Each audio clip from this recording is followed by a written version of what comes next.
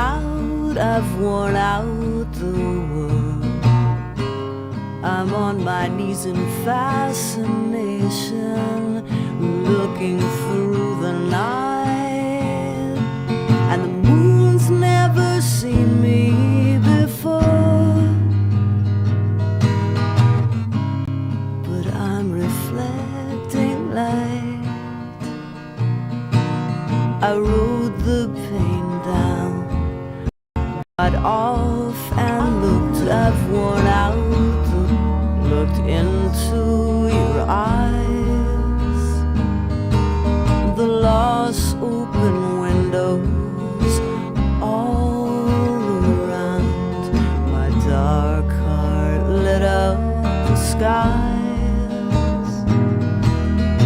Now that I've worn out, I've worn out the world. I'm on my knees in fascination, looking through the night, and the moon's never seen me before. But I'm reflecting light.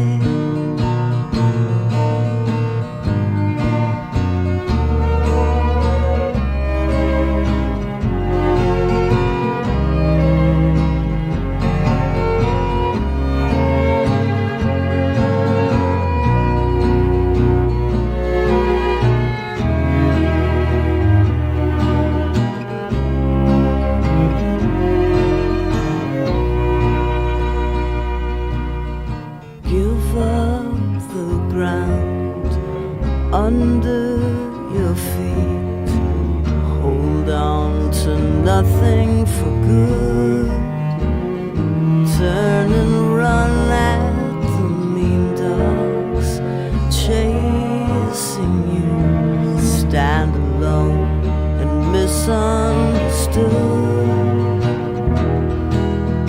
Now that I've worn out, I've worn out. I'm on my knees in fascination, looking through the night, and the moon's never seen me before. But I'm reflecting light.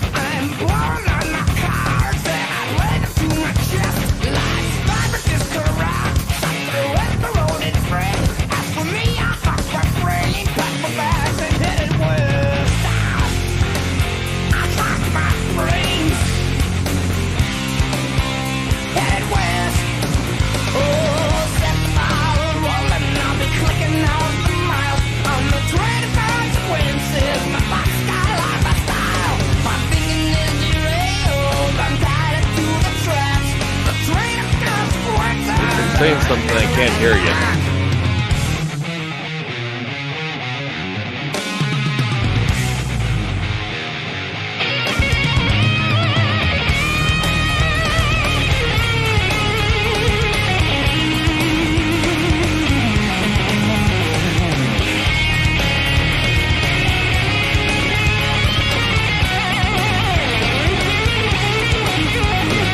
that?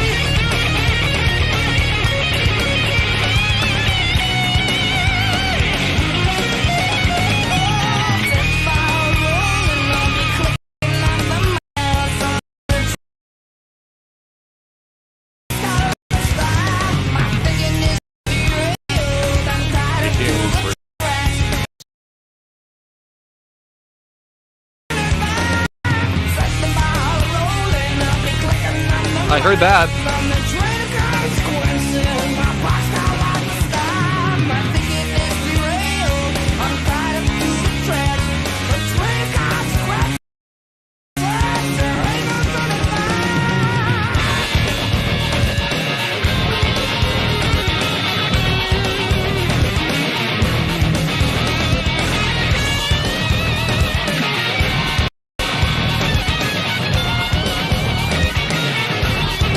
I heard that.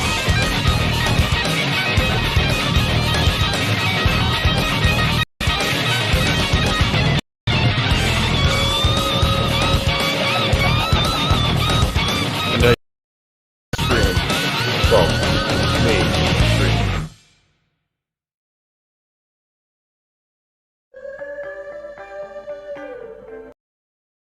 I mean, in my experience, it usually is.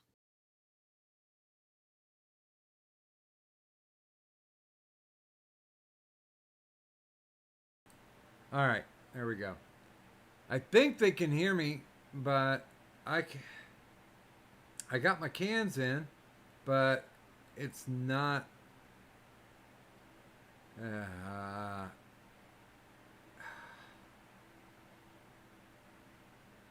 Fuck me.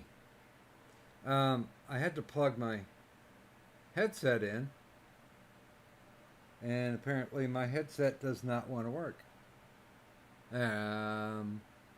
Nope. Odd. Okay. Can you hear me? Ah, shit. I'm gonna have to do this without cans. Fuck. I don't know if I use another USB port. Let's see. USB ports work occasionally. Let's see. Can you hear me? I can hear you. Okay. God damn it. It's coming through my speakers. Son of a bitch. Come on.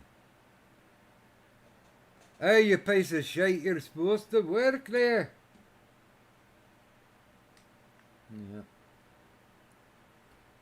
I blame Windows and Java. Oh, good God. And Quebec, we should nuke that thing. I don't think it'll solve my personal problem, but it would solve problems. I'm almost sure of it. Okay, so apparently the little button is flashing.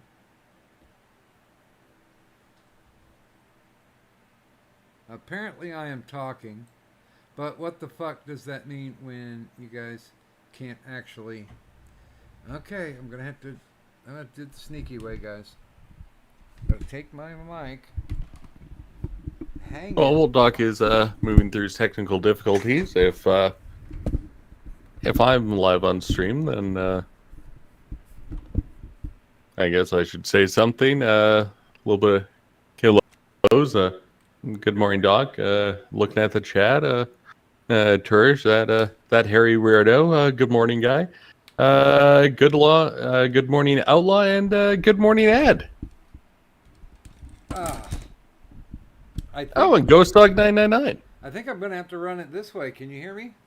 I can hear you. Okay, and it's saying that I can be heard online. Okay, that's good. Yeah, good morning, Turish, and good morning, of course, Outlaw. Good morning, Evil Dead, and good morning, Ghost Dog. Our LM. Our immortals are hanging out. I started early. By the way, I know I've been bugging Turish with this. And good morning, Mr. LM. I know I've been bugging Turish with it, but flashing on the screen right now, I got really, really bored. So I took movie clips and quotes that I like from flicks, and these are new shirt designs. Although I'm trying to figure out whether or not if I want to run them in T Public or if I want to run them off my Teespring store. Because the Teespring store, you can literally set the pricing for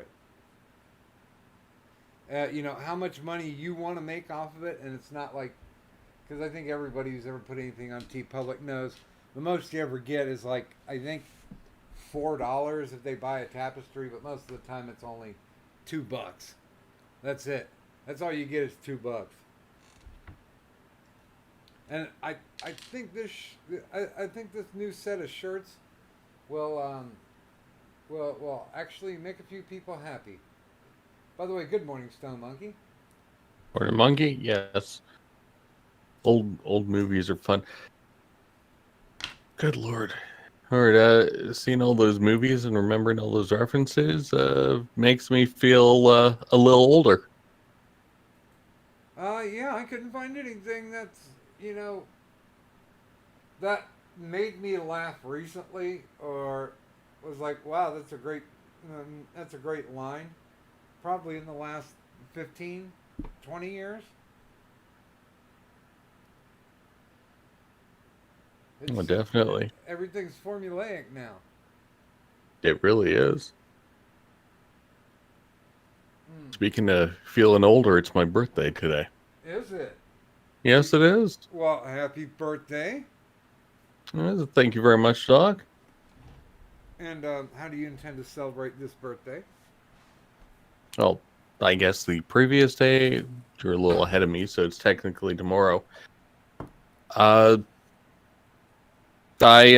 spent it by, well, sending my little one to Mandarin school and going out for a nice walk and working in the garden a little bit.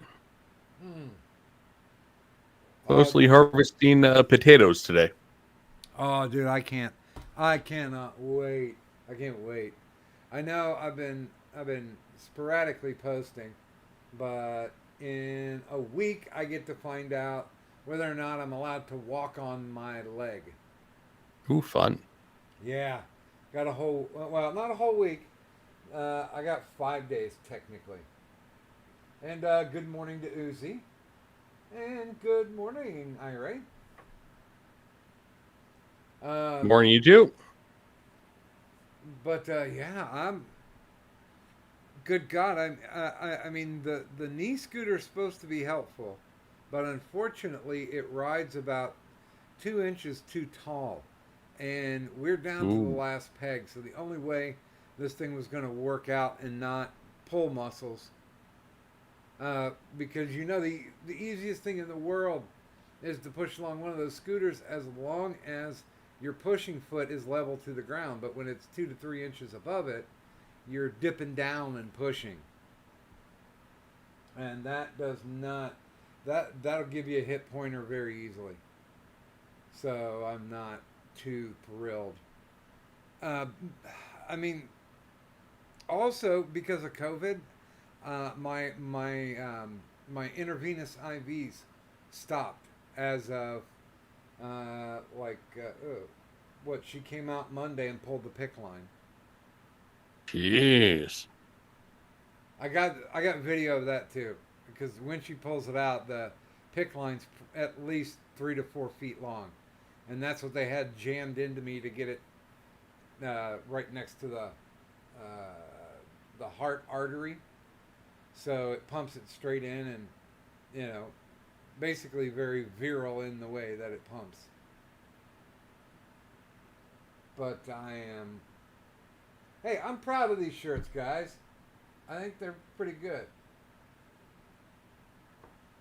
I spent a lot of time tweaking these up to where they, where it looks like somebody has drawn them.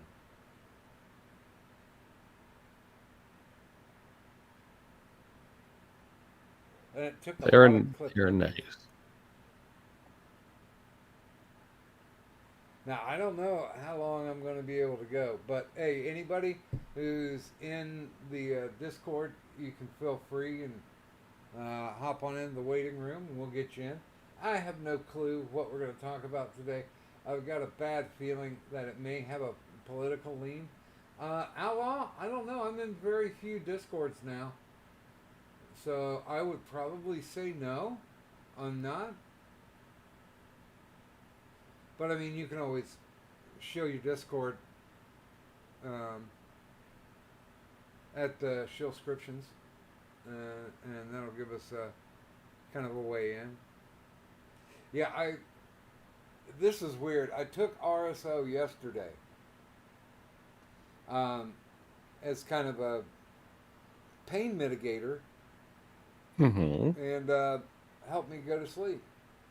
And I went to bed, and I don't know if I was tripping while I was sleeping, but I had some very weird and lucid dreams. And then I wake up, and for the first part of the day, I'm still high. So I guess I took too much. But man, it was a good sleep. It was.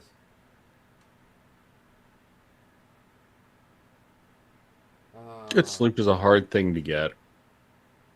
well, I went for 4 years without Ambien, and then finally, this last route into the hospital, um, they're like, "Well, we'll do Ramelteon for right now, and then if that doesn't help, then we'll try the Ambien." And I swear, people have been making sure, like, you haven't been doing anything funny, have you? Or, um, like, tried to do something that you shouldn't be doing. I'm like, the hell are you trying to? What type of question are you trying to ask me? Well, sometimes Ambien has adverse effects, and I was like, yeah, on some people, not on me. I had Ambien for almost 15 years before we lost the Medicaid, and then jack shit, maybe a little bit on the drinking side, maybe a little on the smoking side to go down. Anything I could find to get to sleep, and I really didn't want to go back into the wheelhouse of alcoholism again.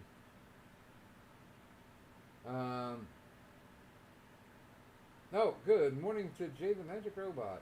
Haven't seen you around in a while. Yeah, that's the name I haven't seen in a while. Also, Ed's in the waiting room. Oh no! See, I done did it, didn't I? Okay. Good morning, Ed. Maybe not a good morning for Ed. Ed, Ed, goddammit. Ed, your mute on? Hey, he hopped out. Maybe technical difficulties. Now I did upgrade. I did upgrade to what is it? 27, OBS 27 now. Oh, Ed's in the waiting room again. All right. Oh, yeah. Geez, I'm at least a few versions behind on OBS. Well, I thought, what the hell? I don't care. Let's see how it fucks it up. Ed, can you be heard now?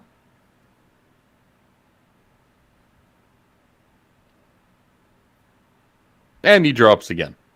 No. 'Cause- Okay, well, I tell you what. I think I've shown off my shirts quite a bit.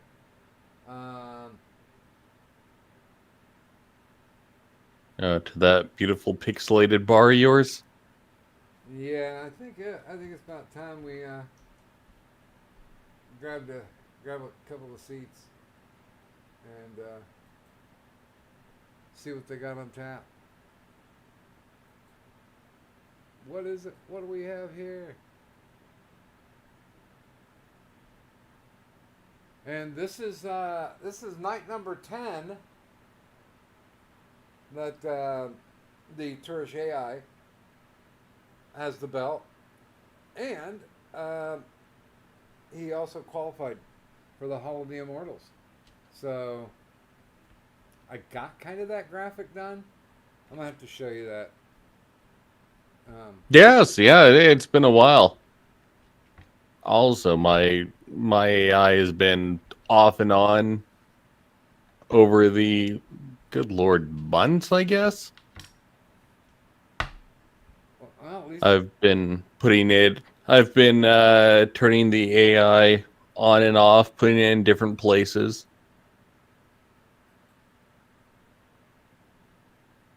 Most of the yeah, most of guys. it I'm sorry. visual recognition is fuckered.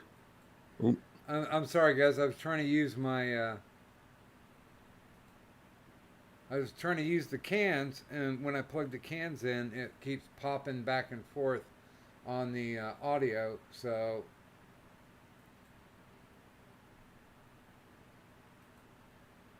I don't think. Wait a minute, can I get this thing to? No, it's just saying, can I play with timestamps?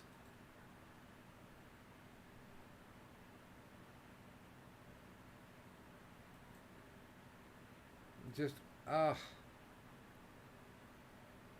yeah, unless I like really lean down here, I have to have my mic below where my speakers are. So I've got myself turned all the way up.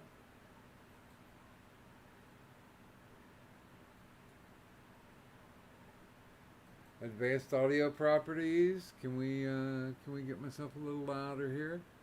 Not desktop audio. Was it mic aux 2? Yeah, okay, there we go. We'll jack that up to 150. Let's see how that does. Okay.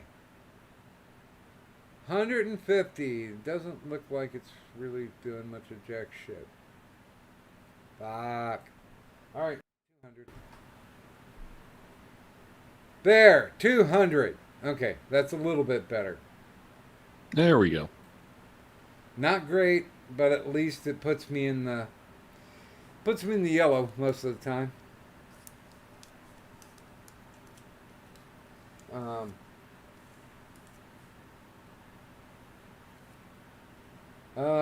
Okay. Well, I mean, alright, if you wanna hit me up at any time, you know where my PMs and DMs and all that shit is.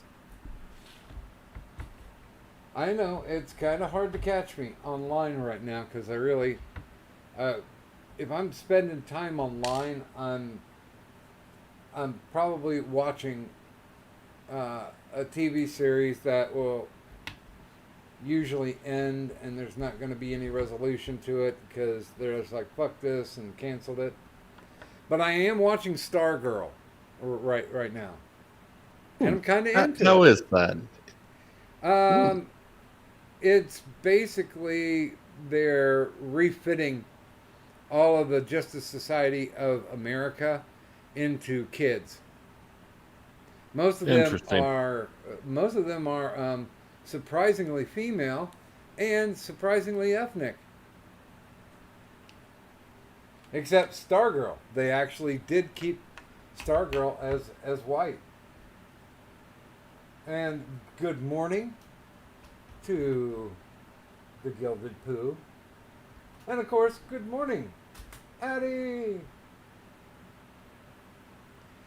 Gildan Natty. Yeah, they should join us. Blood letter as well. Good morning. Oh, good. Oh, that. So speaking of watching this and that, so I start watching Mulan, the animated feature with Okay. my daughter, and my daughter is like my wife's Asian, so my daughter half Asian, and about 5 minutes into the movie. And I don't know where she gets this language because I haven't said any of this to her. But she looks at me and she says, "Daddy, this is good, but they draw everyone a little too white person chinky." I'm like, okay. And where did you pick that up? And of course, every time I ask her an answer like that, gives me her little smart ass look and says, "A book." Yeah, all right. Go get that book for me. I want to read where it says white ass Jinky. But no, I mean, she is right. I mean, yes. And good morning, Gil. Like I said, guys, the bar is open. It's been a long time. Been a long time. Been a long, lonely, lonely, lonely time. Let's see. What was the? You know what? Oh, I'm gonna check that out. Somebody's like, "Oh my God, you gotta start. You gotta start doing live streams again." And I'm like, "Why?" And they're like, "Because you're almost under 600." And I'm like, "Wait a minute. I'm trying to figure out whether or not I need to." Oh wait, no. I don't give a fuck.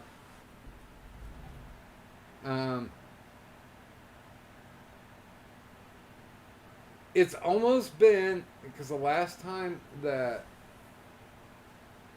I broadcast was at the end of July, so it's almost been 3 months since I've been on. And I really did sit back and think, do I want to do this anymore? Just because, and I have to give Addie credit for this one. Once the big defeat had come in with like Tonka and all the other scrubs, once all that fighting was done with like Tonka and Kraut and whomever it was, causing up a stir. Legitimately, Addie said to me, he's like, "Oh, well, I guess it's only going to be a matter of time now." And I'm like, "Well, for what?" He's like, "Oh, for the neighborhood to start cannibalizing themselves." And some of you dumbasses out there are doing that. Stop it. I mean, I'm not saying it's a community. I've always said it's a neighborhood. Not everybody gets along in the neighborhood, but Jesus fucking Christ, guys. That doesn't mean, you go in after somebody that you've been allied to for a long time. Or should I say allied? I said it the British way, allied. That sounds like somebody saying they're not telling the truth. Oh my God, it's Tyro. Hey, good morning, Tyro. Now, if it didn't say good morning to Gil, good morning, Gil. Yeah, I mean, I was in the hospital for a month, and then I moved to an extended care facility, which is someplace where it sounds like you go to die. And there's a lot of people there who look like they were going to die. But yeah, I was offline. I would be able to every so often tune in to gaming, but now gaming's not really doing much of anything anymore. And good morning, Vlad. What's up? Well, I'm And awake Vlad- for a while. So, how's it going? Yeah, not bad. I'm unplugged from everything now. I'm just on oral medication. I'm on a shit ton of blood thinners still. So anytime I bump something or nick something, there we go. There's a cut. Got You those- just reminded me I forgot to take my aspirin. Fuck. Dude, I'm taking Plavix, Eliquis, and I was taking baby aspirin, but my doctor who prescribed those two, because I was already taking baby aspirin. That's Mhm. one of the things that you take every day. Yes. He's like, "Oh, you can stop the baby aspirin." I'm like, "So you just want two very hardcore blood thinners running through?" And he's like, "Well, yeah, pretty much." Because I finally figured out I have 3 specialists, so you can only go to a specific specialist to get the answer that you need. Like, can I walk? Can I start using my leg and start walking? That's the question that has to be asked to my foot surgeon, Mm-hmm. because he's the guy who has to decide whether or not he's going to pull a flap of muscle and put it across the hole, or if the hole can close by itself.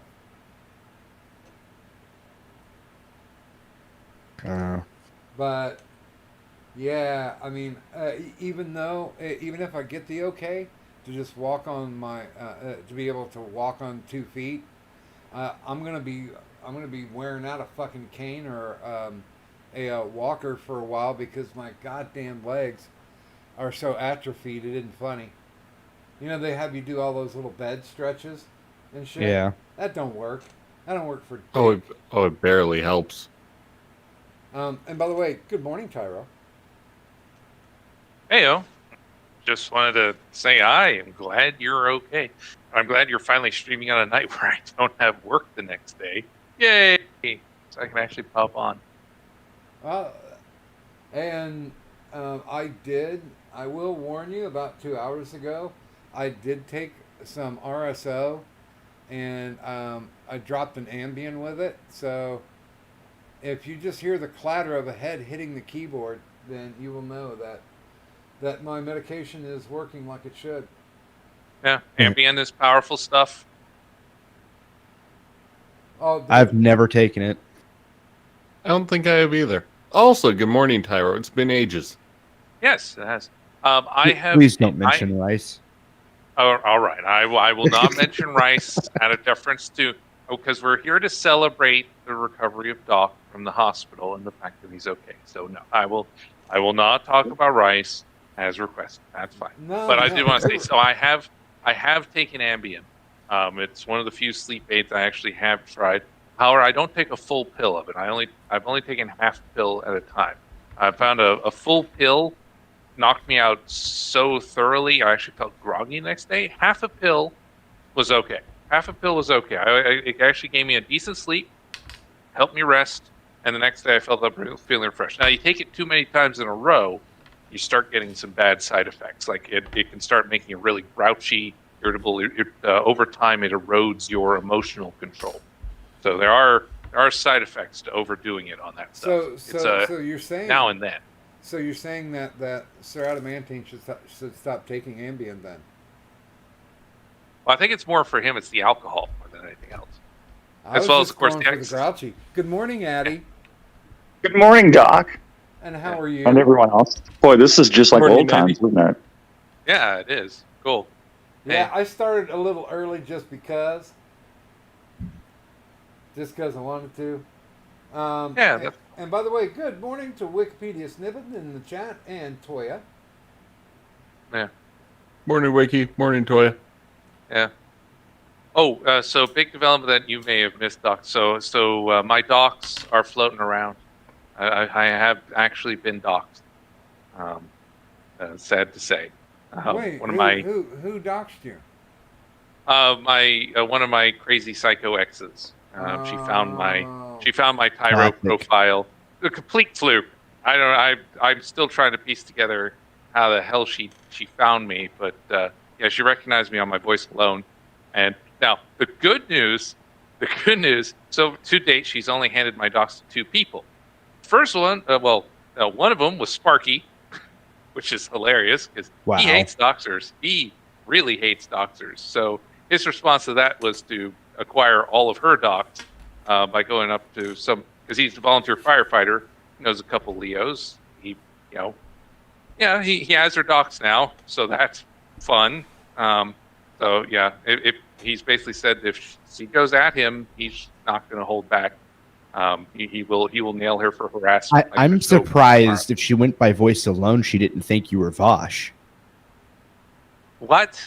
Oh, come on. Wow, that's ouch, man, dude. Come on. Manners. Do I talk about lowering the age of consent? I don't believe so. I do not. No, I do not endorse. Wait, he's actually said that? Yeah, Vaush has said that the age of consent would be lowered under socialism or some such. Yeah. But That's the big Vaush meme, is that he wants to fuck kids. Okay, just out of curiosity, are you saying Vouch ironically? Wait, what? How's it supposed to be pronounced? Vosh. Okay, well, I Well, don't. so there's respect- actually. I don't- Well, yeah, I don't okay. respect him enough to pronounce it correct. But yeah, Well, I was asking if it was ironic because there's actually like anti-Vosh people that call him Vouch, and it would have been Oh. funny. by the way, okay, it is good possible. morning. I've heard it pronounced Vouch, and that's where I'm getting it from. By the Yeah, way, yeah. Good morning. Apparently, there's a wild Yorkie in the chat. So, good morning, nationalist Yeah. Yorkshireman. Well, Yeah, what's so- the second thing? Oh, the second person she sent my docs to was Lo-Fi. Why? She did. I, you got me, but it's I like, okay, so you just sent to the one person who has it. Like literally, okay, sure, cool. Like, all right. Well, at least the damage is minimal. But yeah, no, I mean, she's crawling around out there. I don't know. She's making her way through all my past appearances and slowly like contacting people for like I don't know how much her Google View is fairly strong. So I mean, the nice thing is because my old channel got yeeted, and because like my old Discord name got yeeted, so it's actually a bit harder to recover some tracks. But you know, she might be able to track down a few things. Like I've warned Irate that she. I mean, the cunt stream's gone, so she can't find anything through that. So there's actually a lot of holes and gaps in Tyro's presence, but Well, it's more amusing than threatening. Tyro, I thought it was about a year or two ago when Lo came to visit that you sent a picture of you and Lo. Am I do you mean? remembering wrong? You have never seen my face, Doc.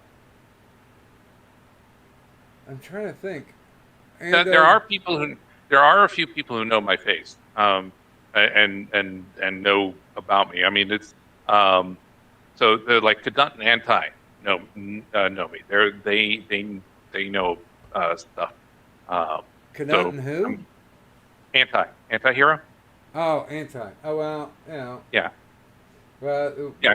different neighborhoods now, so there's. Yeah, Anti goes by something else now. I don't know. Yeah, I don't keep up on any drama. Like I'm. So as far as I know, like we're all still like together. I guess I don't know Hey, what good falling's morning out. to memes of destruction. Oh wow. Um, Dude, this is just the greatest hit. Oh, and Samaj is here. Yes. Ahoy, Good morning, ahoy. Oh, yeah. Samaj. Hey, Shamash. By the way, I heard the cunt stream and I had to pop in. Oh, thanks. Yeah. I have to ask Addie. So have you we'll seen see. Dune yet? So Yorkie's also in the waiting room. Oh yeah. shit, but Oh, I'm no, just, not Yorkie. Addie. Yeah. Oh. But I'm just letting. I'm just gonna float it out there that yeah. So basically, Oh, hi, Yorkie. if some rando messages you my docs, yeah, there you go. That's my crazy ex. Don't try to defend me. Don't do anything. Just ignore and block if you'd be so kind. Why can't I just call her a cunt? I mean, You she's could not do going to that. message me, but Yeah, So- you could do that. You could do that too. That's fine. By the way, good morning to you, Yorkie. Good morning. So, Addie, I have to ask the important question: did you go see Dune yet? oh, No, is it officially released now? Has it come Technically, out? Yes, it is. I have No, no but- faith in it. No, but I'm good. I'm gonna have to. Yeah, I have no. yeah. I have no faith in it either. But still, I'll see it. Well, Wait, when did it come out? I still haven't done Suicide Squad 2 because of the fact that I mean everybody's saying that it's gory and violent and very, very anti Guardians of the Galaxy because people get their shit pushed in very, very hard. So I haven't gone to the theater for that one either because I know there's no goddamn way I'm gonna knee scooter my fucking way through a Danbury theater. 'Cause- You know, it's funny you should bring that up, Jock, because right before your stream started, I was I don't know if any of you know what Audible is. yeah. Yeah, audiobooks from Amazon. Yeah, exactly. I have a membership there, and I was looking through, what's available. Dune is on their bestseller list now. Yeah, that's a good audiobook. I remember reading that in high school. It's a good book. Good classic sci-fi. Yeah, That's I my- read the book. I actually liked the '80s movie, which I'm in the minority there probably. It's okay. The cast of the movie is great. I love the Mhm. cast. Certain edits they made to the book story don't quite make sense. Like the final fight between Sting and Muad'Dib there doesn't quite make sense. Like in the book, it makes sense because it's like, yeah, I'm going to kill him because he's the Ben Gesserit inheritor. Like by killing him, I'm ending that bloodline. Oh, you mean the motivation doesn't make sense? Right, Okay, yeah, the motivation doesn't make any sense. Like in the movie, it comes off as just like, you big strong man, yes, let's have penis waving contest. Rah. Yeah, it's kind of dumb. In the book, it makes total sense because they explain what the hell he's doing. But Well, in the movie, they because don't. you have thousands and thousands of pages where you're allowed to be in the characters' heads, Right. so you know what they're doing, why they're doing it. Lynch had a task that he was unable to perform. Yeah. Well, Lynch had inner monologues, so I don't know why he didn't just put a quick inner monologue of like, all right, here's a 3-minute aside of why he's doing this. There we go. All right, Well, now we know it. No, because initially, initially, he was like, "Well, I can make this the way that I want to make it, but it's going to be at least 4.5 hours long." It would have been cool. And the I studios would were watch like, it more. "Nope, not going to happen." Yeah, I'm also Yeah, a big fan of the director that directed that '80s movie too. David so- Lynch. Yes. Lynch has done some good stuff. I could take you Yeah. to leave him. I like the obscure shit, which is what he did. So On the bright side, Lynch wasn't really a Dune fan, whereas apparently the guy who made this movie is very much so. Yeah. okay, that doesn't say anything because J.J. Abrams was a Star Wars fan. So Yeah. Well, he's also just incompetent and a hack, so and a Jew. Wait, did I And say it's that out loud? also Star Wars, which is a highly inferior product to Dune. Yeah. Now, let's be fair though. depends. Simon Pegg's a big Star Trek fan, and Star Trek Beyond is the best of the new three. And Pegg did a very good job with Star Trek Beyond. I like that. Yeah, that was Simon Pegg going here. Here's how I think we can do it on the cheap. Here's a story that I wrote. I like Yeah, so. It was good. I don't know. Like I haven't actually watched it because the other ones get left a poor taste in my mouth. Yeah. And too many lights was a issue that I had. But like so much lens flare.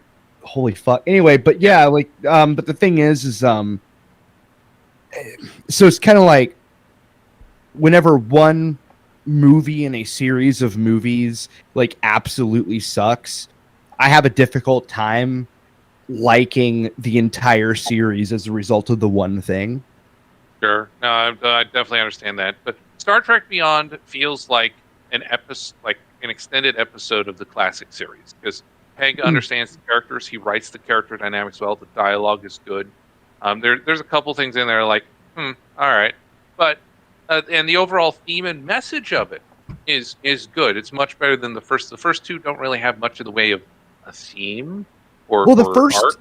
the first Third one started out okay, and then it just started going downhill after the middle of the movie. Because Abrams, yeah, Abrams. I Yeah. mean, have you seen how Abrams made choices for Rise of Skywalker? Have you seen some of the behind-the-scenes stuff on that? No. No, 'cause it's a lesson in how never to do storytelling. Let me or movie guess. Let me guess. He said several things like, I could have done this, but that's too predictable. So I did the opposite to subvert an expectation. It's or all about the mystery box. Fuck No, you. Subversion was Ryan Johnson. You're thinking. Oh, last you're minute. right. You're right. Yeah. What JJ was Abrams doing was- instead was retroactively trying to fix everything that What's His Fuck did. Yeah. No, Abrams was even dumber than Johnson. Like, I don't like Last Jedi, but I understand that Johnson was at least trying something different. I mean, it failed, but he was trying something different with the property. Abrams thought process is literally like one of the dumbest things they have is that dagger that points at Yes. the thing and stuff. And so now, how did he choose a dagger? So originally, the prop designers were like, here's a scroll. Here's like a predictive scroll of like prophecy of the future and stuff like that. And so Abrams is looking at those, and then he stumbles on the dagger. It's like, whoa, this dagger, this is going to look so much cooler. We're going with this. Like, it's the dumbest choice. He just went for it because it looked cool. That's it. No consideration of story, no consideration of plot. It's just, it looks cool, therefore it's in. By the That's way- Abrams' entire By thought the way, process. good morning, Willie Cogley. Yeah, Yeah. like he would have been better off with like a holocron or some shit. Like, Yeah. God, it's just Abrams is filmmaking. I don't know. He's like a vandal. Like he likes movies. I don't think he hates movies, but he's the well-meaning idiot who brings things down. I absolutely despise the lack of thought, the lack of planning, and, Well, and so the emptiness to it. my I mean, feeling, Michael Bay is self-aware at least. right? Well, my thought on the episode 7 was that it was like a whole lot of okay, and whether or not I liked it depended entirely upon the sequels. Yeah. And then I watched the immediate sequel, and I was just like, there's so much wrong with this, and just like the very beginning of the movie, and it just gets worse.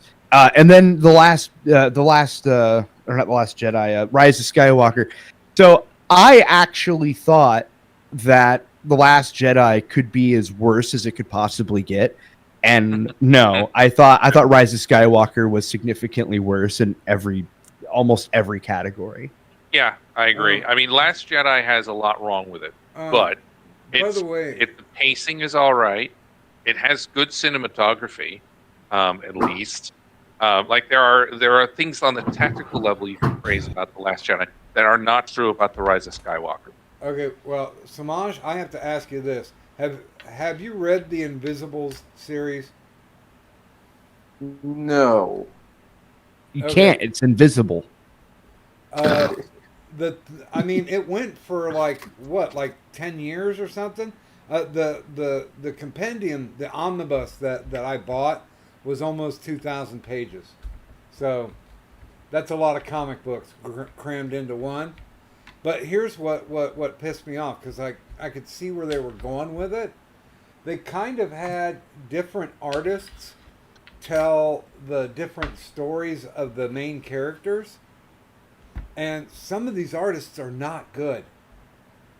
Mm. I mean, very much not good. There's one guy, Jimenez, who is like half the middle of the run. And he's amazing. He draws like Brian Boland. And Jimenez. I've heard that name. I've heard of Jimenez. I can't think of his first name, but good God, man. Who? His fucking art was amazing. Can you do a no context tweet of one of his pieces? Yeah, sure. But I couldn't get to the end of the book because, fucking Grant Morrison needs to know when to shut the fuck up and let the story progress. You mean Oh. Tolkien? I mean, that would be nice. There's a lot of talking, a lot of bouncing back and forth in time, and just meh kind of work that went into it. And it's funny too because Brian Boland did like the last 30 or 40 covers that they had for the Invisibles. Hmm. Let's see. See, I've only ever gone through a couple of Grant Morrison stuff. A lot of people talk about him all the time.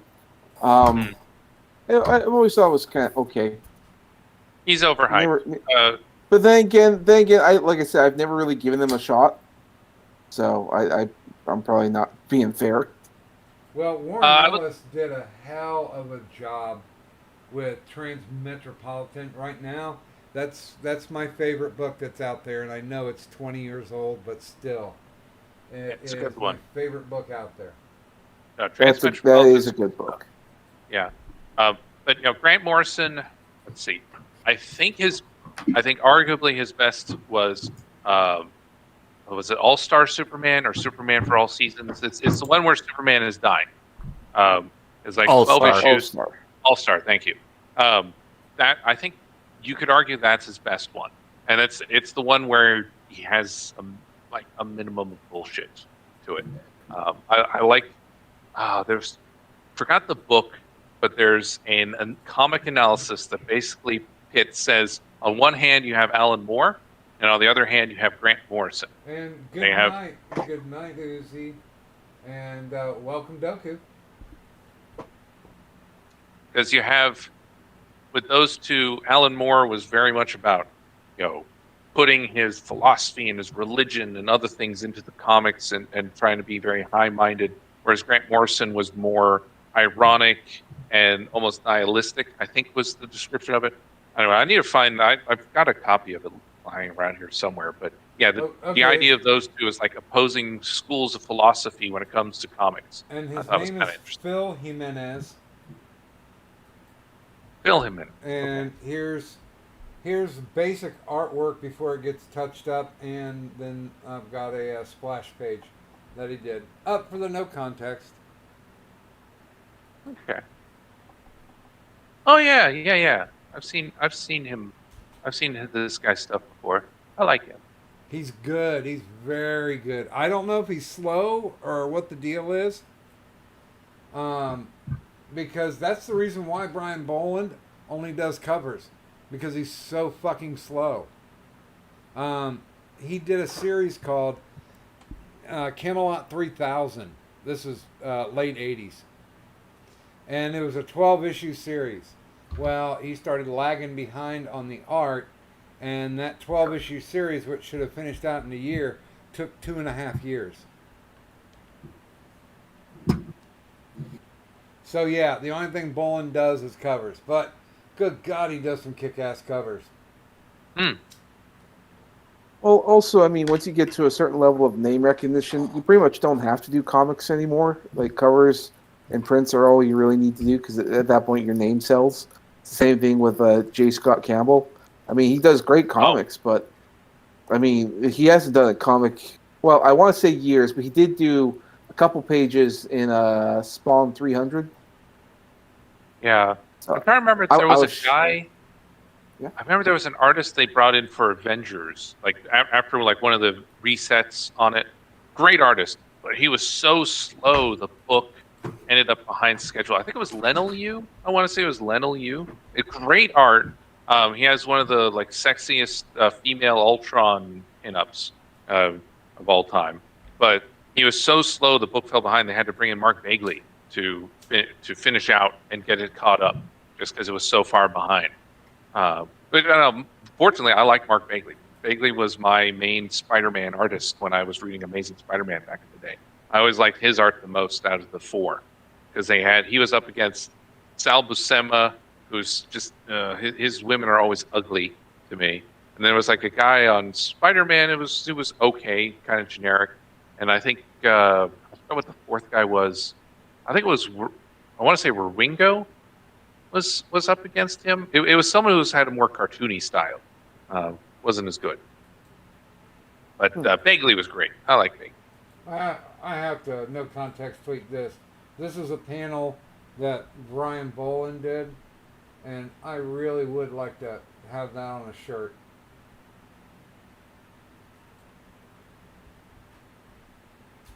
I wonder how much he goes for commission.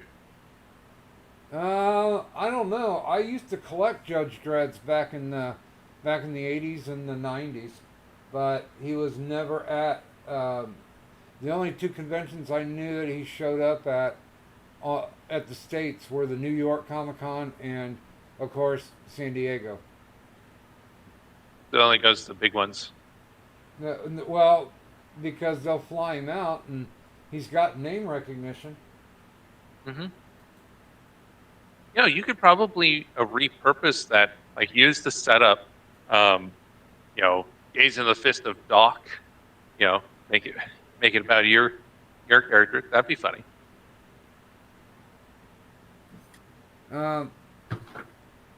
If I could just pull the streaking that he did to cover up the top left panel, then that would be a decent one to do.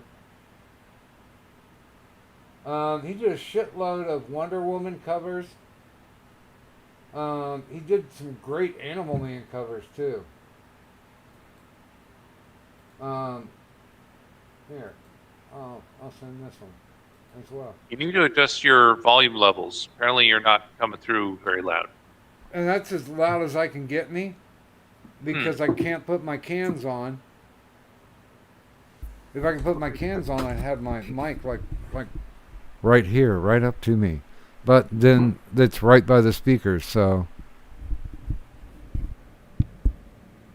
And that could The be it. You're joy- just head slightly turned while you're looking at something. Oh. The joy of technical difficulties. I guess. I could, Indeed. here, wait a minute. What if I put it up over here? Well, it's not a stream without technical difficulties. Yeah, it's not a dock stream without at least one.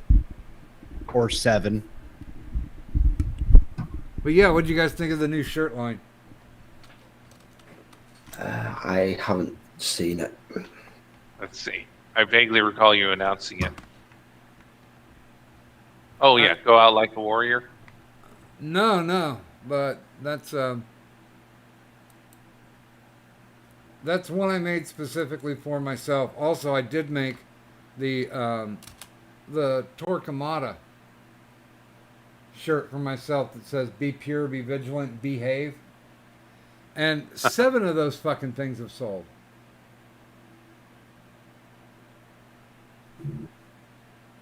Oh, that's right. Morrison did Animal Man. That's right. But hold on. Didn't Alan Moore also do Animal Man? Or am I thinking Swamp Thing?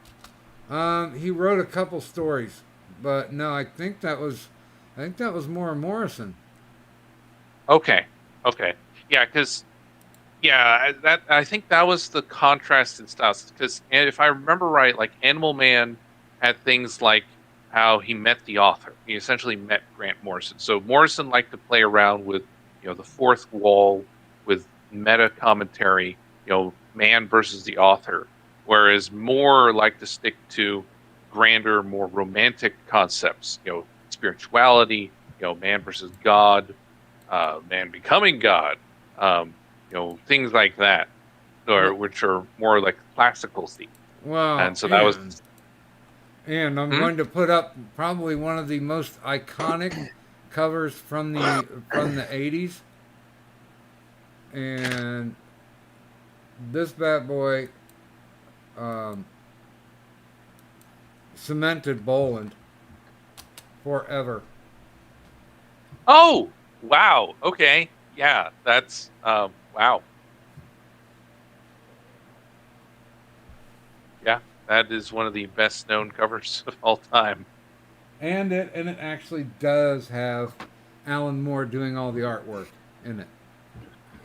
Yeah. That book was supposed to come out, and then 8 months later it finally did. Because Boland is slow as fuck. But damn, he's good. It makes me want to find Phil Jimenez and ask him how fast he works. Because it would be a shame if the artwork got shitty at the end just because Phil couldn't fulfill his duty. That's a bad pun. Actually, yeah, Samaj, are you still doing commissions? I guess I am. I was supposed to be doing a comic job, but turns out I don't get to find out if I actually get the job or not until the end of the month. So I guess I can. Oh, okay. Because last I talked to you, you were saving up for some kind of new computer or something to make it easier for you to do art. Did you finally get the computer? No.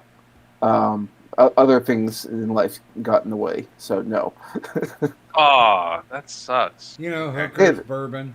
You know. yeah. Okay. Mm.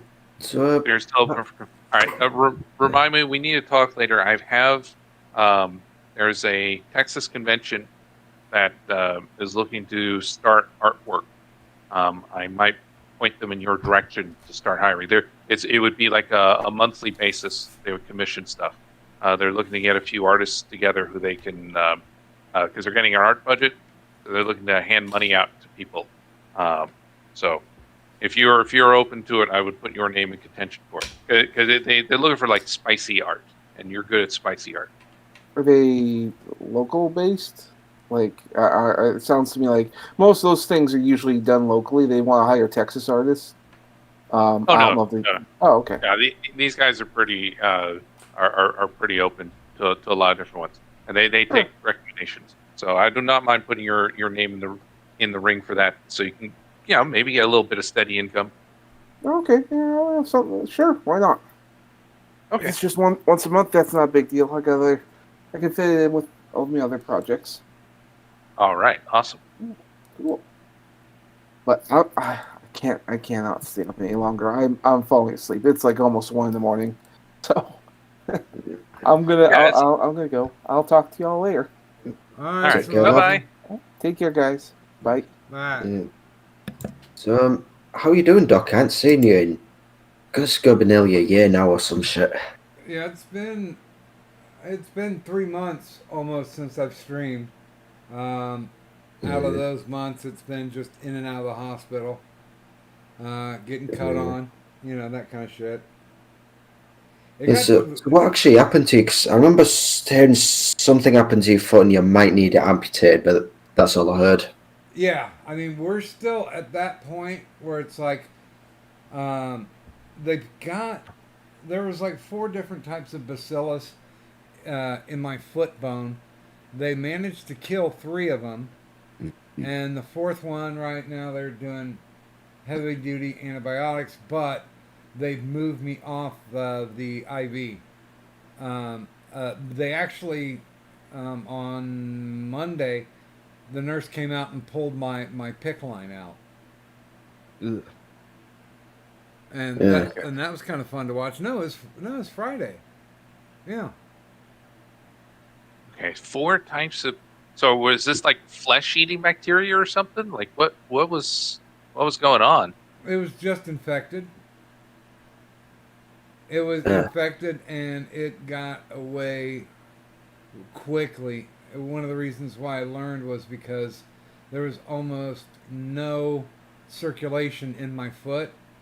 So if you've got an infection, that's like Disney World for the infection.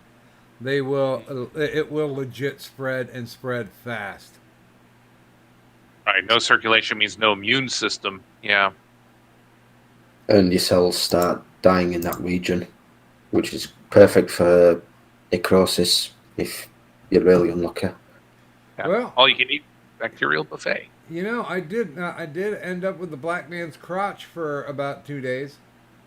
Yeah, the fucking what? They ran through my major artery that's in my groin, and ran it across, and they essentially roto-rooted the blood clots out of my leg so they could get blood flow back into my foot.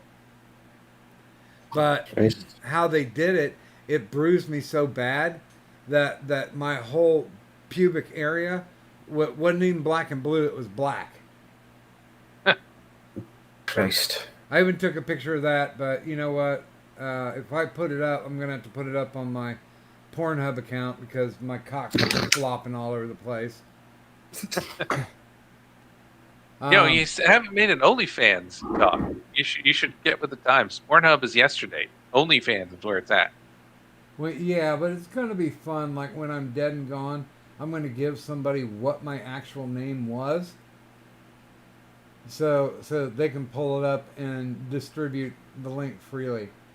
And it is better, fucking and better cum shots than poor old Ethan Ralph had.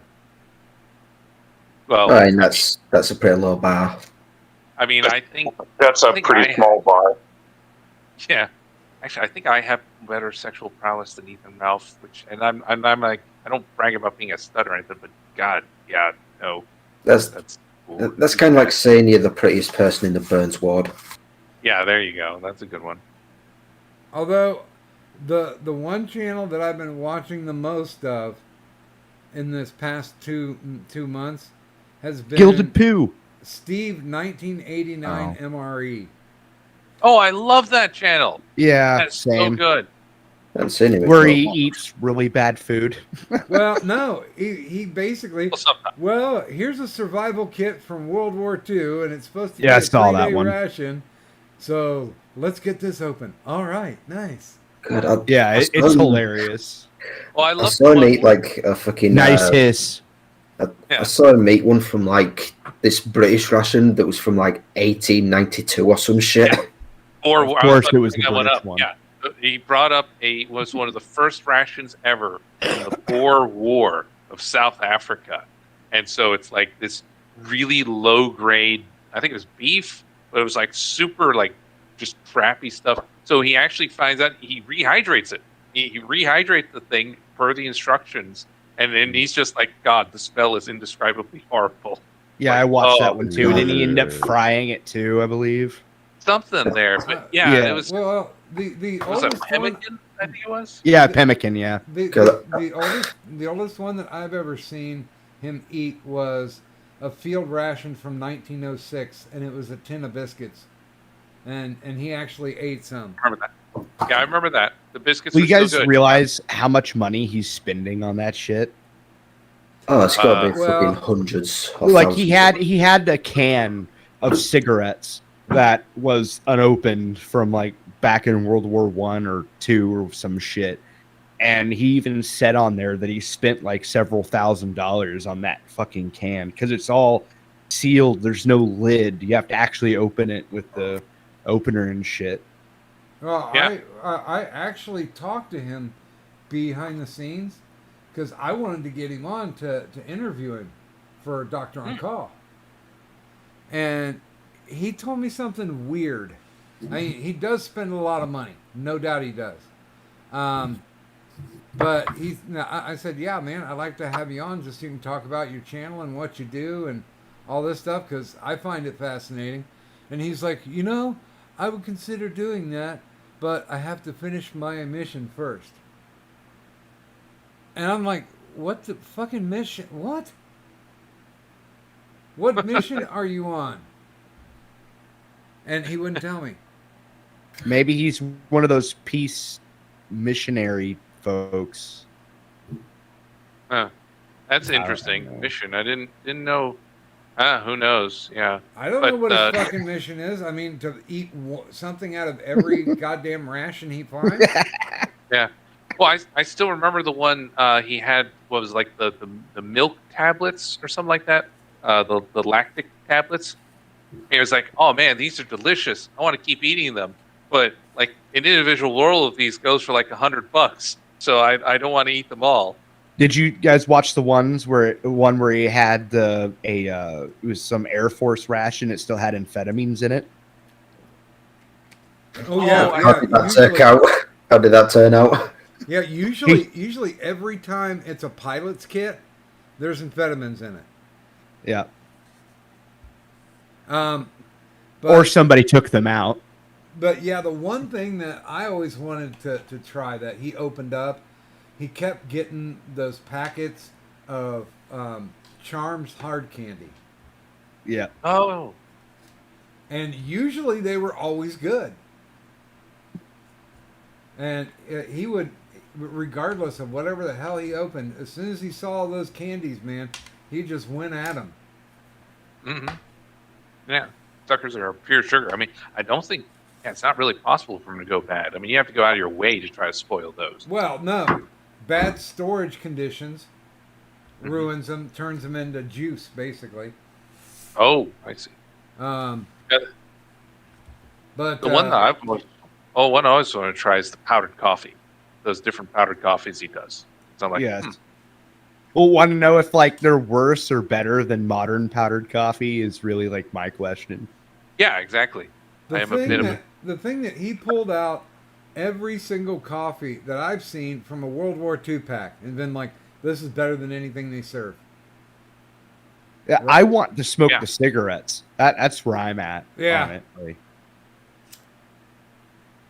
I And bet you anything spam from World War II is still good. I don't Could think be. I've If it's seen, contained right, possibly. honestly, I don't think I've seen spam in any of the kits. I mean, I that don't he's know. opened. I don't think I That's- have either. I Yeah. believe that's, if I recall correctly, I believe World War II is what popularized spam. Yeah, apparently you guys sent a shit ton over to us, and obviously it was popular because to this day it's still considered a delicacy across most of Britain. I Wait, love spam. Spam gets a bum rap. Yeah, Addy Yeah, got like- me into pretty spam. much. Yeah, No, you can that's- find it in pretty much every single cafe and supermarket over here. Oh, dude, Yeah. I've got black pepper spam sitting waiting for me in the cabinet. oh, I really want you to need try a- that jalapeno spam you mentioned before, Doc, but It's I found the good. only place I could see it on was on Amazon, and for like a pack of 4 to ship from America, it cost me like $80 or $90 or some shit. jeez. I Lord. totally forgot. Like 2 or so years ago, Doc, you had the spam tasting stream. Yeah. And I tell you what, I've had black pepper before, but I want to make sure I'm on 2 feet so I can actually cook and not try to knee scooter around my little itty bitty kitchen. Yeah. See, now I'm the lucky one because I live in the home of spam. The spam museum's an hour and a half away from me. Oh, dude, you know I'm gonna fry up the spam, but I'm gonna put on it that horseradish cheese that I found. Oh, Man, that's horseradish nice cheese. and potent. Oh hell yeah. Oh yeah, yeah. Good horseradish cheese. Yeah, there's so much stuff that's marketed as horseradish cheese, and then you taste this like, what's more cheese than horseradish? Like, I don't taste. There's no burn. Where's my burn? Where's my flare up? Where's What? my sinuses are not dripping. This is not Well, strong enough. and it's Yeah. like when I was 10 years old, I learned how to make fucking cocktail sauce. Because you only need like 3 things to make cocktail sauce, which is ketchup, Yeah. of course, our friend, the horseradish, and a little bit of lime juice. That's it. Bing, you're done. So, I've gotten familiar around it. I've done burgers where I have used horseradish as an element. Oh, nice. And grilled them up. Mm. Oh, That's good. okay. They're not saying spam, Addy, but they are saying.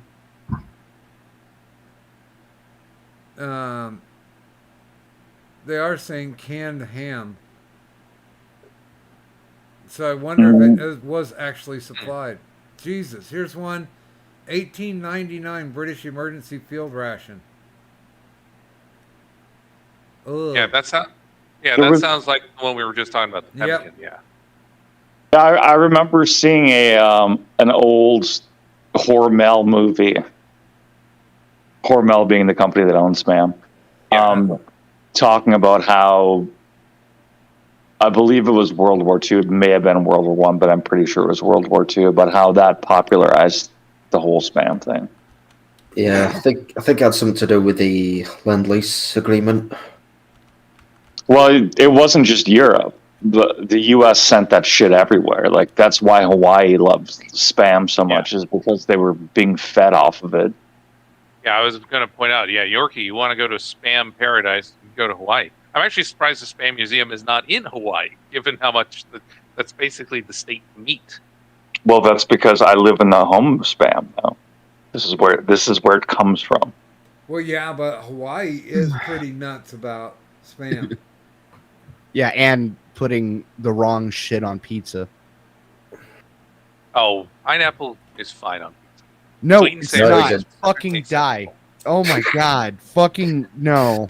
That's Did you- okay, another person on did the you list. All right. Fun fact: fruit predates tomatoes on pizza. All right, dates, sweet things like dates are on pizza before tomato sauce. Funner fact. I don't care. Oh, all right. Yeah, I mean, well, you just in don't know ancient pizza, days, then. people used There you to. go. No. I only like one kind of pizza and don't really care about all the rest of it for the most Oh, okay. part. Well, I mean that's fair. Okay, wait a minute. Do you Well, prefer well, Chicago, okay, hold on. Detroit, or Brooklyn Hold on now. for style? I think this brings forth a very nice panel question. Ugh. Starting with Yorkie. What's your favorite kind of pizza? He's from the UK. They don't eat pizza. Fuck you. I'd say hot shot. You know, where it's a lot of meat with peppers on. You know, actually spicy hot peppers. So no like hummus or anything. No, never heard of hummus on a pizza. That seems weird. Not if you live in London. Because everybody Um, who lives in London is a Muslim now, apparently. Yeah, well, I'm in the north of England. London can go fuck itself. London calling. Sorry. As long as you can watch it from a safe distance. Burn. Okay, Tyro, what's your favorite pizza? Well, I will defend Hawaiian. Hawaiian is not my favorite. It's not I even tend to- Hawaiian. It's Canadian. But anyway, continue. Yeah, it's true. It's actually true. That's right. The history of the Hawaiian pizza is actually rather interesting. I tend to go veggie heavy with ground beef. So my favorite would be artichoke heart. That is my number one favorite topping. And then ground beef is the main meat. I'm not too big on pepperoni. I'm not a big pepperoni fan. I like several other spicy Italian meats, but pepperoni is not one of them. Weird, just never clicked with me. But artichoke heart. I actually just eat a pizza with just artichoke heart. But I'll put most of the other veggie toppings are great, and just cheese. Now, in terms of style, I will go Brooklyn style. Chicago and Detroit are fine, but Brooklyn style is my favorite. That and thin crust. What, are you talking about foldable slices? Yeah, the big foldable slices. I've had Brooklyn style in New York City, so I've had it from the source, and yeah, that is. Yeah, That I've is grabbed the slice my from a vendor before. Yeah. They were okay. Turish, and you have to explain why they call slabs of bacon Canadian bacon. I don't get it. You mean slabs of ham? Yeah, it's not bacon; it's ham. Yeah, it's ham, but they call it Canadian bacon. Well, first, as the token Canadian on stream, sorry about that, eh? I thought that was Addy. I thought it was Samoan. Almost, but not quite. No, he's Canadian light. He's almost blackface. No. Hail to the next Prime Minister of Canada, Sir Adamantine. I don't want it. It comes. The office of Prime Minister now comes with a lifetime supply of shoe polish.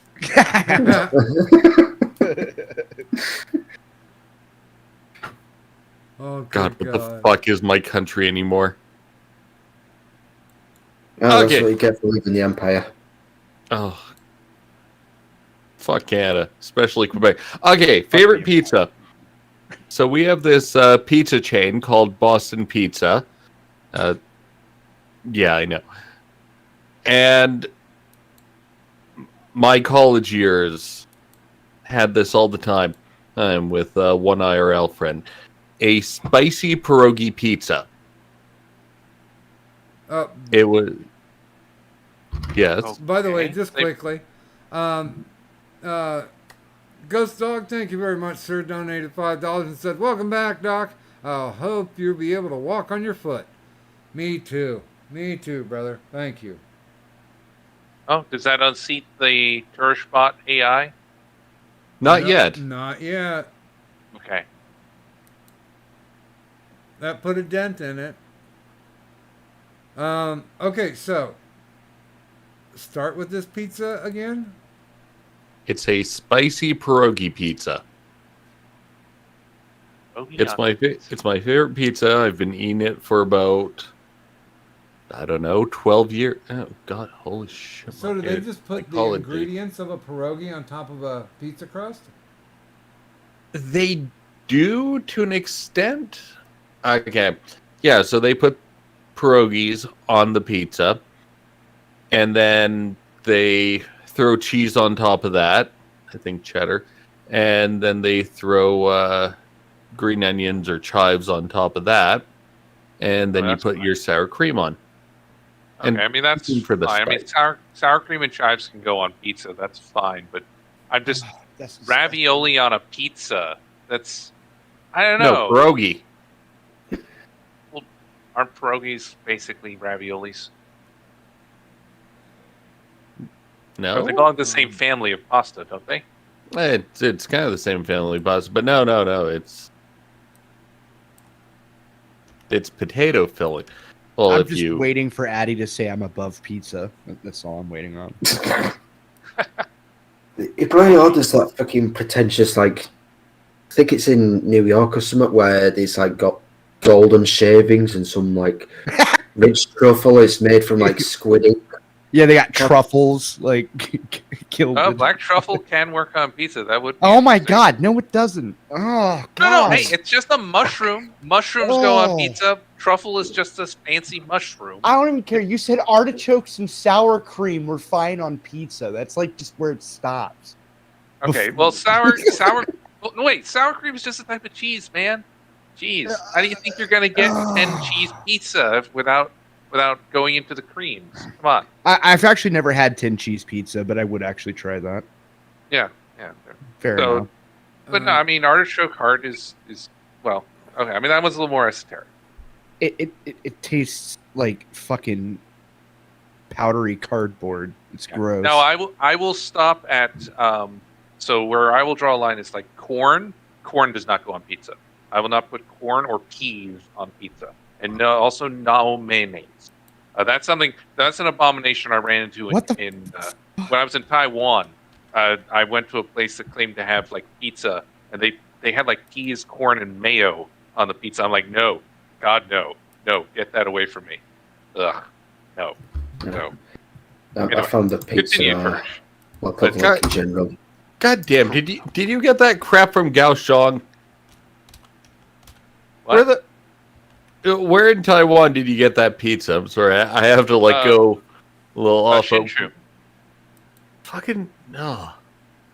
I mean, mind you, this was a while ago, so I don't even know Taiwan if they- should just rejoin China so they can make it illegal. Anyway, what were you No, saying, Turish? West Taiwan should rejoin with Taiwan. Wait, what? West Taiwan. Oh, right. It's the yes, new I name for agree. China. As a proud member of the Kuomintang, I agree. How bug? I'm just looking through. I'm trying to find.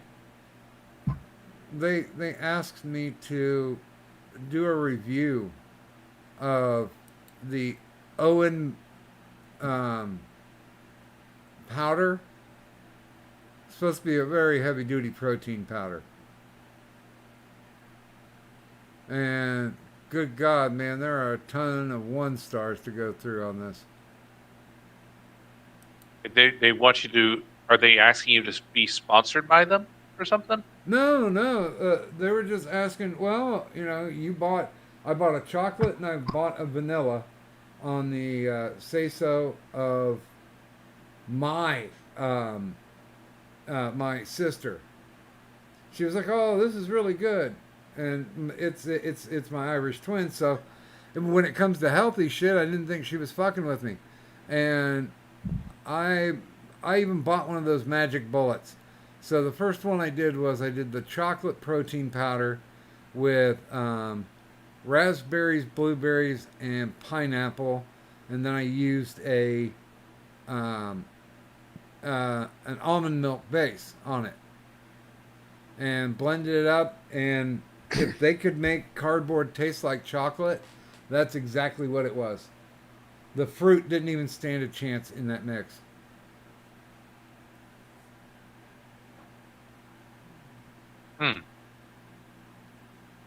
Well, don't put that on pizza. Let's agree that that should not go on. Okay, what is it? Sour cream, bacon. Okay, bacon's fine. Cactus cut potatoes. I debate on potatoes on pizza. I debate on that. It's a little weird, but it works. Yeah. I mean, you can put lettuce on pizza. Like lettuce and spinach work fine. Cabbage, probably not so much. I would not put cabbage on pizza. But, yeah, potatoes on a pizza, that's getting a little weird. I feel like when you start putting potatoes on it, you're turning it into something else. I have. Yeah, that sounds like just one of those fucking mukbang videos where they're trying to get to like 400 pounds. Oh, I ended up with. We made a peanut butter and jelly pizza on a thin crust. The fuck is wrong with you? It actually turned out pretty decent. Well, dessert pizzas are a thing. Let's be fair. You can have if the dedication is for like ice cream or put like chocolate sauce or something on there, where it's just like it's only a pizza because of the shape and the fact that it's got a bread layer. It's not like a pizza. Fucking at that point, just put bird shit on it. I mean, whatever. Okay. Yeah, we differentiate the dessert pizzas from like a actual like dinner pizza. What I'm saying. It's not pizza if it's for dessert. Yeah, Hot cake. exactly. Yeah, it has the vague shape of one, but yeah. Well, it's you not. guys know that back in the 80s, Domino's used to have the wake up to a bake up, where they would take on a pizza dough and put cinnamon and apples, or they would do almost like a cherry cobbler. And, Okay. And they sold it as wake up to a bake up. And now, potheads all over the world are using that in their own vernacular. Yeah. Well, see that apple thing. That's basically just an adaptation of an apple turnover. That's not even a pizza. This is just a pizza-shaped apple turnover at that point. Yeah, pretty much. But that's what their bake ups were. Yeah. Good God, Sounds man! pretty There good. are so I would many. try it. There are so many 1-star fucking ratings. This is my 6th page, trying to go through and find mine, because I put my name prominently at the top because I was proud of that.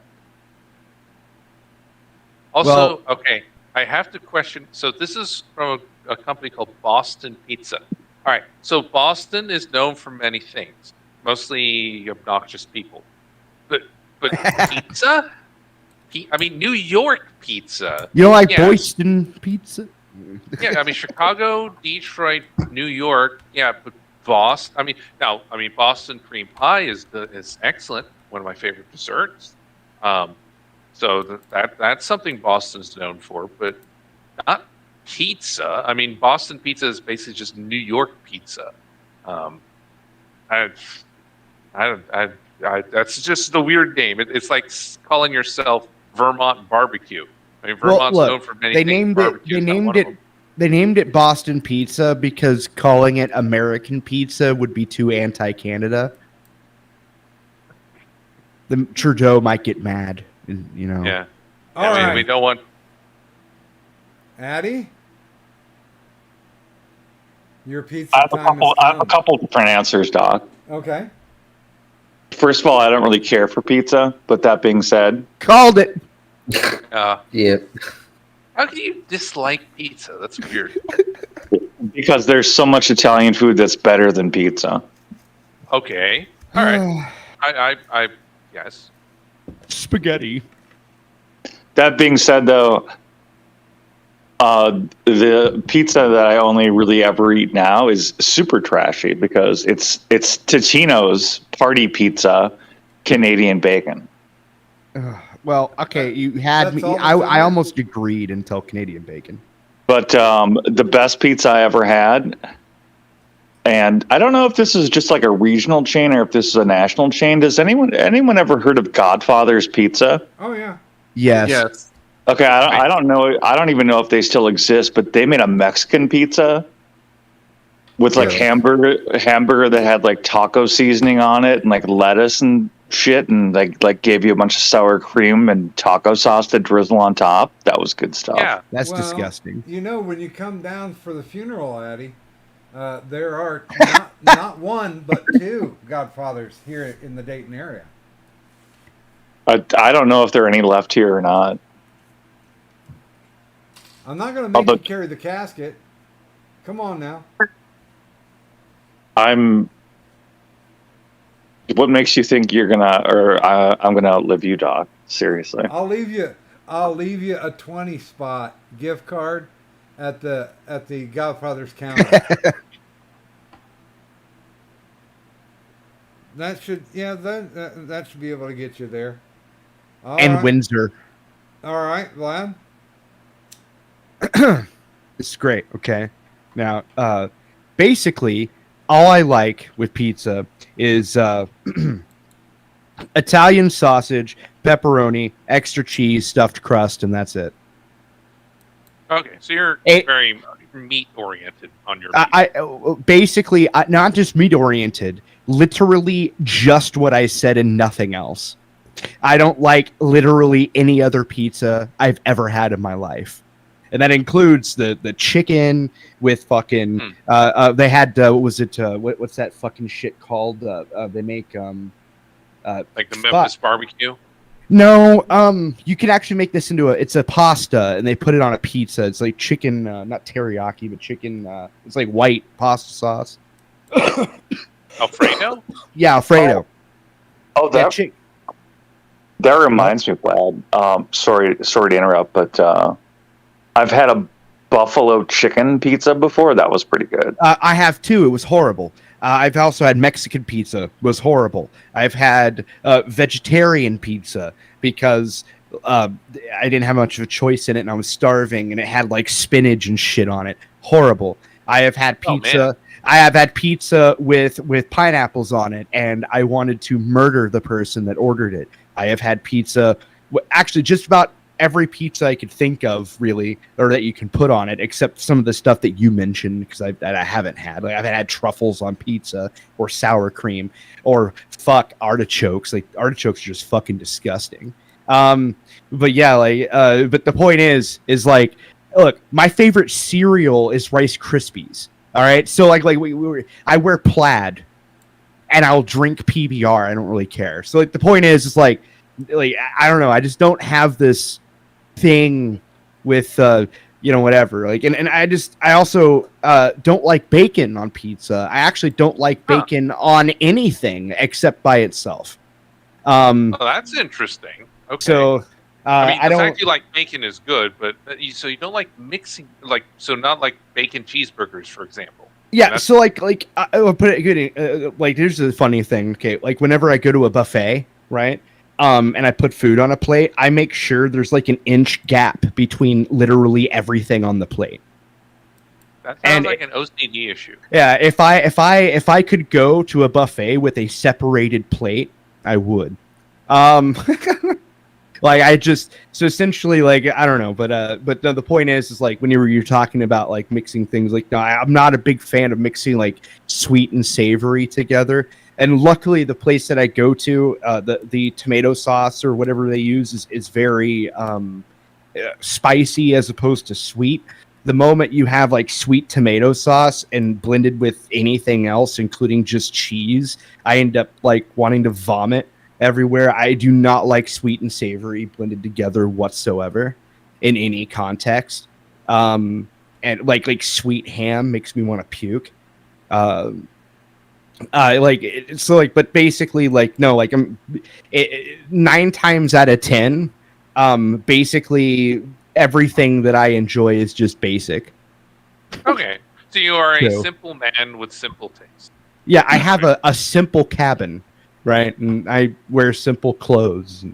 So I don't really, whatever. Not to say I have I'm not this way in every category. Like, for example, I could never drink Windsor. Windsor is disgusting and it's Hey, cheap. shut up. but my taste with whiskey, for example, is extremely expensive.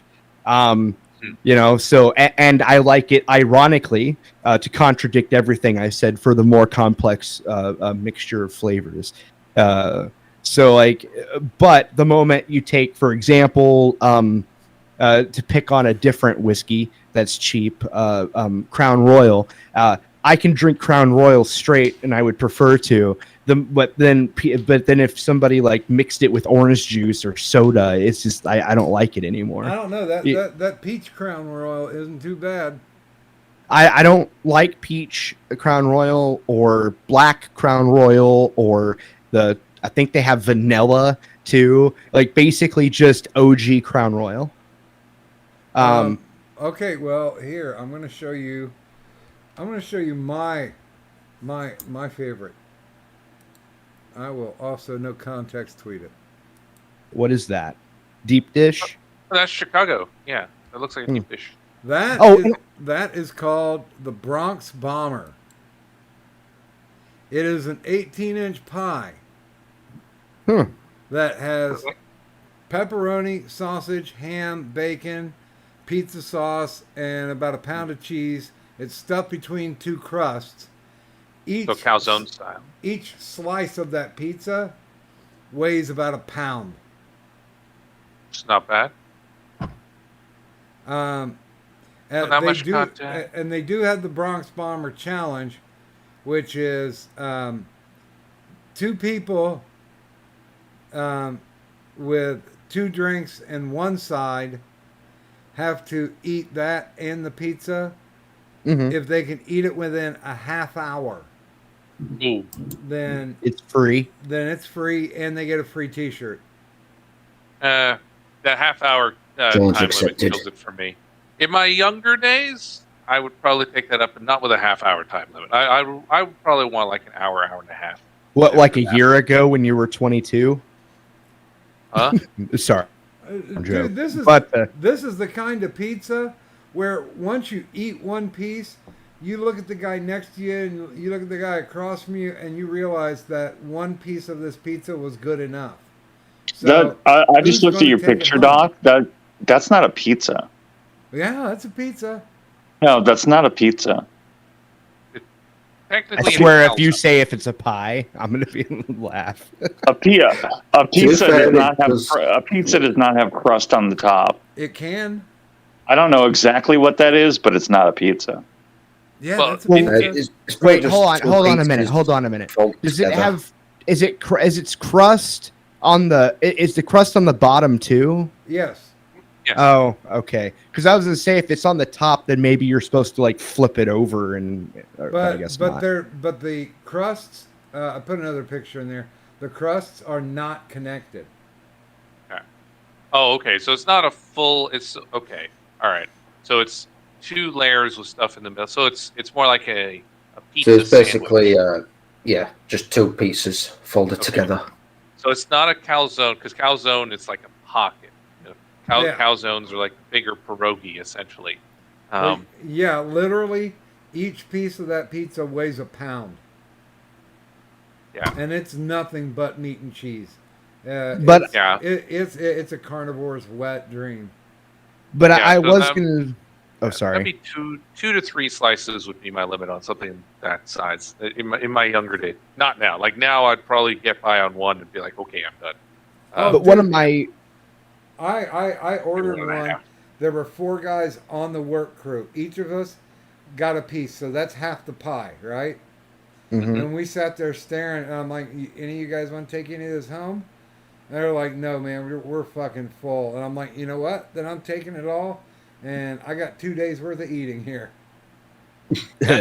Oh, it was good, man. Throw that fucker in a toaster oven. Oh, yeah. It's ready to go in 5. But one of my dreams is to actually go to Italy and have a legitimate Italian pizza.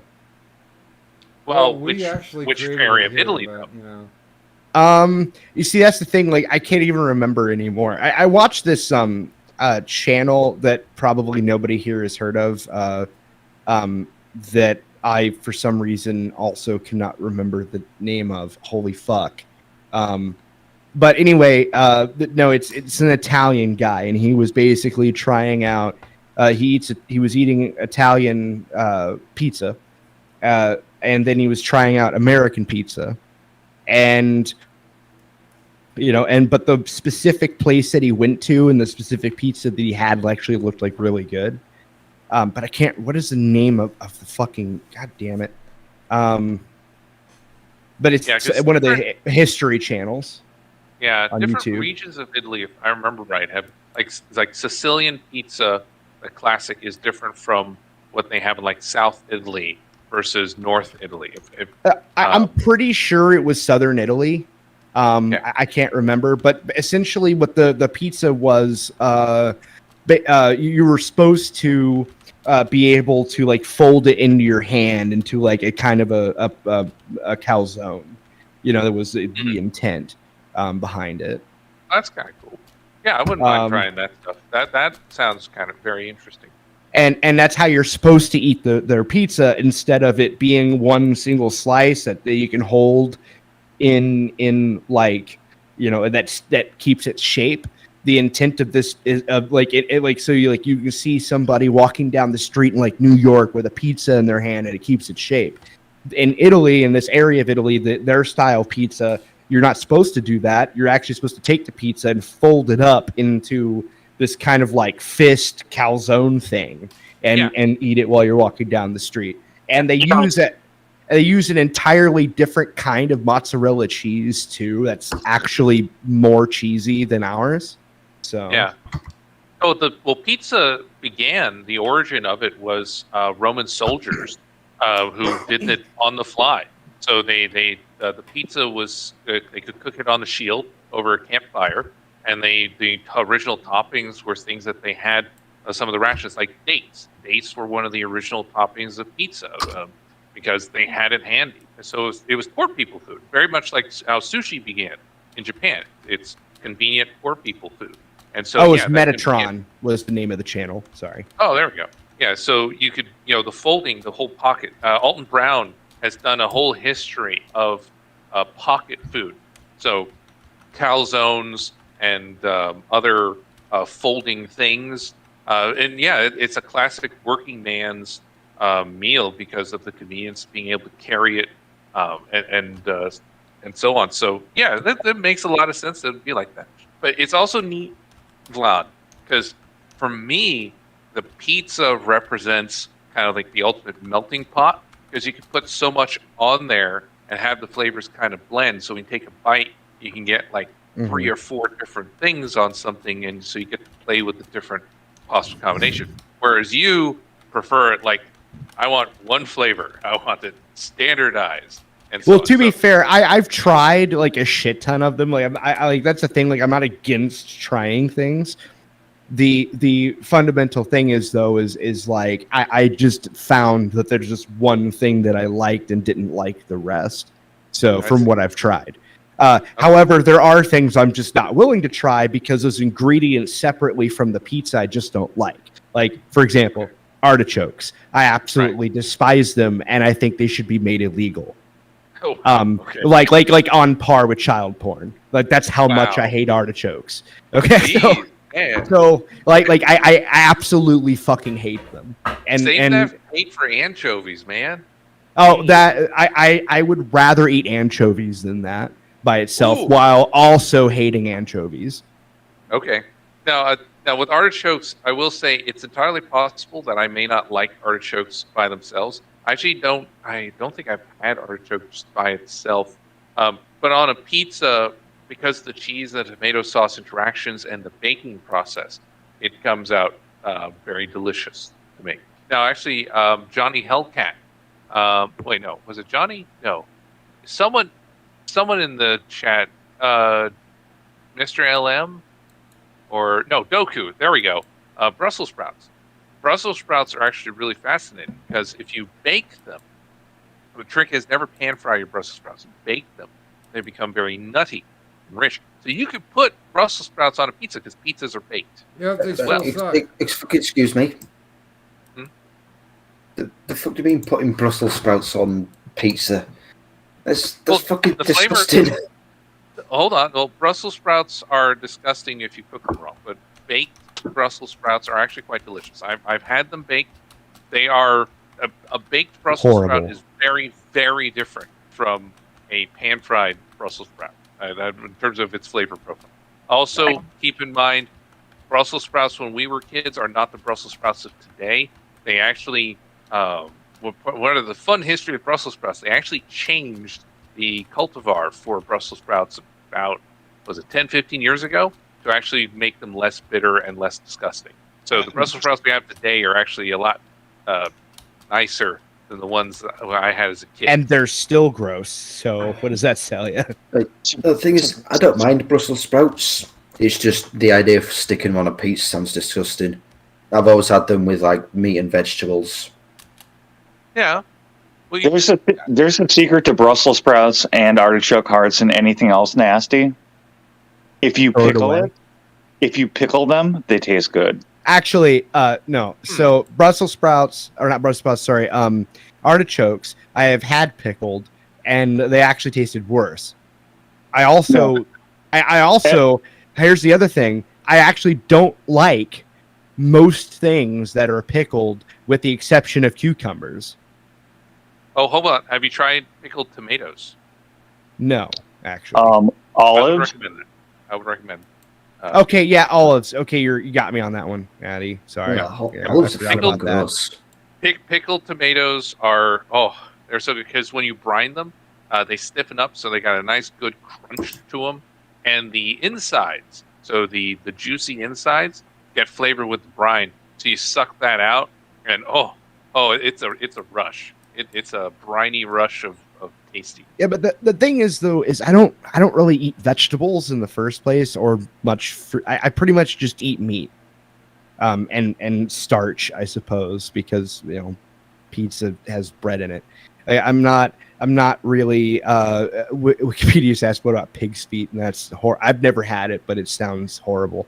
I haven't but- had that either. But no, like so the thing is like I almost exclusively eat meat, so I don't do a whole lot of vegetables or fruit or any of that really. Vlad, you really love staying in the extended care facility that I stayed in for a month. Oh yeah. Oh yeah, because you could tell when they were getting ready to serve food by the stench of either Brussels sprouts or cauliflower. What was the other one that was really just stank? I mean, filled the hallways. Cabbage. Oh god. Oh, Yeah, God. it's gross. Cabbage is fantastic. That's one of the best foods there is. No. Well, actually, they did make a cabbage roll, and I tried it, and I'm like, you know what? This really isn't that bad. I'm not a cabbage fan. Oh, and the only time, by the way, I eat fruit is when I feel like really constipated. I'll go to the store and I'll buy a whole bunch of red grapes and then eat them all at Oh. once. One of my Oh, favorite, red grapes are good. Healthy. one of my No. favorite things to do when we were poor was buy a pound of grapes because it was like a quarter, and then throw them in the freezer. Come back and get them in Oh. about 2 hours, and they're like little bite-sized popsicles. Oh yeah. I remember that. Well, you should put little toothpicks on them. So you we can have. were a little too lazy for that one. That is for Neat. sure. So, here's another uncommon topping that works. Had this in New York City: eggplant. Eggplant goes on And pizza. this is why we should nuke New York City. No, come- they served me an eggplant steak in the Oh. old folks' home, and I'm just like, no, you really need to take this away. And they're like, Yeah, but, eggplant but no, it's steak. it's eggplant steak, and people love it, and blah blah blah. And I'm like, you guys just cut it, made it a square chunk, and then put those fake grill marks on it. Yeah, that doesn't sound. Now, eggplant parmesan, yes, please. But no, like what you're describing sounds horrible. But do you know what industrial food is? Industrial food. Yeah. I can imagine it. Sounds horrifying. Industrial food comes in like big shrink wrap bags or big huge Mhm. cans or big trays that are just filled with something that you have to heat up. Industrial food, it's a step below military food. Yeah, like school cafeteria stuff. And good morning, Well, Notre Dame. that's real setting the bar low. Well, it's funny because they're like, we've got a chef on call. And one day you could hear somebody yelling at the top of their lungs. And then all of a sudden you see the guy with the chef hat go walking back the other way, away from the screaming. And apparently it was his mom that was in there, and she was bitching him out for how shitty the food was.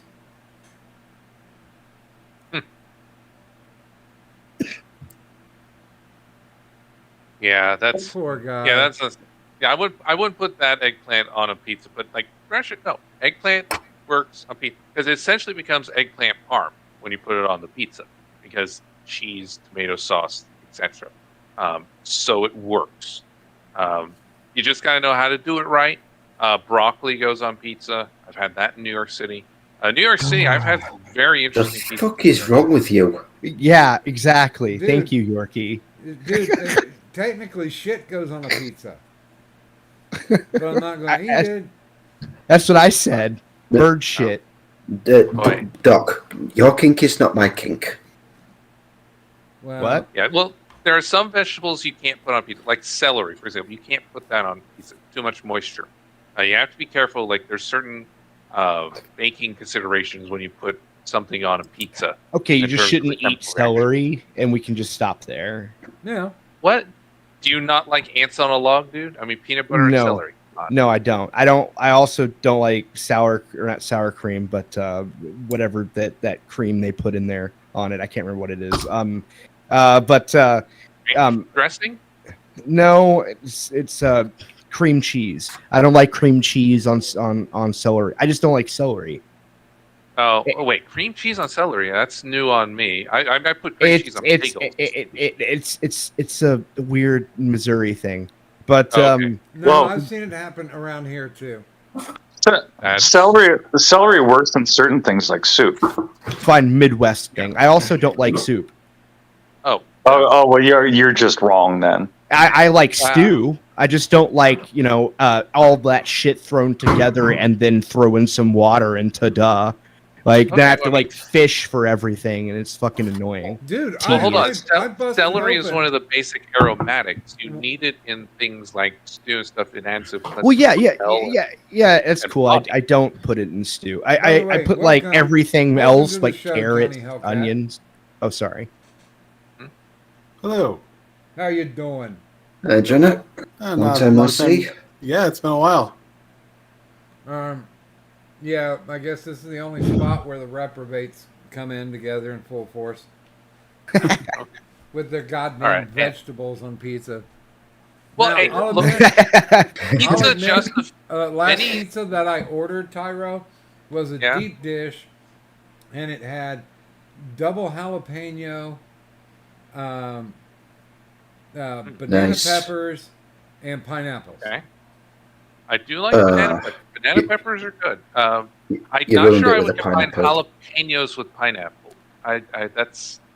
That's a little odd to me. They Actually, no- counterbalance each other very well. Actually, you know what I've had All right. that's really good is habanero jelly. It's really good. Mm-hmm. Yeah, sweet habanero works. It's just pineapple with jalapeno. Like I like. I'm not a huge fan of jalapenos. I'm not most Mexican peppers. Not a fan of their taste. But like That's racist, but okay. yeah, they enter illegally and then they sorry. You don't want them to illegally immigrate into your kitchen. Yeah. I'm worried about the jalapenos forcing their way into my mouth. Okay, but poppers. Then when you put them. Oh, on build a mozzarella- wall. Build a wall. And solve a Yeah. whole lot of other problems. Yeah, I'll build a dental dam. There you go. But No more mozzarella truffles, with, damn it. with poppers, they're good. Jalapenos with poppers, like the mozzarella stuff. That is good. I do like that because the cheese helps cancel out the oiliness. I think my main problem with the hot peppers is the oils. get too clingy, they stay around. I like wasabi. I like horseradish because they have a clean, they go in there, they flare up, and then they leave. So, but the peppers just kind of overstay their welcome. Oh, I have seen a sushi pizza. Oh my god. But wait, no, what? Okay, what? No. Uh-huh. Huh? Yep. But pizza is cooked. Sushi is raw. That doesn't work. Tell it to the brilliant chef who came up with the idea. I mean, unless you. I'm sure I mean, he's otherwise already it's just fucking a- dead. I mean, otherwise it's just a seafood pizza. I mean, shrimp. You can put shrimp. You can put. I don't know if you can put fish on a pizza. I don't know what's just- wrong with everybody just agreeing with pepperoni and Italian sausage and cheese, and we can just all agree, and then my life would be easier. Oh, dude, I went to a place where they had deep fried sushi. What? Oh yeah, you can do that. You can do that. Well, there are some things in sushi that are served cooked, not raw. So shrimp. Sushi's octopus. gross. What? Agreed. It is gross. Super gross. I think it depends on the I- type of I think we've fish had this that debate they're before. rolling up in it, really. Yeah, my wife hates sushi, but I absolutely love it. Well, okay. I quite like see. sushi. I could speak to the glorious component of sushi that makes it, but I agreed not to talk about it. But there is a component to sushi that is really, really good and fundamental. But I'll setting that aside. But there is cooked sushi. I mean, eel, octopus, shrimp. Those things are Just served. cook the fish. You can deep wait. fry it. Mankind didn't go out of its way to figure out how to make a fire just so you can eat fish raw like a fucking caveman from fucking Central Asia. It doesn't make any sense to me. Okay? Well, Like raw- my brain, it's like devolving into like caveman state. But then again, what am I talking about? The idiots eat bats. So whatever. Like Wait, hold on. You're mixing up China with Japan. See, no, in they're the China same believe- thing. They both are like yeah, it's the same thing. Like if your eyes slant, you're from the same area. I don't care. Like so. The Chinese, we believe in. See, the Chinese believe we establish our dominance in the pecking order by eating everything. If we see it, we eat it. Japan believes in, raping. They're terrible. Well, anyway. I disagree. The best thing that ever happened to China was Japan taking it over in World War II. Wow. Hey, well, it's okay. Well, that was a cheap shot, China Vlad. will soon reciprocate. China will soon reciprocate. Yeah. We will see Tokyo burn just like Nanking. It'll be great. Well, we already did that. China is behind. Well, no. The America did with the Nagasaki and although it is that is something I've told someone else. It's like, so if China nukes Japan, can we say that China is just doing the secondhand knockoff of America's intellectual property again? Probably. Yeah. Well, I mean, not exactly, because the nukes we used back then were shit. But yeah. But I mean, there was shit by comparison. But I'm sure Well, China there has were- much better nukes. Well, there were atomic bombs. They were literally just the first generation. Yeah. It's like what fucking. The We have fourth or hydrogen fifth bombs generation. now. If we had a 2021 nuke that was dropped on 1940s Japan, I think we've only really would have needed one. Yeah, probably. Possible. Well, quite possibly. But I'm yeah, saying nothing could ever compete to the Tsar bomber.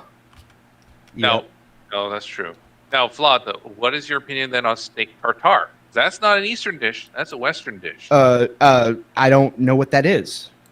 Steak tartare is It's raw raw beef. steak. Raw what? Raw steak. hamburger. Oh, Yeah. raw oh, steak. that. Yeah. Oh, raw steak or raw hamburger? There is a Sorry, big raw difference. hamburger, I believe. Sorry. Okay. Really? I Um, thought it was. I thought it was a sirloin cut. I'm gonna make a I- really. Sorry. My understanding is you start with a steak and then you slice it up and chop it up and turn it into ground Okay. beef and serve it. Okay. Look. Okay. If it's from a steak, that is vastly different from actually going to the store, buying hamburger, and then not cooking it. Okay, those are two distinctly different things. If you eat raw hamburger or even medium rare hamburger, you're an idiot. Just hands down. As far as steak goes, I mean, to be fair, like I've never eaten raw steak. But at the same time, I think if you cook steak all the way through, you're kind of wasting the steak. So, Okay. but the thing is too, like, it's not like I've never eaten raw meat before. I mean, I've eaten like once when we had shot a deer, and then I ate some of the meat straight off the deer. It was in the middle of winter and snowing out. It was still pretty cold. It was chewy and gross. I mean, it was okay, but it was the texture that was gross. Yeah. Meat. Yeah. But the thing is, though, is like I never did that again. I don't have this weird fascination with raw meat. Like it doesn't make any sense to me at all whatsoever. And in fact, like not only that, we've evolved because as a result of cooking food, like discovering how to cook food, we've evolved to digest cooked food, not raw food. Vlad, You're right. You're right.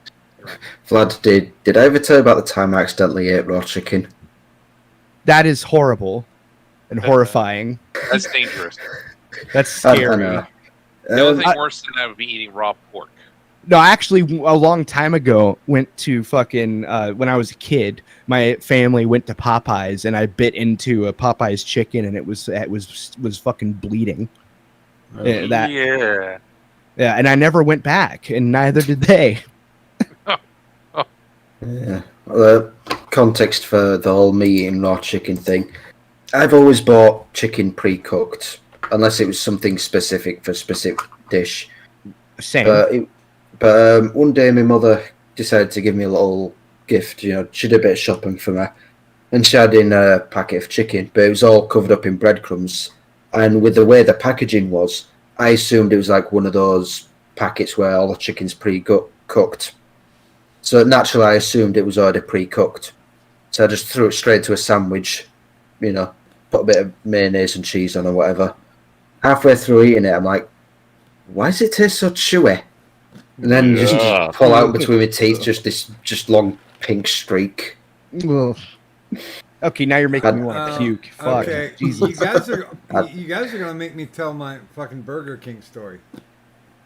Oh, no. Continue. Don't ruin Burger King for me. I just had a double Whopper yesterday. Okay. God, I'd had a Burger King in like, goes go about 15 years or some shit. Yeah. I Well, I love Texas. Whoppers. We laugh at Burger King because we are Whataburger terrible. Might as well tell us the story now, Doc. Everything's brain dead in Texas. Anyway, what were you saying, Doc?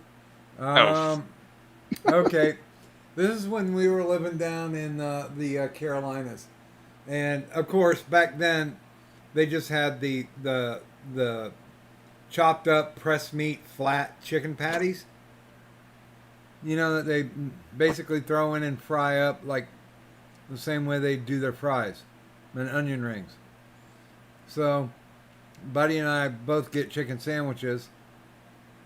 I get mine with cheese. He gets his plain, so we know which is which. I bite into mine, and of course, it's searing hot because they just pulled it out of the fryer and slapped it on a bun. Mm-hmm. He bites into his, and you can hear a squirt. And we stopped for a second, and he pulled it away from his mouth. And as he was pulling it away from his mouth, you could see this light green shit running from his lip down his chin. Oh no! There was like a pocket of green pus in that pressed meat patty. Oh man, yeah, I've heard of stuff like that. Ugh. Jesus Christ. It's always been my nightmare whenever I get like chicken McNuggets or something. It's like, oh, I hope I don't run into something like that. I want to keep liking chicken McNuggets. What is it? There are 4 shapes for a McNugget. Bell, boot, ball, and bow tie. Bow tie? Yep. So if you Never ever seen that pick one them up and before. take a look at them, that's the shapes that they're supposed to be in. Look, Yeah, I know the boot and the circle. Yeah, I've only seen those two. Never heard of the other ones. I love. I'm not gonna lie. I love fried pink sludge. That's my thing. All right, I actually really do like the McChickens. I don't even care, or not the McChickens. Yeah. Sorry, the McNuggets. Like, Yeah. I know how it's made, and honestly, if I could buy the pink sludge myself and make it myself, I would. No shame. Don't care. Yeah. So The chicken McNuggets, chicken McNuggets, and the McRib are my two biggest guiltiest pleasures. I actually of do like the comfort. McRib. Yeah. Yeah, Oh, I know wait, they it's changed horrible it. for me. I It's no- regret it it's- the next day. It's no longer bow tie. Here, I will no context tweet the chicken shapes. Okay, we get it, Mr. LM. You're a vegetarian now. We got that. All right. Wait, you're a Really? vegetarian, Mr. Allen? Yeah, he said this like 8 fucking times in the chat so far. Wait, since I never when, even noticed. Wait, so since when did Mr. LM lose his sanity? What's going on here? He Was it too much he time said in it the was bathtub? actually the Addie's going to be very upset with this, but he said it was very shortly after Addie introduced him to spam. But it wasn't related. It was just it happened to that way. Okay. I mean, We said that earlier in the chat. I believe, like, I eat lots of vegetables because as you get older, you should eat more vegetables. I disagree. Eh, I think I you mean- should die of gout. Well, see, the And whole me thing too. is- We should all die of gout. I'm trying to avoid gout, yeah. But I still include meat in my diet. Mhm. I've actually what I've been cutting down on is carbs, which for anyone who knows me, you know how much of a sacrifice reducing carbs is for me. It's like, oh, I have to get rid of my favorite thing. But I'm you still poor eating my favorite thing. bastard. I'm just eating less of it. But my body actually likes it. Like, I listen to my body. If I have more energy and I'm like generally in better shape, then I'm like, okay, that was the right move. And yes, my energy levels have been increasing since I switched I'm mostly like meat and veggies now, with a heavy emphasis on veggies, cooked veggies as well as salads. And then usually, like with lunch, I'll have my carb intake during lunch, so I burn it off. Then dinner is, nighttime prep essentially, because that's when things are winding down. So that seems to be weird. And as you get older, that's kind of the change you have to make. Okay, so the ball, the bell. Oh, so okay. So I do know the bell shape. Yeah, so the ball shape I've seen, the round one. Then you have the less round one. I always thought the bell shape was just a mutant form of the ball shape. I didn't know that was distinct. The Yeah, boot same is- here. Yeah, the boot is, of course, the favorite. The boot is the one that everyone loves because you dip that in foot first and you bite off the foot. The bone shape. Okay, I always thought Because the it bone used shape to was be a just bow distorted. tie. Or they used Huh? to call it. They used to call the bone the bow tie, Oh, but not Okay. anymore. all right. So I always thought the bone was just a distorted boot.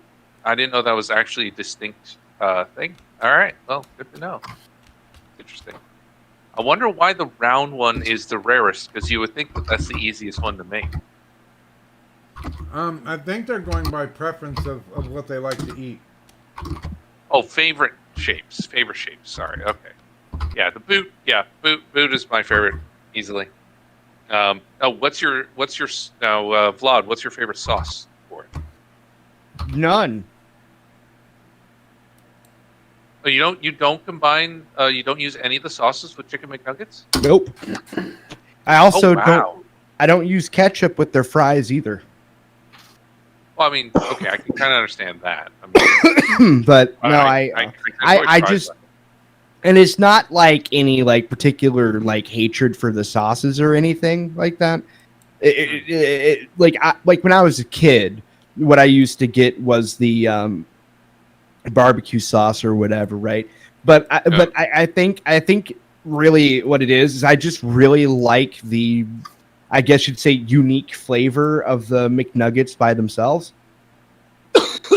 I mean, And- I guess they're a little and- dry to me without a sauce. Maybe that's location, because like it's not like in my local area. I don't have that. They're actually pretty juicy. So Okay. Um, I've always been a switch between barbecue and hot mustard. Wow. Okay. I've always been a sweet and sour kind of guy. Yeah, there we go. Finally, someone normal. Yeah, sweet and sour sauce. That's the Someone Okay. normal Away on with this. I've I've I've always liked. Well, they don't even- sweet stuff, so it's. That's just They don't even offer that where in my area. So all choices you get is barbecue sauce, ranch, or honey mustard, and that's it. Which, by the way, ranch is the best for anything and I mean- everything. wait. Don't get- what? then you and my son will get along fine because he. loves All right. ranch I mean, I on will everything. say, I've tried the barbecue. I've tried the honey mustard. Honey mustard is my second favorite. Like if they don't have sweet and sour sauce, I will go with the honey mustard. Mind you, I will eat with regret and sadness and not having my sweet and sour sauce, but I can settle for the honey mustard. But ranch, all right. I Don't might get me wrong, try- ranch. I like ketchup with chicken in general and ranch. All right, Every, I might try a packet of that just to see how that works. 'Cause- pretty much everything is better with ranch. Yeah, but chicken with ketchup is pretty good. I mean, I haven't tried it with the McNugget, but I won't lie. Like whenever I eat chicken at home, unless it's buffalo chicken, of course, like I just dip it in ketchup. Like even if I deep fry the fucking chicken, I dip it in ketchup. There's not much that won't go with ketchup.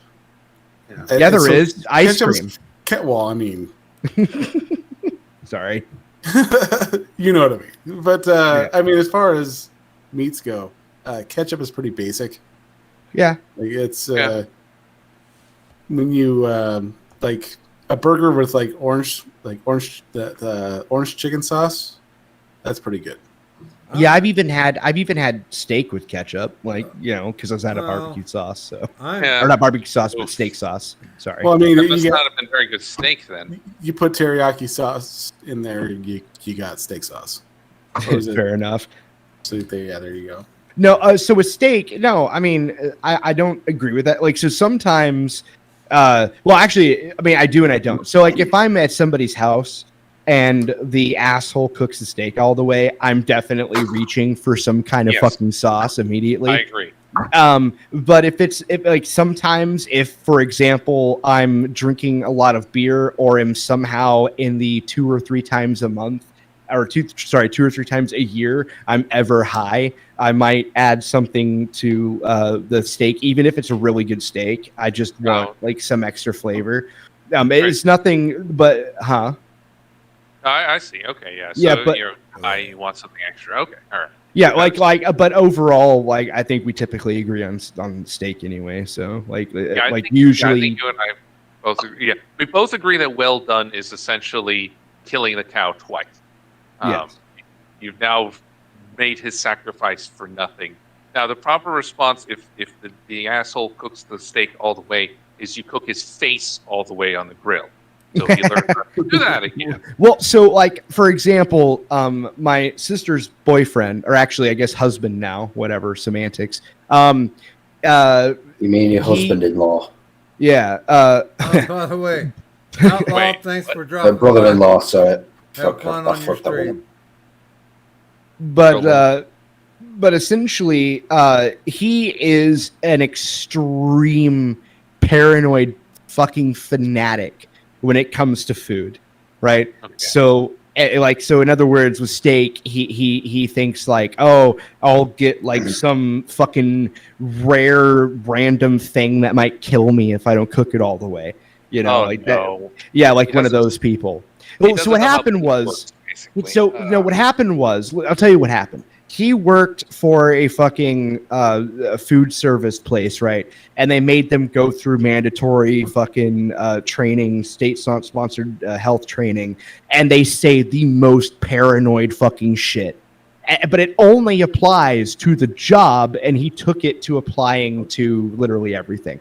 Like, for example, like one of the things they told him is if you have meat sitting out for longer than I think it was like 45 minutes to an hour, you throw it away, which I'm just sitting here like, but that depends. Like, you know what I mean? Like, it's just like weird, stupid shit like that nobody else agrees with, right? So, and this was also in Arizona, not where I'm from. So, but like if you go to like Walmart, or like you can't tell me that all the meat they have there in the deli section, it has only been there for 45 minutes to an hour before it was changed out. Like Yeah. you know what I mean? Like most people don't like think that's true because it isn't. And where he worked just happened to be that paranoid, and so he's adapted that to everything, and it's actually really annoying. And like, you know, and yeah, so he made steak, and the steak was so well done, it was to the point of dry. And then because I'm an asshole, I said, dude, like, I could choke to death on this shit. It's like biting into fucking sawdust. And he's like, well, dude, the drier it is, the better it soaks up the fucking A1. Yeah, now A1 sauce He's is got a good on point. burgers. I'll put Yes. A1 sauce on burgers, but if the steak is good, I don't need it.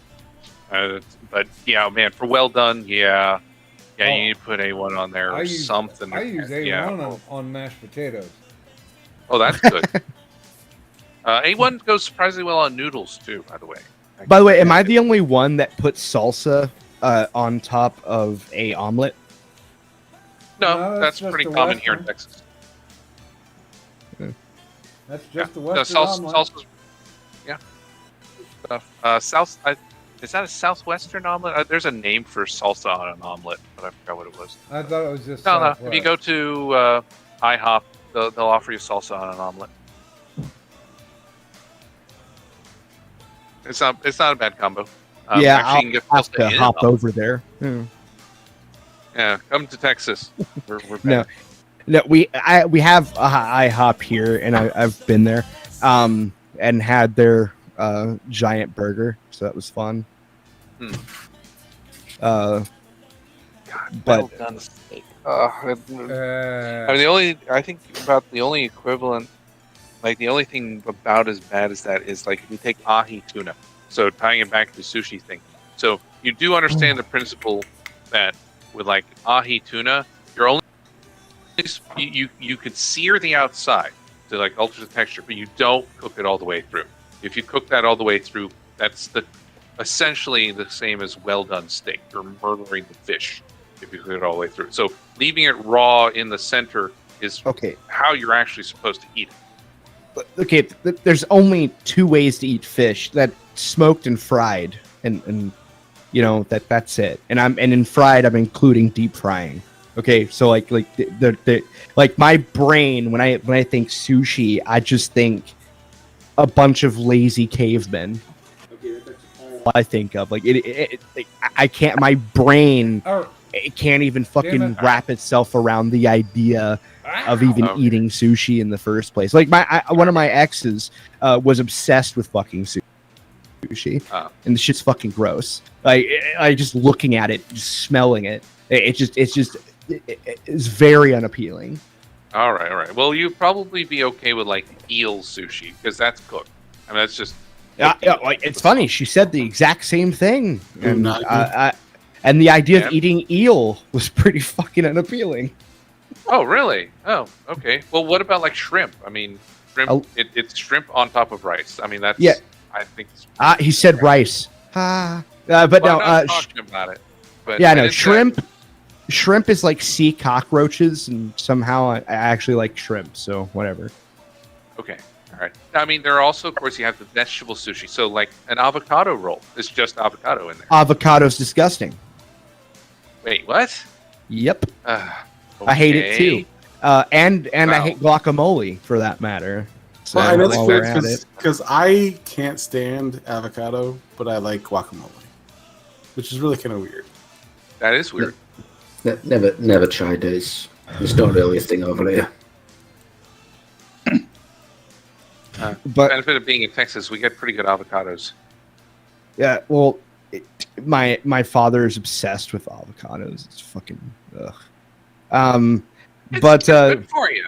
I mean, I don't care about health. I really like my main thought in life is just I do what I want and suffer the consequences for it later.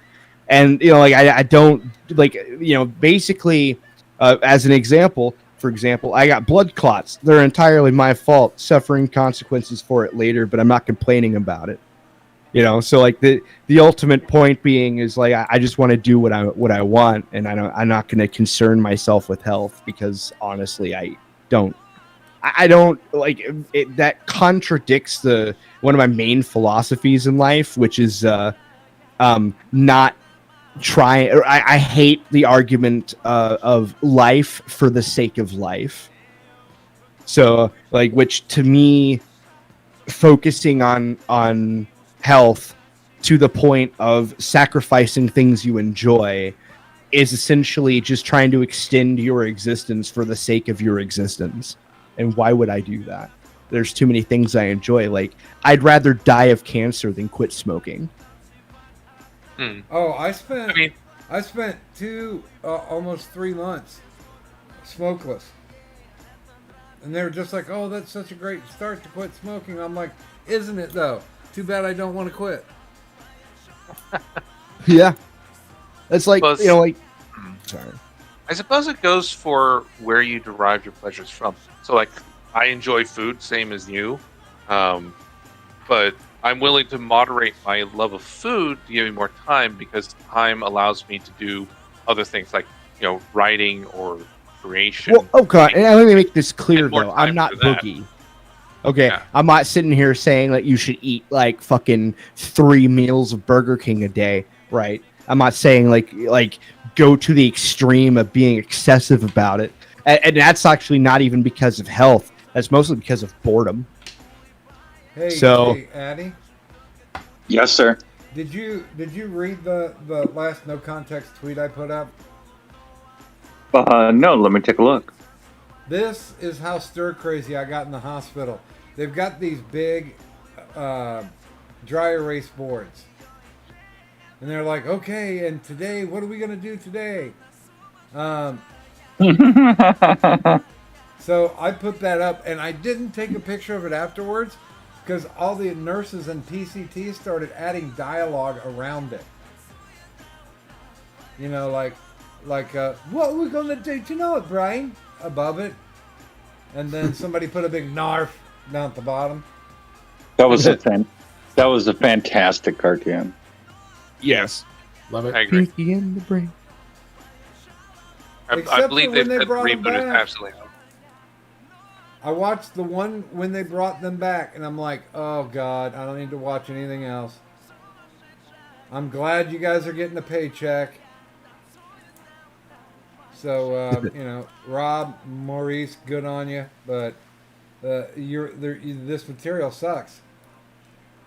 Now, I met Maurice LaMarche at a Comic-Con, and we had our conversation was pretty much him impersonating Orson Welles the entire time. Wow. Oh, he loves that Peas commercial. Oh, I that was like, of all the pictures they had, that had the highest stack on there, and people were just looking at it like, I don't get this. And I'm like, how can you not? I'd just go rent the comic book, the movie. They've got one complete DVD where they get all the top line artists to sit and just fuck around. This whole side note, you know what I really hate? Or not hate, but don't understand? Okay, like, so the term vegetarian implies you eat nothing but vegetables in the name. But then you got LM here that's like, yeah, but I eat eggs, right? And then not just him, but I've seen other people who claim to be vegetarian that ate eggs in addition to like fish. And I'm like, but that's not vegetarian. Like that doesn't make any sense. The egg is. The egg is meat. No, the egg is unfertilized embryo. It's protein in a convenient carrying packet. Yes. Oh, hey, thanks to whomever bought one of my newest designs, the "On Your Feet or On Your Knees" shirt. I bought that one. I made that specifically for myself. Yeah. I still need to try Balut. I haven't gotten around to it. I found a place around here that sells Balut. Still need to try it. It's on my bucket list. What is it? What is it? I'm trying to think of the movie that's from. Was that Balut? Catch-22? What is? Are you talking Weird. about I always the thought it was fish? mean. Balut? The on your feet No, or no. on your knees. No, we were talking about eggs. Yeah. So a balut is the fertilized eggs, where I mean- the little like the chick is growing inside, but you eat it. I don't care if LM's a vegetarian. More power to you, LM. Makes you happy. However, if you make your pets vegetarian, you're a sick monster. Yeah, please don't do that. That is actual animal abuse. Have you guys actually watched that video of that lady who's just like, oh yeah, my dog loves this stuff, and then he eats like the burger the dog food that she leaves out for him? No, I haven't seen that one yet. Yeah, this lady sets this pile of lettuce out, and then has like this dog food that's also in the thing, and she's like, I'm going to show you guys that my dog chooses to be vegetarian. And as soon as she brings the dog out, he just immediately goes for the meat. Oh, Like, that was, does not hesitate. Just they put goes. that on. Fleckus put it on This Week in Culture.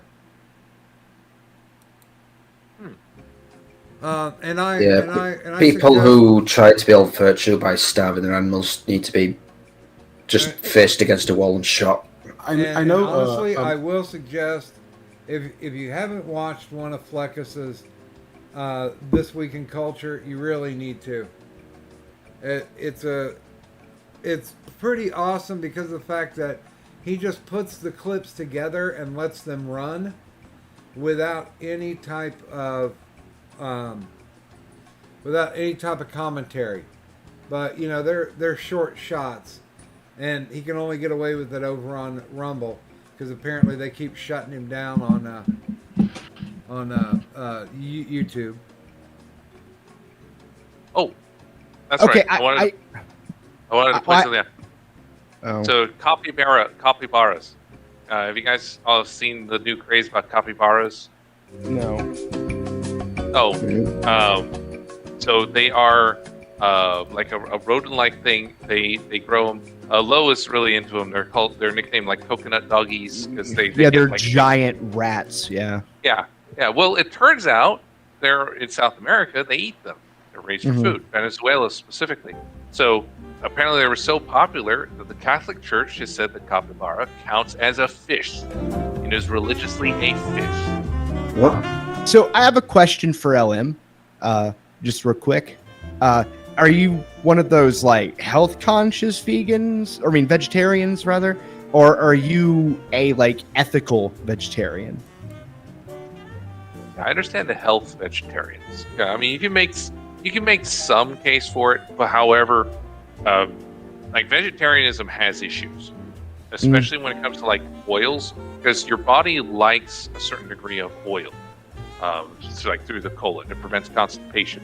One of the big problems with vegetarians, I remember from the early 2000s, is they have to take a lot of like X-Lax and laxatives. Well, so actually, you're going way too far with it. The easiest thing to discount vegetarianism and veganism, for that matter, that I personally love as an argument, is simply that you couldn't do that just 30 years ago or 40 years ago, because the only reason you get to be a vegetarian or vegan at all whatsoever is because we have the internet.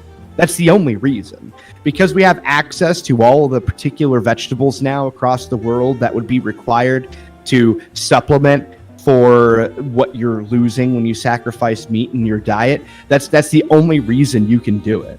And even then, if you wanted to go with health and like even then, the proteins you get from meat are more easily digested than the same proteins you would get from other vegetables. So but ultimately it comes down to the point that you can only do this because it's the internet. This is very first world bullshit.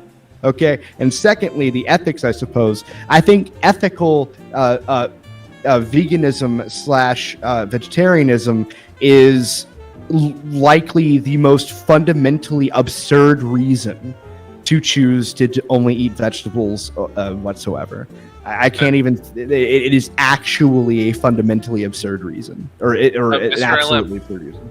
Do you want to debate a lot of vegetarians, or do you want to? Now you can debate me as well, because the ethics of vegetarianism, that's a fun one to tackle. I would actually enjoy tackling the ethics of it, because it's not, in my opinion, it really isn't. I believe that it's ethical for us to be omnivores. We should be omnivorous. We should eat. We should eat a little bit of everything with as much variety as possible. Because generally, I believe most of the health studies are like variety is good for us. Well, it's not even ethics. That's just we're just omnivores in general, anyway. Yeah. So. What was his name? Dr. Odell. There we go. Dean Odell. Back in the 90s, he did some studies and stuff. So one of the interesting things he found. So like they were talking about how cream or it all just tasted dead to me. Well, I mean, if you don't like it, you don't like it. So are the plants. Are you eating plants alive? Like, what the fuck? I posted a picture because I figured it was the safer one. I put it in chat. That's the picture of the video where the chick tries to feed her dog lettuce, and he's like, "Fuck that." There was. Hard doggo. Oh, there was that guy. The whatever vegan. I can't remember his fucking name. Or it was Vegan Gains. That was Vegan it. Gains. Where he was trying to force his dog into a vegan diet and then almost killed his dog. So because that's Vegan Gains. He's an idiot. Yep. Yeah. Yeah, the Threw that freaking guy. He's like, yeah, I make this body like this just on plants. And it's like, no, you don't. You're a lying sack. Unless you know count the steroids you put in your butt as something that came from a plant. Yeah, I mean, steroids are technically not meat, I guess. Yeah. But yeah, no, what was it? Yeah, so the French versus Americans, they were talking about how like cream causes heart disease. Well, it turns out the French eat a ton of cream, heavy cream and stuff. The trick is the French eat about 7 different types of cream. They don't eat just one. They have a variety of them. And yeah, variety of input is good for your body. Varying things up. Don't fall into a rut. Don't eat the same thing every day. Is one of them man cream? Okay, well, so I guess if you're a little boy and you go into the Muslim sectors in Paris, maybe, yeah. So LM says don't force diets on other people, and it's not even about diets. Like, so this is the point. Like, when you come at it from ethics, like where you're saying like, you know, it's wrong to eat animals because you're killing animals, and we got a cow genocide and all that other shit that they say. Like, the problem is I would contest the argument with saying that if you wanted to argue ethics there, then I would make the argument that it would be immoral by your own standards not to eat cow. Vlad, I think the best one I saw, and it was from Peter. It was claiming that eating cheese or drinking milk is sexual assault because the cow didn't consent. No, I'm not saying yet. I don't care about the consent of animals. You know what? They- If you don't open that door. if you don't want to have open that door. ever milked a cow, you know you have their consent. Because if you don't milk them, then they can explode. Okay, fine. We want to make that like talk about consent. Okay, if the horse doesn't kick you in the head when you try blowing it, you have its consent. I mean, like, I think bringing up consent in regards to animals whatsoever is kind of a pointless discussion. In general. remember Carlin's old line. It's like if 2 people want to have sex while blowing a cat and beating each other with a ball-peen hammer in the privacy of a room, hey, what's the big deal? Think about how the cat feels. Cat's loving that. So yeah, no, it's whatever. It's one of like, look, I'm not sitting here trying to say small petite women should blow horses, and in fact I would shoot them in the head if I saw them do it. But in real life. But the thing is though, is like at the same time, like I actually hate half of what ethical vegans argue from, because if I just spun it around and brought up bestiality, and some of their arguments would fall apart, because like bringing up consent in regards to animals like milking a cow is the worst thing you could actually bring up as an argument. Also, secondly, the other reason it's the worst, screw bestiality for 20 seconds. Okay, the fundamental reason it's the worst is because at what point do cattle even have the capacity to do really anything other than be shot in the head or be milked?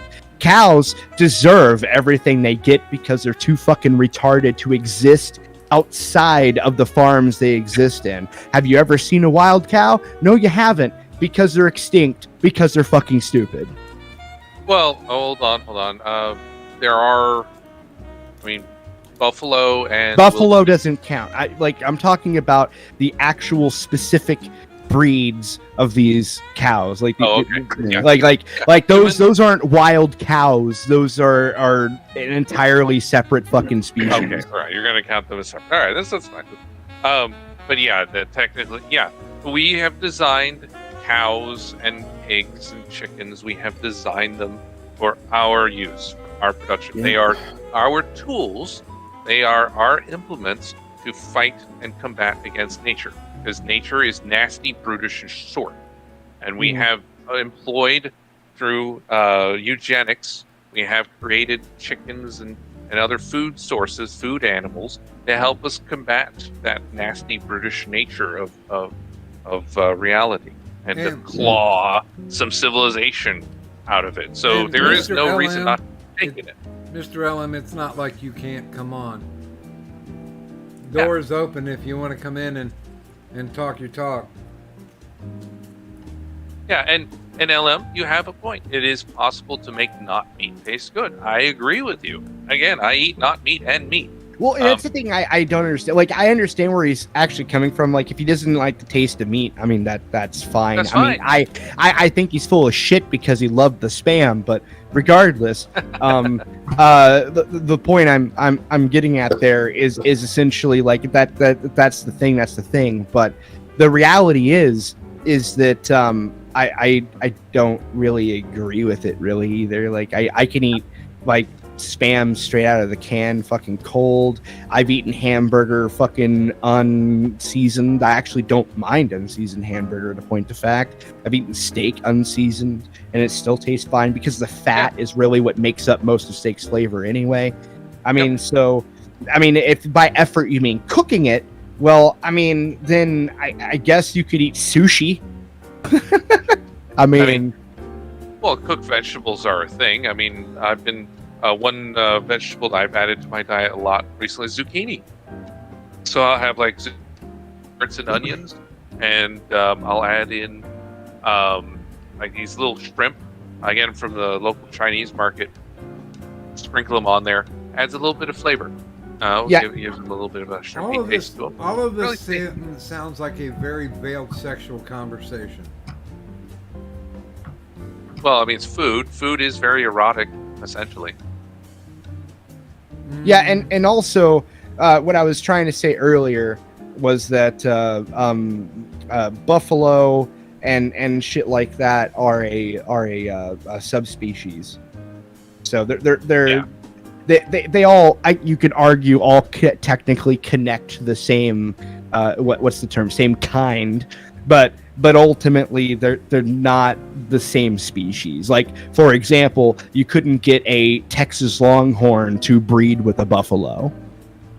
Okay, yeah, so Wikipedia snippet, aurochs are those, that's the predecessor to the modern cow. They went extinct. Okay, cool. Yeah. And LM, no, I understand. Yeah, you're not trying to impose your lifestyle on us. You're not saying we're mean and evil for eating meat. Yeah, you're saying, hey, I don't like meat much anymore.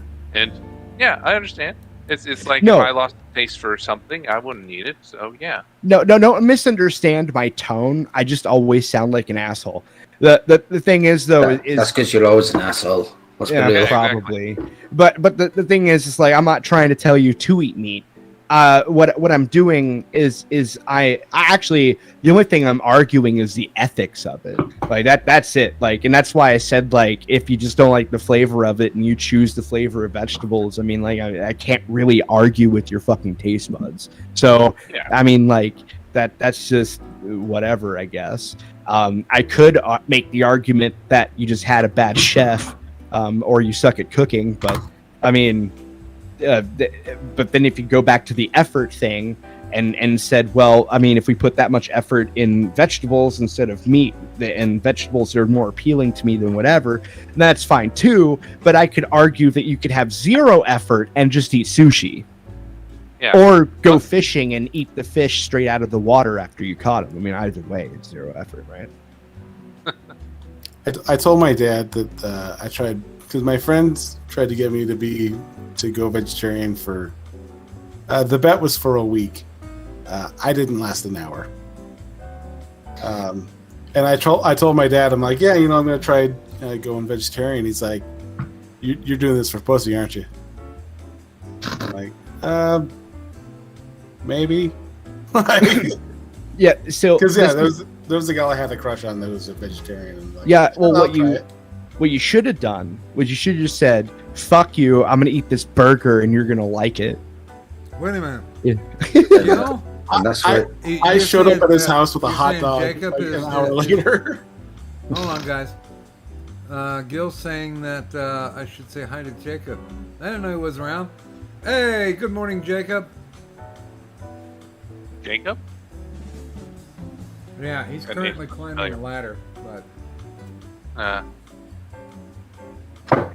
so let me ask, and I'm going to start off probably with yeah. I will just run out of order. I have a panel question. What is the most pressing news story, in your humble opinion? The one that should have more visibility, or the most visibility? And I actually want to start with Johnny. Oh,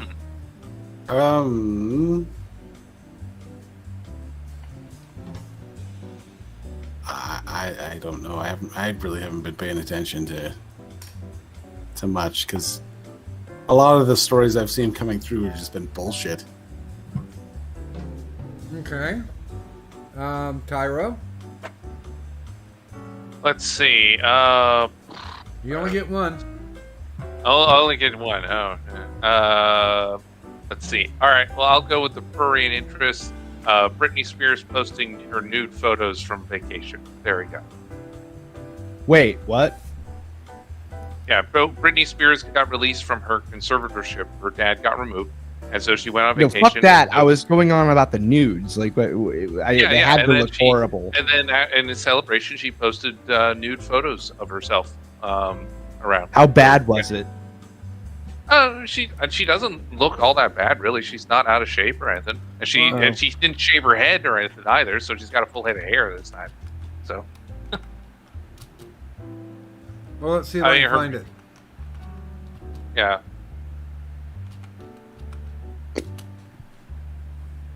She posted them on her social media. I mean, it's not leaks or anything. She decided to share them. It's like, hey, here I am. I'm naked. There we go. She got some knockers on her. Mm-hmm. Here you go, guys. In order to keep you well informed, there's a no context tweet of a very nude Britney Spears walking down the beach.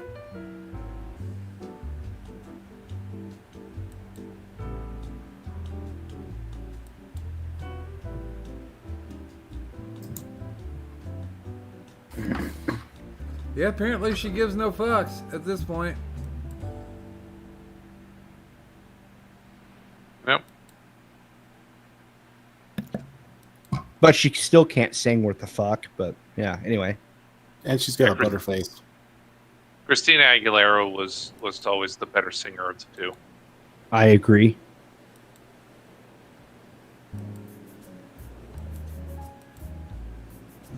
Yeah, she never got a spot with Lady Marmalade.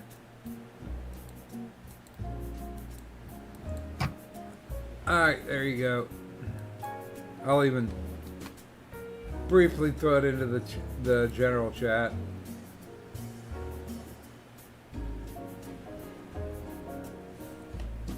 I don't know. Oh, okay. She's in decent shape for her 40s. Oh, that's right. She's older than me, isn't she? Oh, man. Okay. She got that soccer mom butt going on. Yeah, I was in high school when she got big. Oh, boy. That You're makes me fucking feel old. Yeah, well, I mean, I'm in middle age now, so I've approached the same period of life that Addie had. So I understand Addie's bitterness a little better, but yeah. Wow. It's harsh. Just That's like fine. you wake up and your knees already just hurt. Yeah. Well, I try to go out, make sure I get, go out for walking, because make sure my joints are used. Because if you don't use them, you lose them. That's Knees. Like it's the knees only. yeah, ankles. Ankles are my biggie. It's everything. Oh, dude, I even bought a TEMS device to put it on my leg since I couldn't walk around and work it out. And it's kind of fun to make your muscles twitch with electric current. Does it do any good in terms of exercising the muscle? Helped out a little bit, but they automatically, when I got out of the hospital, they automatically wanted me to start on a hardcore workout routine. And I'm like, okay, well, number one, we've got the right leg to deal with, so there's no standing happening. You can put 5-pound weights on my legs, and that's not going to help, because eventually the time that I spent in the hospital bed, which was about a month, so I was bedridden for a fucking month. Oof. And then they automatically want to start me off on this. I pulled my hamstrings, I pulled my quadriceps. I'm like, all right, guys, we're gonna have to slow down. I'm more than happy, to try to keep the atrophy out, but this bullshit's just not working. Too much too quick. Oh yeah, and I started getting hip pointers because of how fucked up the knee scooter I have is.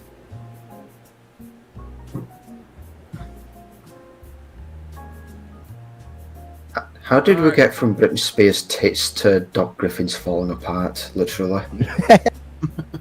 Oh, by the Well, way, who's next on the panel question? Have a Yeah. good night, Gil. Next up, I think I'd like to hear from Yorkie. What was the question again? The question is, what should be the #1 headline? Something that really, really needs to be, you click on all the stations and they have the exact same story. That has importance. Fuck, I hadn't a clue actually. I don't know, kept up to date with the news. Yeah, shit, I ain't a fucking clue. If I find some, I'll get back to you on it. All right. Oh, Vlad. Okay. So only get one. Has to be every hair. Actually, I want to think about it for a minute. So maybe Turish and just get and then come back. Maybe. Okay. No, Well, actually, I've got one. Okay. This happened a couple of weeks ago. I'll actually post a link in general.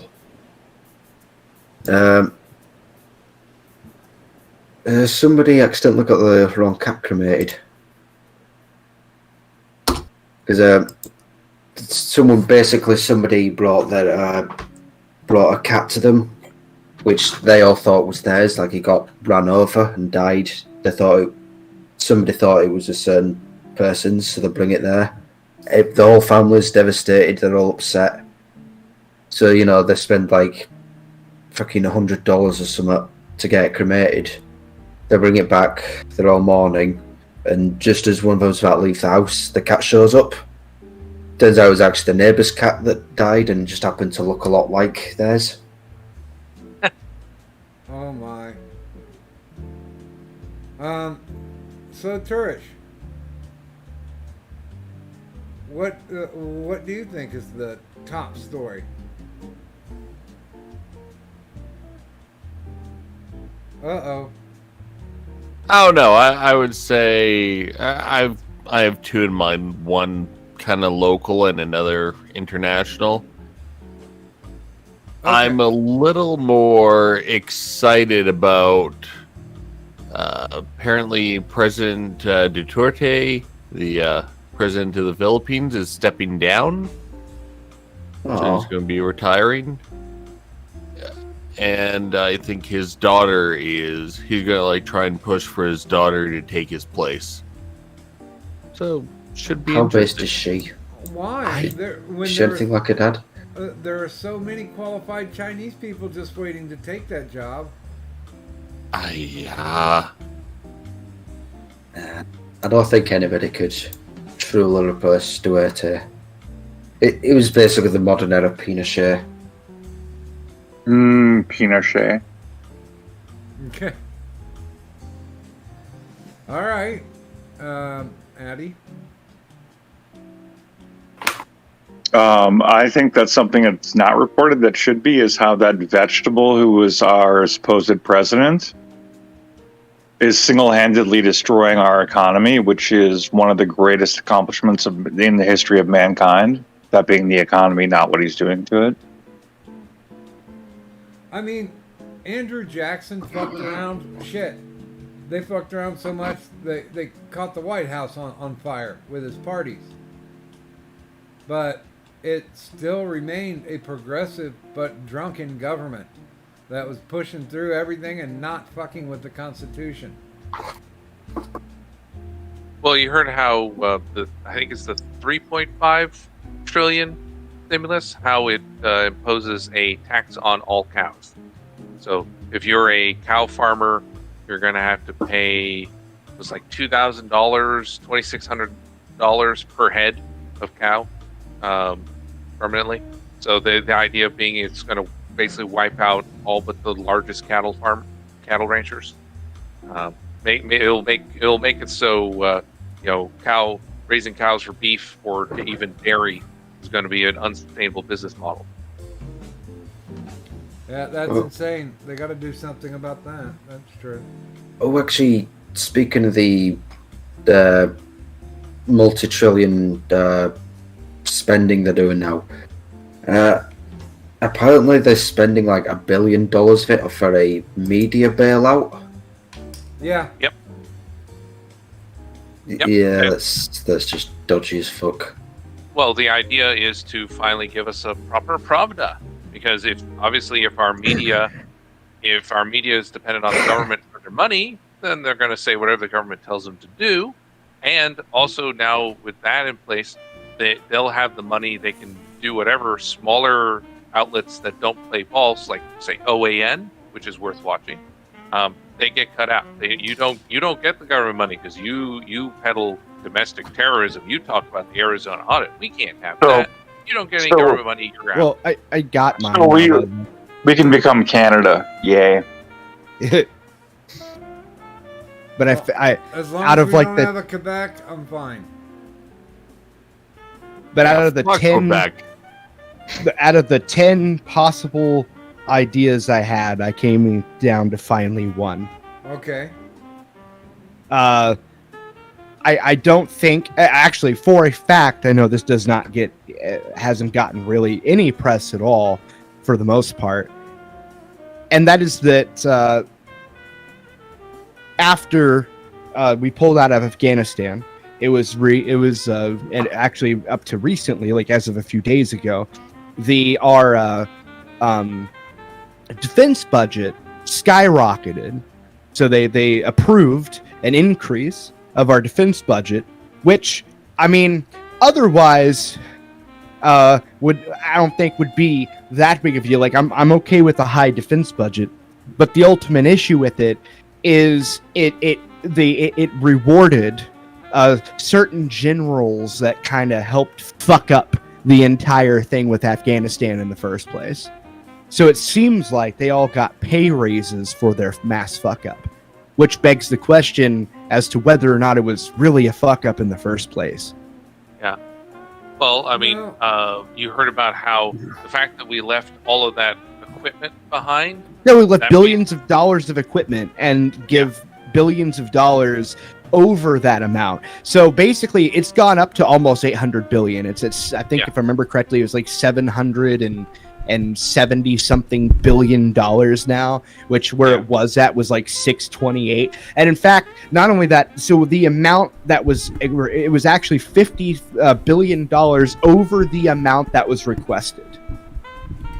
So not only did they did they approve what was requested, the Democrats in the House also approved more money than what was requested. So there was like an added bonus on top of that. And my question is, where do you think the bonus went, let alone the rest of it? So like, and nobody's really talking in there. And the thing is like my debate in my head was either that or the new findings about Russiagate, which were also pretty cool. But that equipment stuff. Yeah, because they're saying is like all that equipment got left behind. Probably wasn't an accident. I believe the current theory is that it's not accidental. That stuff was left behind. That was a sale, essentially. Well, did you hear about what happened with the Iraqi base, or an Iraqi base? No. It got bombed. Yeah, on 9/11, apparently Iran funded allegedly what they're calling ISIS-K or whatever, but it's really just ISIS, I believe. But basically, just terrorists used drones, American drones, with IEDs attached to bomb an American base in Iraq. Is it just a wild coincidence that we left drones in Afghanistan and they ended up in the hands of terrorists in Iraq?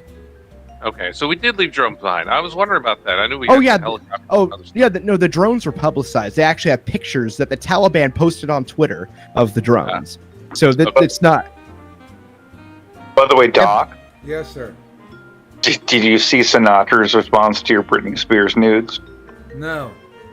No, I'll have to take a look, I guess. Uh-huh. Sinatra's still a thing? Who, what? Which Sinatra is this? YouTuber. Yeah, Sinatra says. Oh, okay. That's Sinatra. Okay, all right. Oh yeah, there he is. Smash. Dude, I don't know. If she came up to me in a bar and wanted to fuck, I would oblige. Yeah, I mean she's not bad looking. Yeah, I mean the plastic surgery obviously helps, but she does clearly still like at least get exercise and stuff. So. Wait, who is that? That picture also Britney Spears? It looks like someone else. No, it's Britney Spears. Oh, it must be the fucking glasses, I guess. And it's nice to see, she's incorporating the 80s bush. Yeah, I agree, actually. The clean shave is obnoxious. Although, I'm betting she is regretting going down to Florida on spring break and getting that shitty little tramp stamp.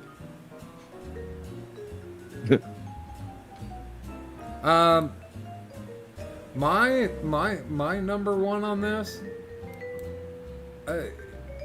it has to be what they're doing in Australia.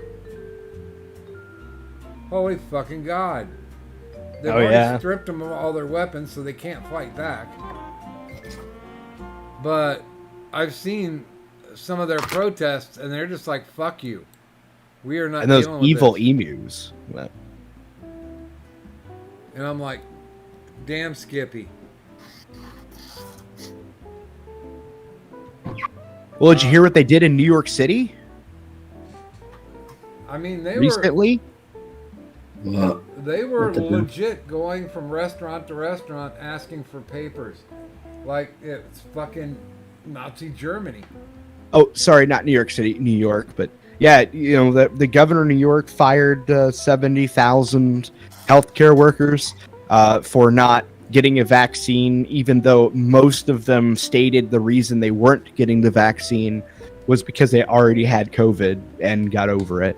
And on top of that, the governor was humoring the idea, though I don't know if she did it or not, was humoring the idea of using the National Guard to enforce these vaccine mandates going on in New York. But that doesn't sound fucking dodgy at all, does it? And this was after her speech that she did in a church talking about how everybody should be her apostles in the fight to get people vaccinated. Yeah, I saw that. Yeah, so Sounds like a fucking nut job. yeah, no, she's actually worse than Cuomo so far. So Cuomo was insane when it came to the COVID shit. She is actually taking that even further, and it's actually hilarious. The solution to this is just like, I don't know, don't live in Democrat states. Yeah, avoid blue states, period.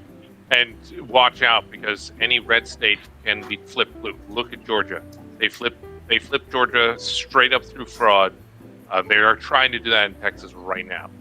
That's something Paxton, to his credit, is not resting on his laurels. He's actually digging into the fraud machine that we've got in Houston and possibly other places, and trying to shut it down.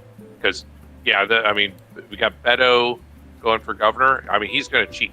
They are going to have fraudulent ballots all to the moon in Houston, trying to make him governor. We haven't had in my state of Missouri. The last Democrat governor we have had in my lifetime was in 2014.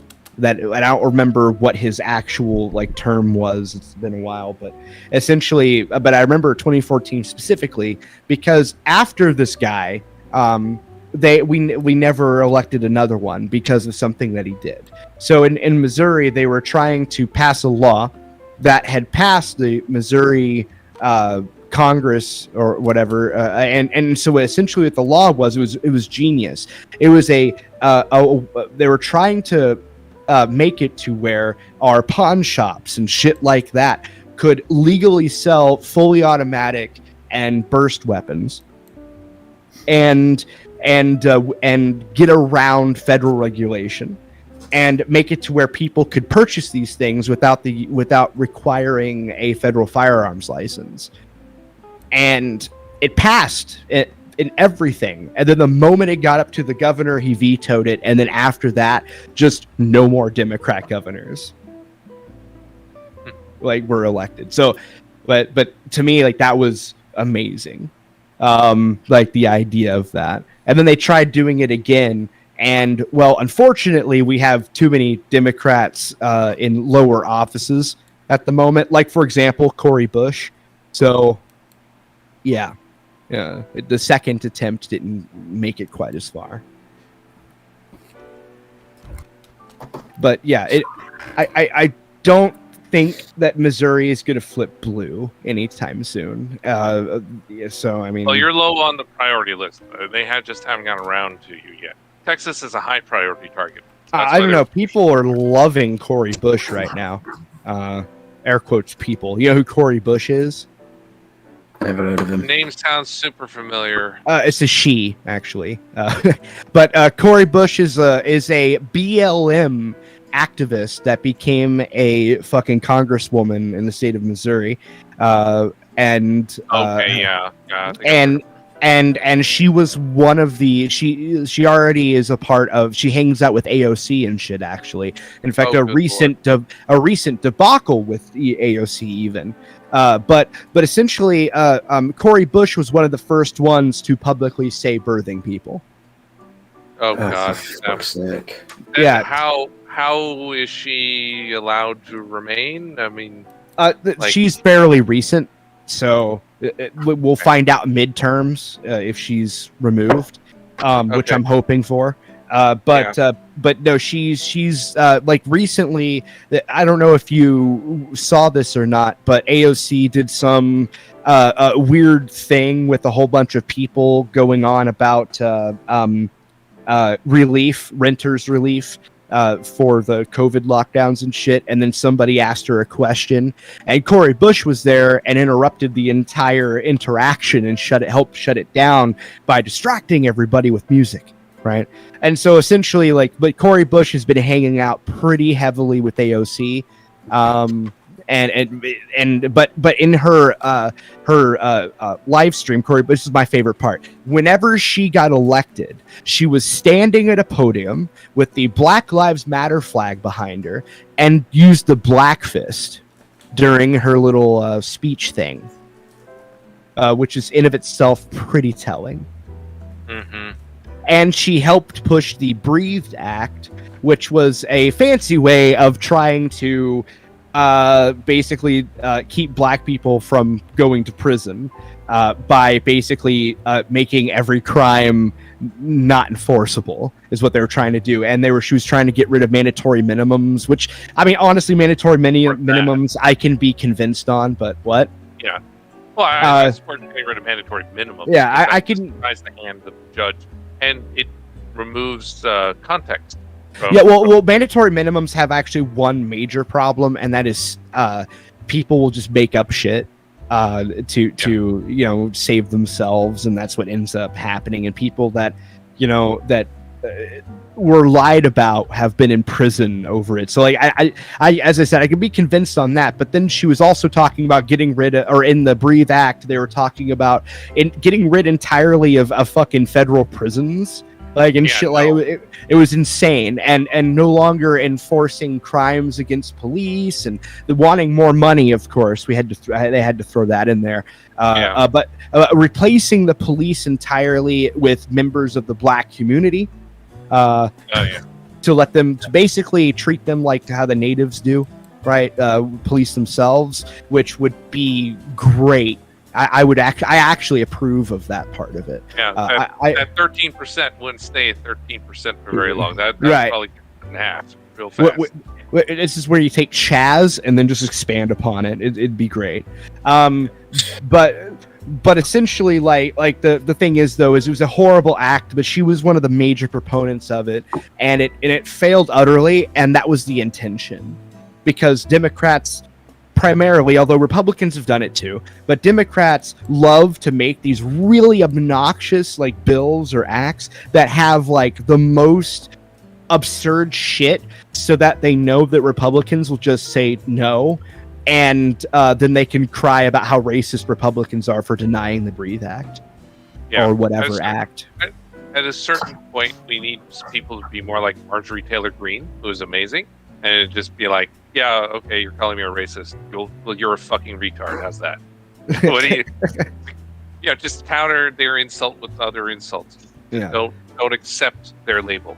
This is something I got into it on Twitter. I think it was that MMA guy Shields or something was like, he posted, decried the whole the trans woman beating up another woman, and it's like, that's not fair. And so everyone's like, oh, you're transphobic. And so he made a tweet saying, hey, I may disagree with this, doesn't mean I'm transphobic. So my tweet to him was like, hey, don't accept their label. Like, being called phobic or ist, whatever, it doesn't matter. It's just an insult. It has no weight. Don't apologize for it. Don't back off. See, what I do when somebody calls me a racist is I call them a nigger. Yeah, there we go. So it's just like, you want to call me racist. If you want to vilify me as a villain, I will personify the villainy you're painting me with, because I don't actually care.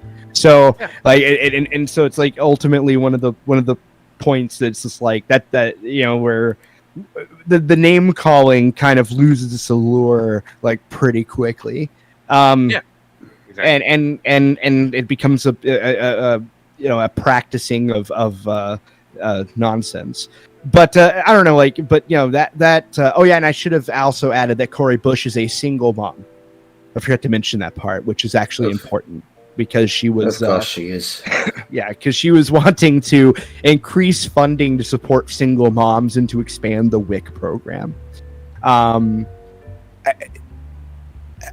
Like basically just every single extreme progressive stance Cori Bush takes. So Yeah. That's she insane. yeah, and so what I like is I don't know if you watch him. You probably hate him. I actually watch Jimmy Dore a lot. I disagree with him Oh, no. on a lot, but I think it's funny watching him shit on Cori Bush and AOC and Bernie. Okay. No, Right, he I don't- absolutely hates progressives. Okay. Most commentators I'm following right now, I watch EFAP with Mahler, Rags, Fringy. I watch Sitch and Adam, mainly because Aiden pops in there sometimes. Of course. And one of these days we'll get Shu and Aiden onto the same episode. I don't think their paths have crossed Ew, yet. Shu. Oh God, yeah. Shu is Kami. funny. Shu, depending on who she's with, Shu can be amusing. She Some of her loves videos- Vosh. Yeah. Yeah, I know, but some of her videos are still at least entertaining. She still has entertainment value. Some of her things and her criticisms of the Democratic Party do still land pretty well. Yeah. Well, I mean, I still watch. I'll watch Destiny, and then occasionally I'll even watch Vosh videos. Like I watch all sides of the political aisle. I don't really care. Now I don't watch Vosh very often because I'm pretty confident he's a grifter. And so like I don't believe he believes 90% of the shit that comes out of his mouth. Like he actually unironically said, this is like to me the most naive thing anybody could ever say. He said if he existed during the slavery era of America, that he would be spearheading the anti-slavery movement at the height of that era. It's like, no, you wouldn't. He wouldn't do Does- shit. does the man- He's a fucking coward. Yeah, No. yeah. No, No, he's not an dude. All of us would have been cowards if we thought that back then. Like that, nobody Him and thought the that. Blobzilla that he's been stuffing it in. Yeah. But yeah, I've seen that. But they're like the thing is like the argument being, and this was actually him versus Destiny arguing. Destiny said, no, you wouldn't. In fact, if anything, you would be a slave owner. You would have at least one slave, and even if you didn't, the most extreme radical view, like at the height of slavery at the time, was just making it instead of slavery, switching it over to indentured servitude, which is essentially just, slavery light.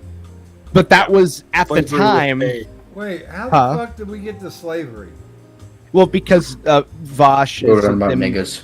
Yeah, but but essentially the point is like Vosh was, Destiny was saying that back then that was a very radical thing, was to go from slavery to indentured servitude, and one of the people that supported that ended up getting killed because of that view. And he even told Vosh, if you think that you would back then stop slavery single-handedly or help a movement or something, you would just get killed, and even then you wouldn't do it because it's culturally unlikely. Yeah, yeah. and you're just not that kind of man. Sorry. Yeah. Sorry, Vaush. You're just this spineless coward who goes with the flow. He'd be decrying the states. Yeah, well, because some states like Massachusetts, for example, they use the 10th Amendment to defy many of the federal slave orders.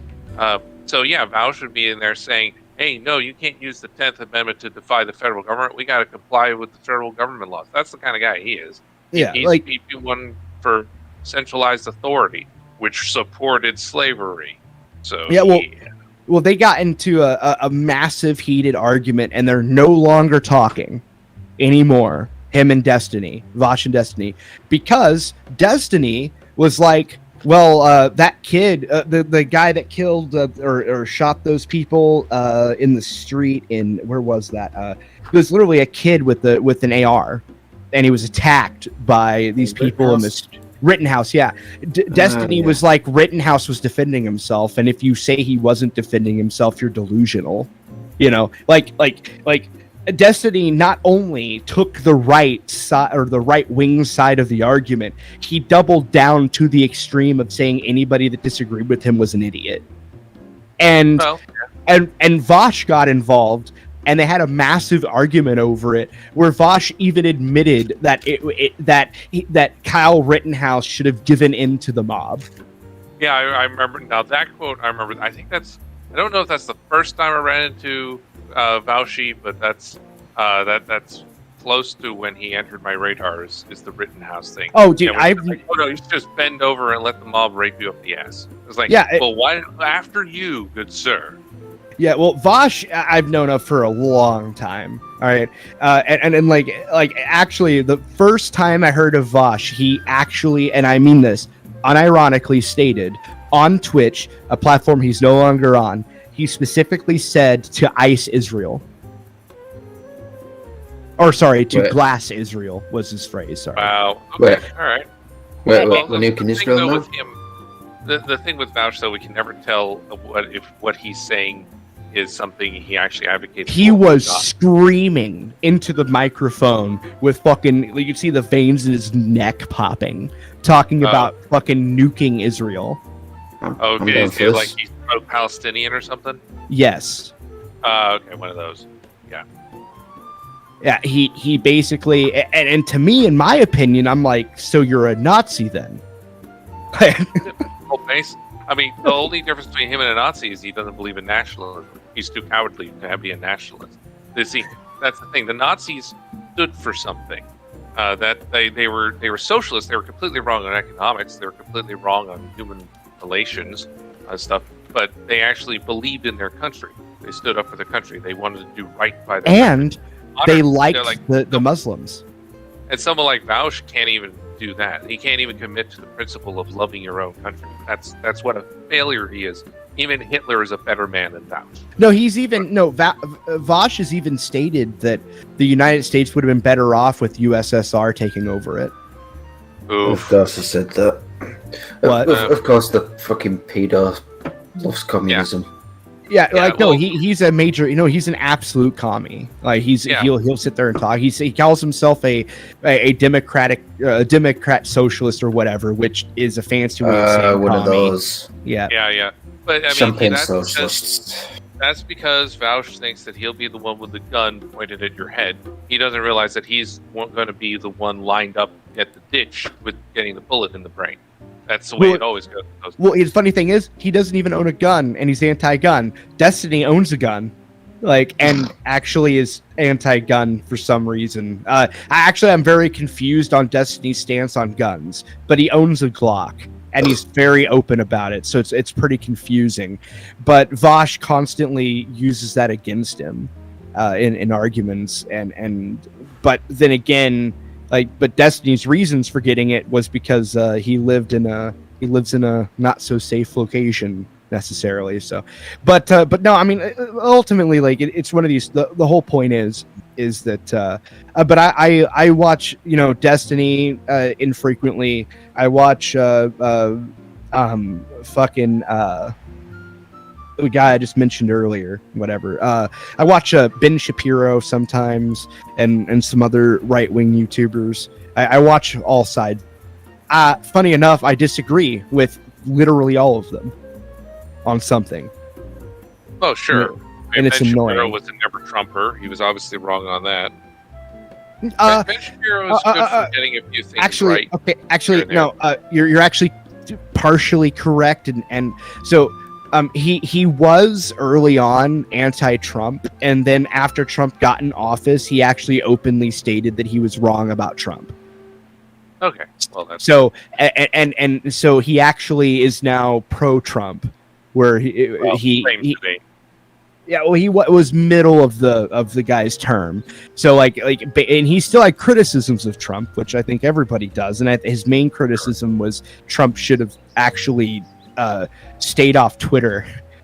Now, I don't agree with that because I think that him being on Twitter was the most transparency I've ever seen in a presidency.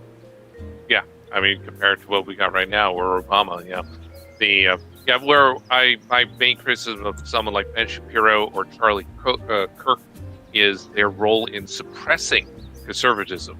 Because if you What? know, and we've had this discussion on DocStream before, but one of the big issues was, for example, Fox News went left. Like when Fox News took a hard left turn in there, and we talked about this, I think, a couple years ago, and it's even truer to that now than it was. Because one of the things like Fox and Turning Point USA, Ben Shapiro, some of what we call Conservative Inc., what they do is they establish essentially an Overton window of here are acceptable conservative talking points. You fall outside of that, we will ban you. And Fox was part of this, and Shapiro, unfortunately, is also part of this. So you have anyone who pushes nationalism, for example, gets banned. If you oppose immigration, you get banned. If you are I don't socially know, conservative, you get banned.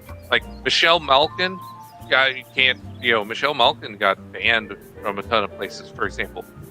Part of that. And Ben Shapiro, unfortunately, is part of that thing of like he blocks up and coming stars and things who might be more conservative and stuff. He blocks them from rising to power and stuff. He blacklists. He participates in blacklists and things like that behind the scenes, which is scummy, and I don't like it. I never heard this before. I mean, I know like you. I know. I never heard this for Shapiro.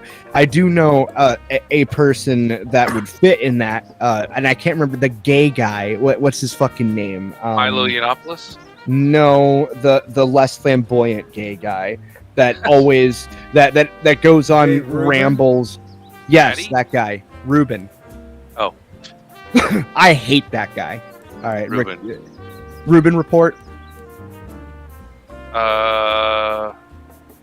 Not ringing a bell. Dave Rubin.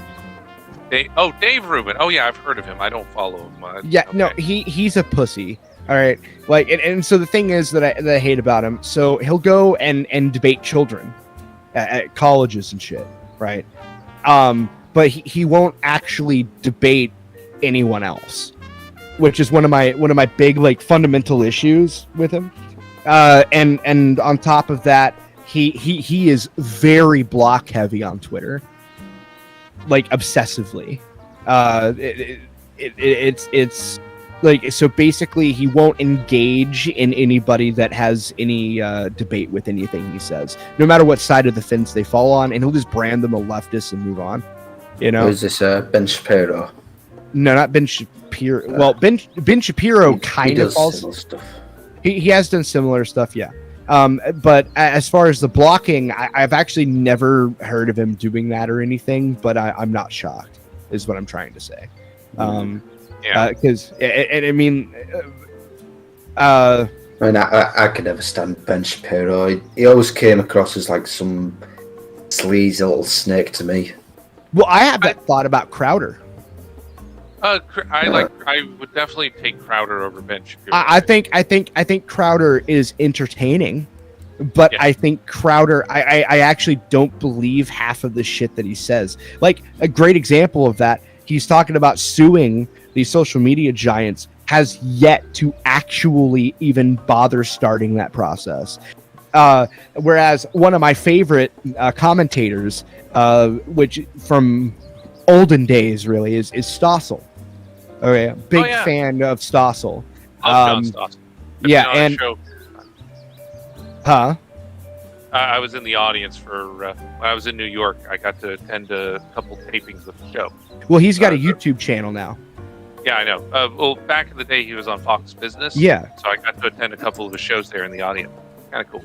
Yeah, I've always been a huge fan of Stossel, and I actually, he's like the only person that I think of. I don't disagree with anything that he said so far that I can think of, really.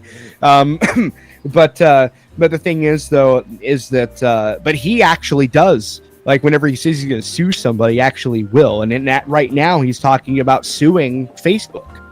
Yeah. He Good just move, made a good on video him. about it, and he should, because they actually costed him money, and they defamed his character or libeled his character, and used heavy amount of defamation. And he's got people on record on his show, like saying Well, so basically he had a video where they made a claim about his video that wasn't true. And then he brought in people from the, fact checkers, that company that made that claim that Facebook flagged him down for or whatever, right? And he brought him on his show, and they're like, "We never saw your video. We actually didn't even know who you were." And so it begs the question. So, and that's why he's suing them and has a decent case. So, but yeah, but as I said, he's not a grifter. He seems pretty honest. And to me, I don't really care what side of the aisle somebody's on necessarily, so much as they're fucking honest about it, and that's what's important to me. He's also been a pretty straight shooter from day one, and as I said, I've met the guy. He's a pretty nice dude. Got to talk to him briefly there. He talked to people in the audience and stuff. Yeah, he's a good dude. Good dude. I like him. He does wear very, very heavy makeup. He's a lot older than he looks. Oh, I bet. Yeah, they have to cake on the makeup, kind of like what they did to what's his name? The New Year's Rockin' Eve, Dick Clark. There you go. You could tell that they had to cake on the makeup with Dick Clark there, because I think once you finally got to see him without the makeup on, it's like, oh my god, yeah, no wonder you're almost dead. Jeez, you're like a ghoul, man. You do not look good. Oof. But no, he's a good guy. Yeah, and it's but essentially, the other guy, Jimmy Dore, he was actually on TYT, and the only reason he's still not on that is because he was the only one there that had the balls to argue with Chank and the rest of the crew live, and it was funny. And so now he's on a lifelong pursuit to just crush the Young Turks, which is hilarious. But he calls worse pursuits. Yeah, but he calls basically the entire Democrat Party shit libs. Now the problem I have with him is he's basically a commie. He's obsessed with Medicare for all.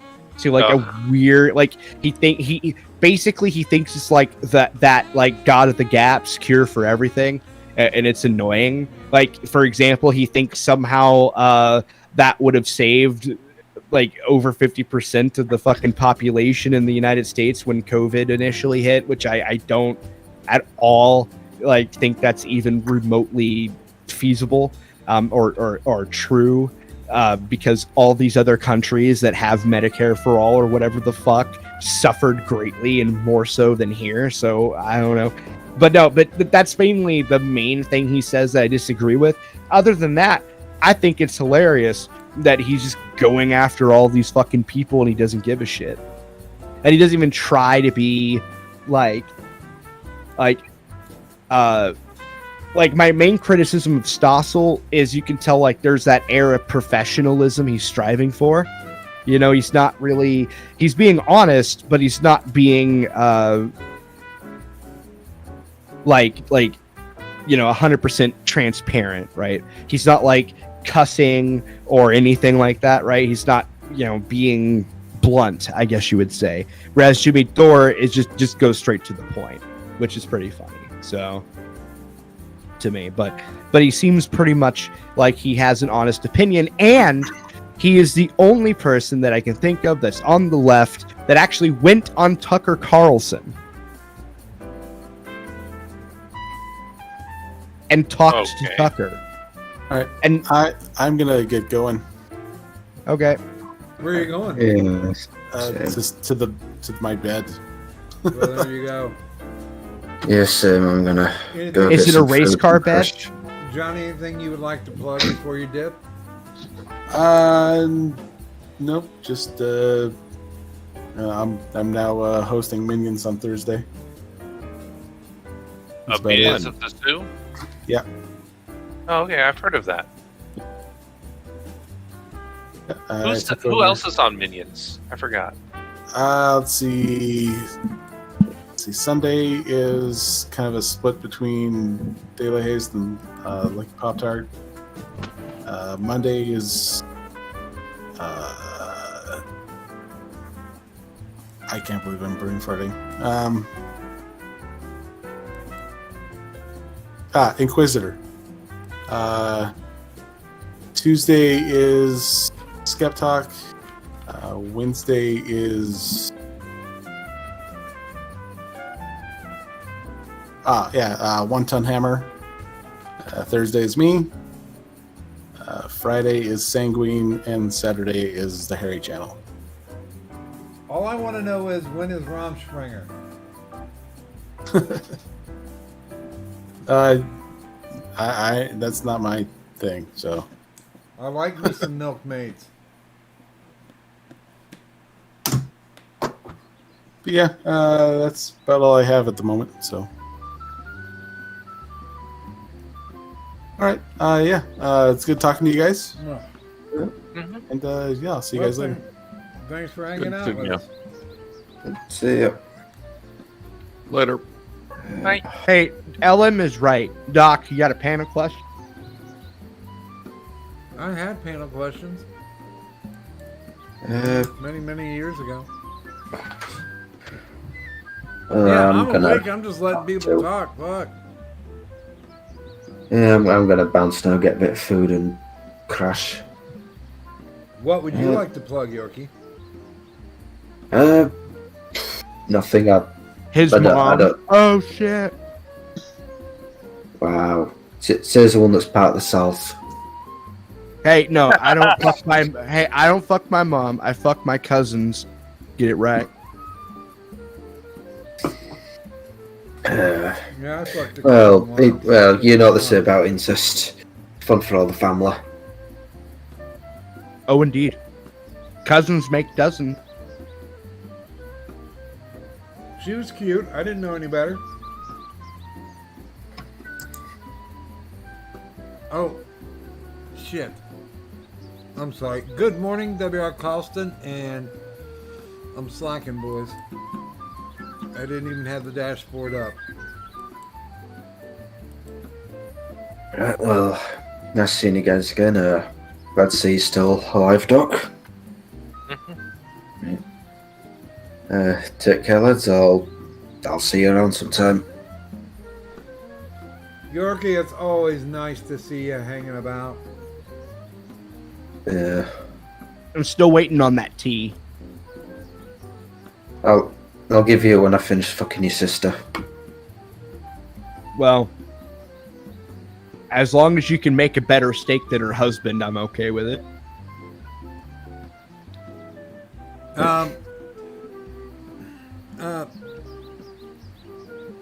$25 donated by Mr. Ellen. Thank you, sir. He says, I got a panel question in the comments. Let's stop wasting our breath and time talking about tards. All right, then. Let me flip back through and see where I can find Yeah, it. let's stop talking about Yarky.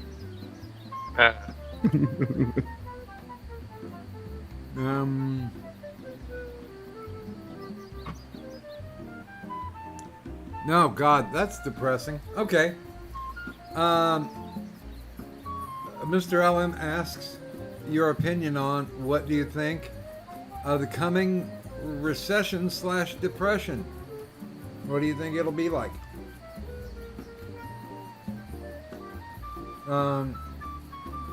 I've got age on everybody, so I'll go last. Go with Yorkie first since he's about to leave. Yeah. Yorkie, did you want to hit it? Yeah, might as well. All right. From my personal theory, I guess it'll. Ghost I can think of is it'll probably be a wake up call for a lot of people, and at the very least, they'll actually learn through first hand experience how to deal with money when shit's hitting the fan. Or the lack of So- the lack thereof, no money. Yeah. Well, yeah, exactly. They learn to spend wisely, which is always a good life skill.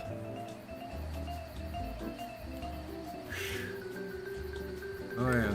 Then so with that donation, by the way, Mr. LM does become the New Agenda Champion.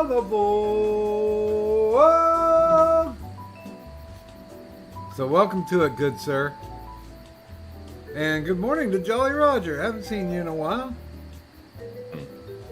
Yeah, we'll see No. if LM can hold on to it. Or now, did LM become GOAT at some point? I know Turish has been GOAT. No, the only goat has been Turish. Okay. I mean, there was somebody who got to like 13 days. I think that might have been Ghost Dog, but Yeah, I remember Ghost Dog being it for a brief time. it ended up with Turish having 19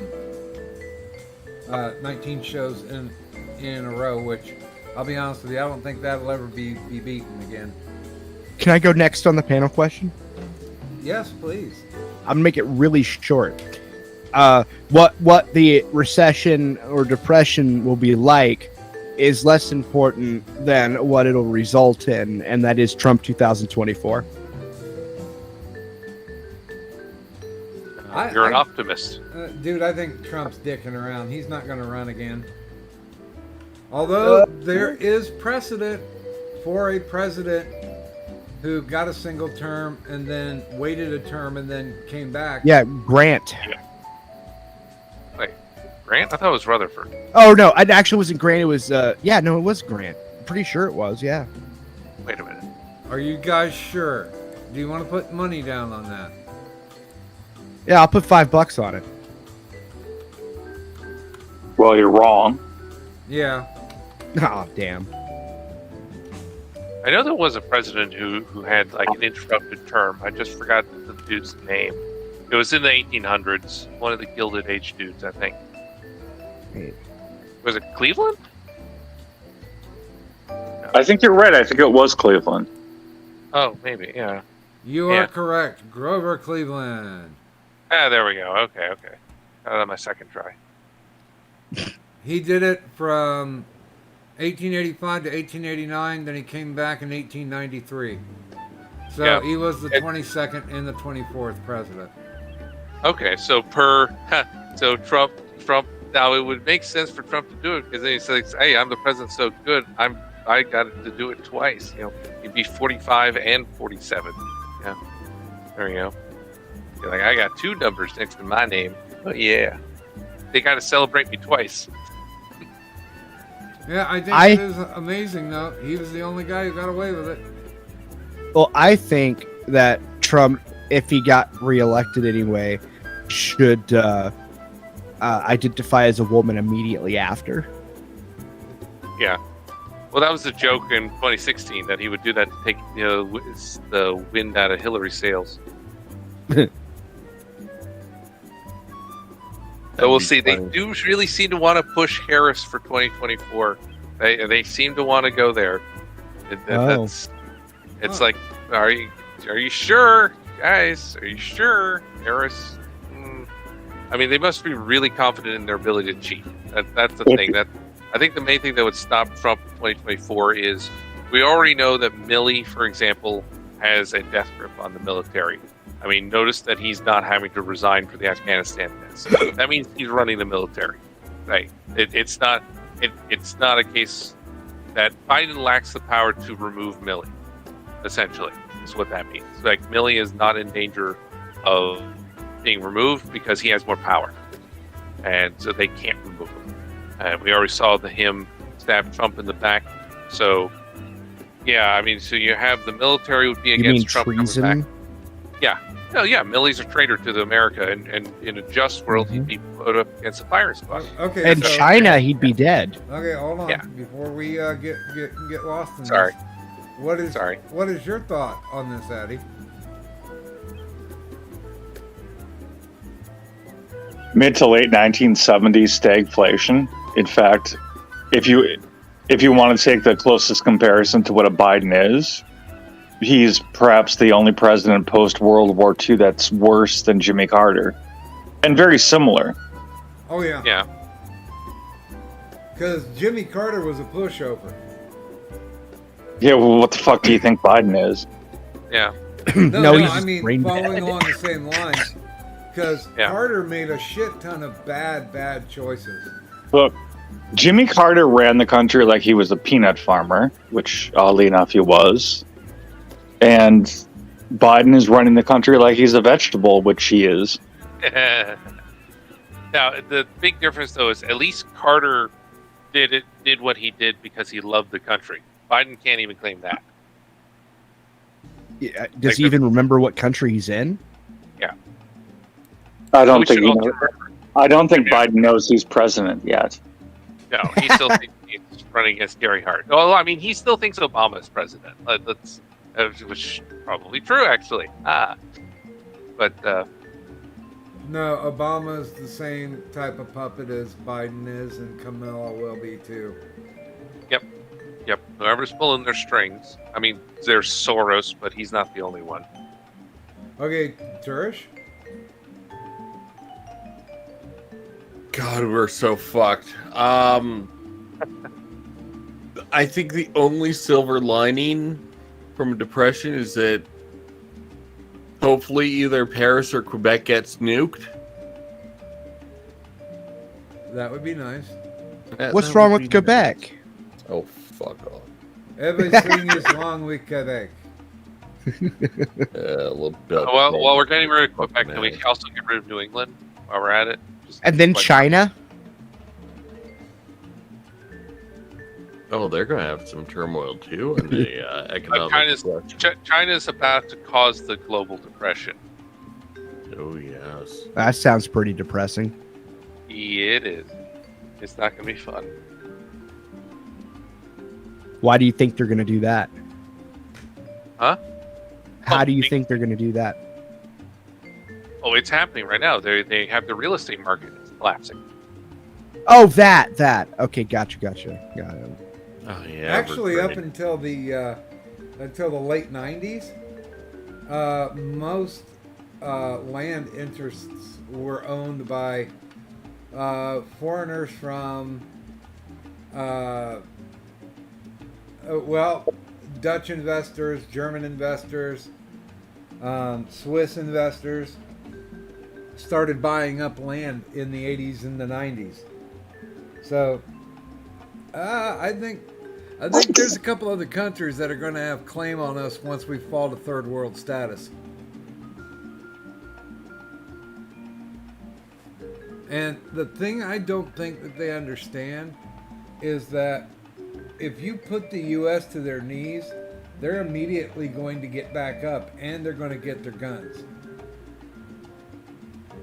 They basically got the best bloodless coup that they could get for the 2020 election, plain and simple. Yeah. But it's one of those, fool me once, shame on you. Fool me twice, shame on me. The bullshit that's going to happen in the 2024 election is going to be almost exactly like what happened in 2020, because of the fact that they're trying to pass through Congress right now mail-in balloting, not as an exception but as the rule. Yeah. Take away. Basically, they're going to try to do what federal control of state elections, which is, oh boy, that is. I mean, there's a constitutional violation if there ever was one. I just want us to go back to counting paper ballots manually. Yeah, paper ballots are good. Have a paper trail. Good thing. I'm going to disagree with you, Vlad, on something, though. I don't think Trump is the answer to the next 2024. I think DeSantis is a much better choice. Oh, hold on.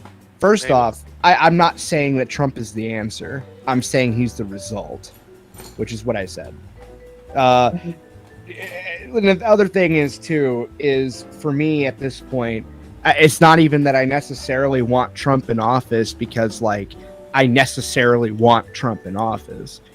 It's just I miss the media having a psychotic panic attack over him being in office. Now, granted, I will grant you that if DeSantis is in office, the result will likely be precisely the same. That they'd have a psychotic fit. I think Trump did a surprisingly good job as president, but because he ran it like a business. But the problem is there is such a large segment of society in America that just viscerally hates him that you're better off to DeSantis. I mean, I understand that, but the other thing is too, is that a certain, like, look, first off, this idea that Biden isn't going to rerun isn't true because he's already said he was going to do it multiple times. No, So Biden's not going to. Biden probably won't be alive for the next election. well, we'll see. I hope not. Promise? But yeah, right. But essentially, if he ran, all right, or if Kamala ran, assuming you're right, and then Trump ran, let's be honest here, it would just be Hillary versus Trump all over again. Yeah. Though the wouldn't- difference of being it- that Kamala's got a federally backed cheat machine. If Kamala ran, it wouldn't even be Hillary. If you want to draw a comparison to Kamala running as president, I think Dukakis. Yeah, Dukakis or Mondale. Mondale. There we go. Thank you. You know Well- what though? You know what would really put a bee in their bonnet? If Tulsi Gabbard jumped and became Trump's vice president. That would People really have talked- piss some people off. People are talking about that. DeSantis Well, what- is more likely as his running mate, but yeah, Kelsey as the running mate is possible. 'Cause But I Tulsi- wasn't- Tulsi Gabbard fucking destroyed Kamala Harris in the Democratic debates. I mean, that's the reason why it's like, oh shit, we can't have Kamala run anymore. She was supposed to be our golden child. All right, wheel out the old crusty white man because he'll die in office. Then she can just take over. Well, the thing is like, whenever I said Hillary, I wasn't like saying Kamala is like Hillary.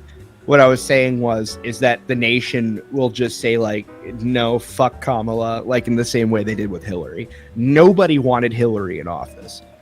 Even Democrats voted for Trump because just nobody wanted Hillary in office. Yeah, and after the disaster of Biden here, yes, again, the only thing that's going to keep the Democrats in power in 2022 and 2024 is the cheat machine.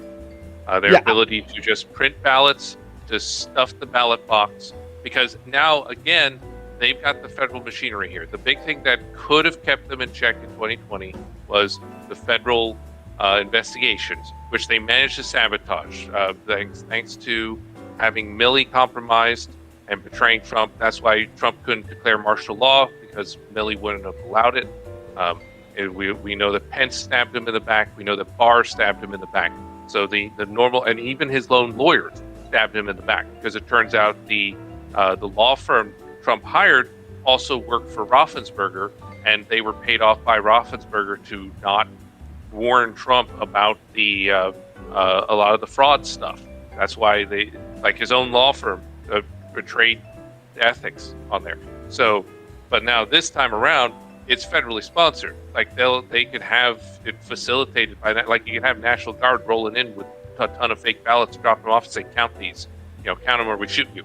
That kind of thing. That can happen in this case. I mean, and the news media is not going to cover it.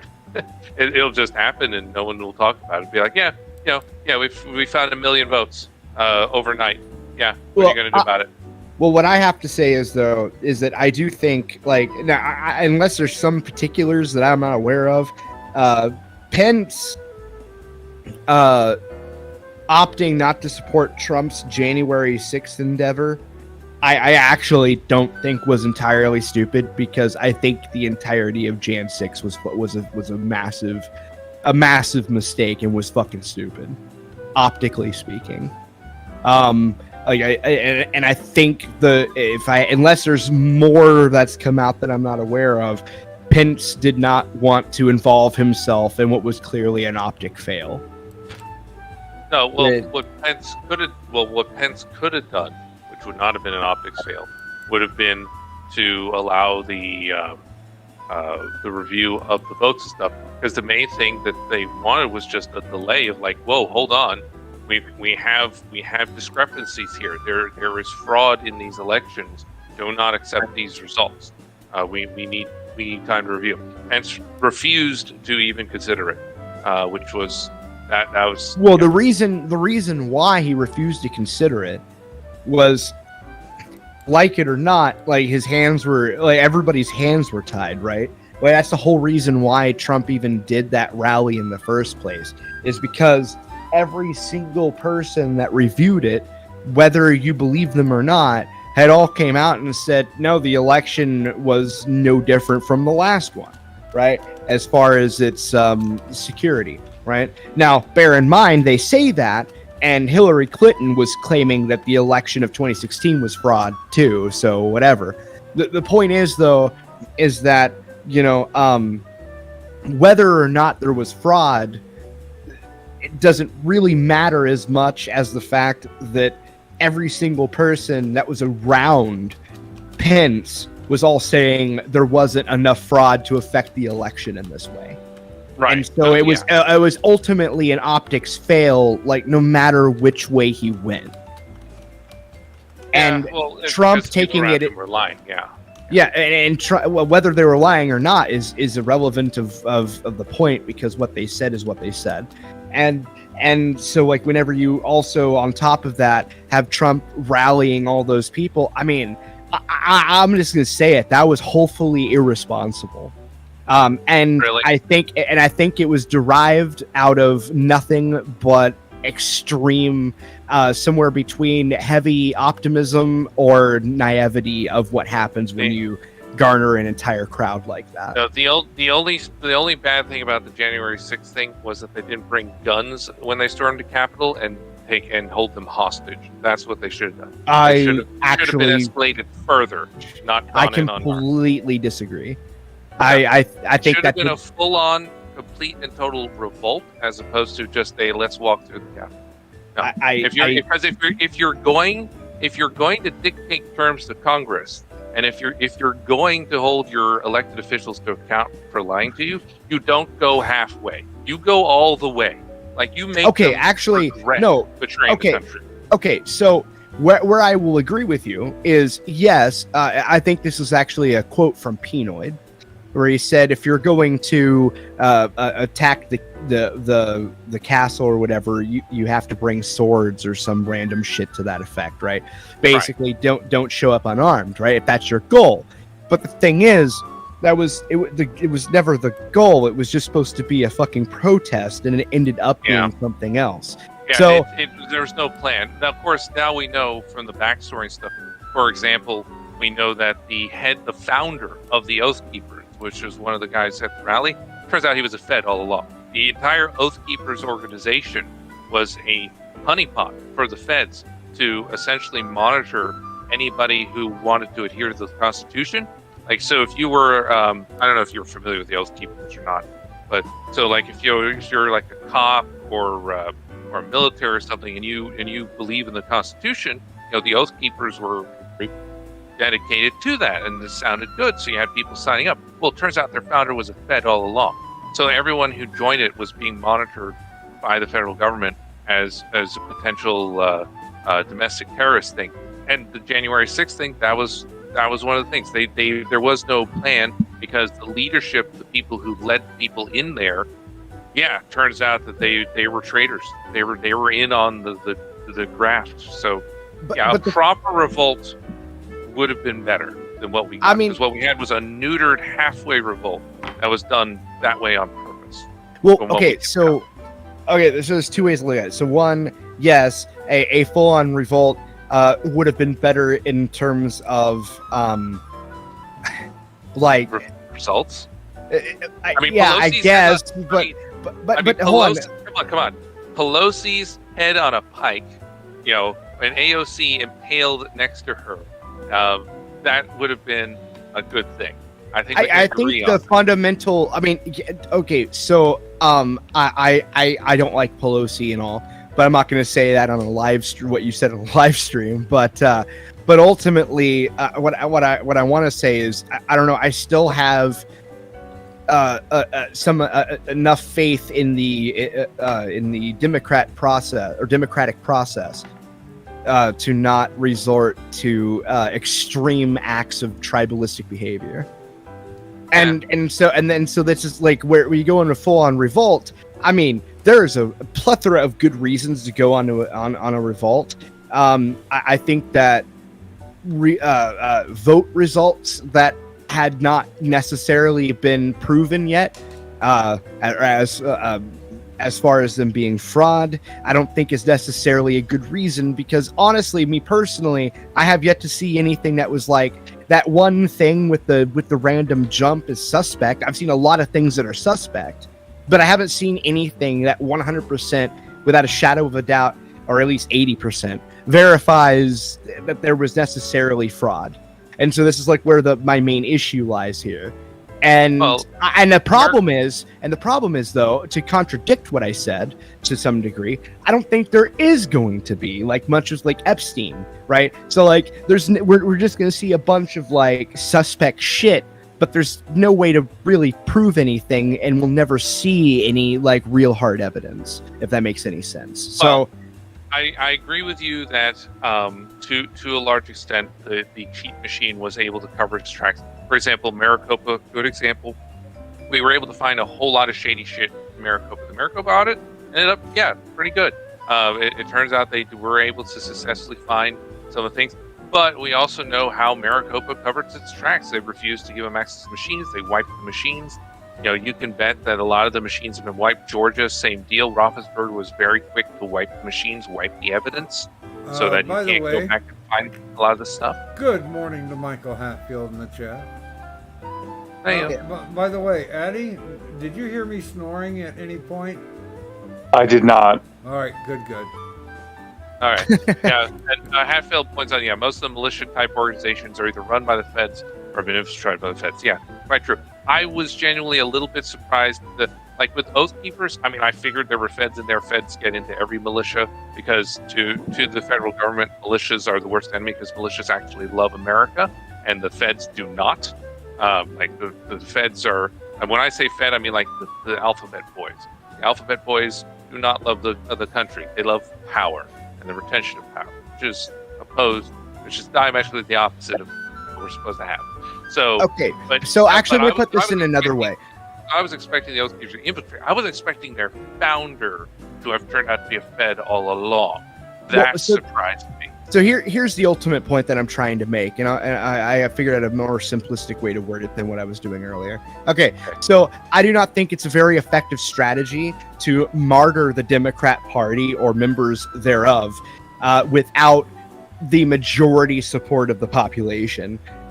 Or at least without verification of the majority support of the population. For example, Julius Caesar would not have been able to become emperor, as an example, without the majority of the plebs supporting him, right? So this is ultimately kind of the point that I'm making, is what you're suggesting would have resulted in nothing more than martyrdom, which would have done nothing but fuel sympathy for the opposition. Well, here's the question, though.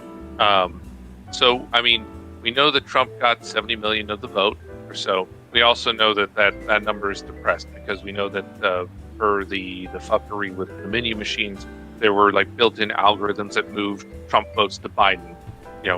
So we know that he got more. Let me tell you what I agree with real quick before on that subject real quick. I will say one thing I am skeptical of is that Biden got more votes than Obama. So there's that. So okay. Yeah. All right. We agree on that. Yeah. The bellwether counties, there's a lot of fuckery with the 2020 election. Oh boy. Oh man, what was I going to say?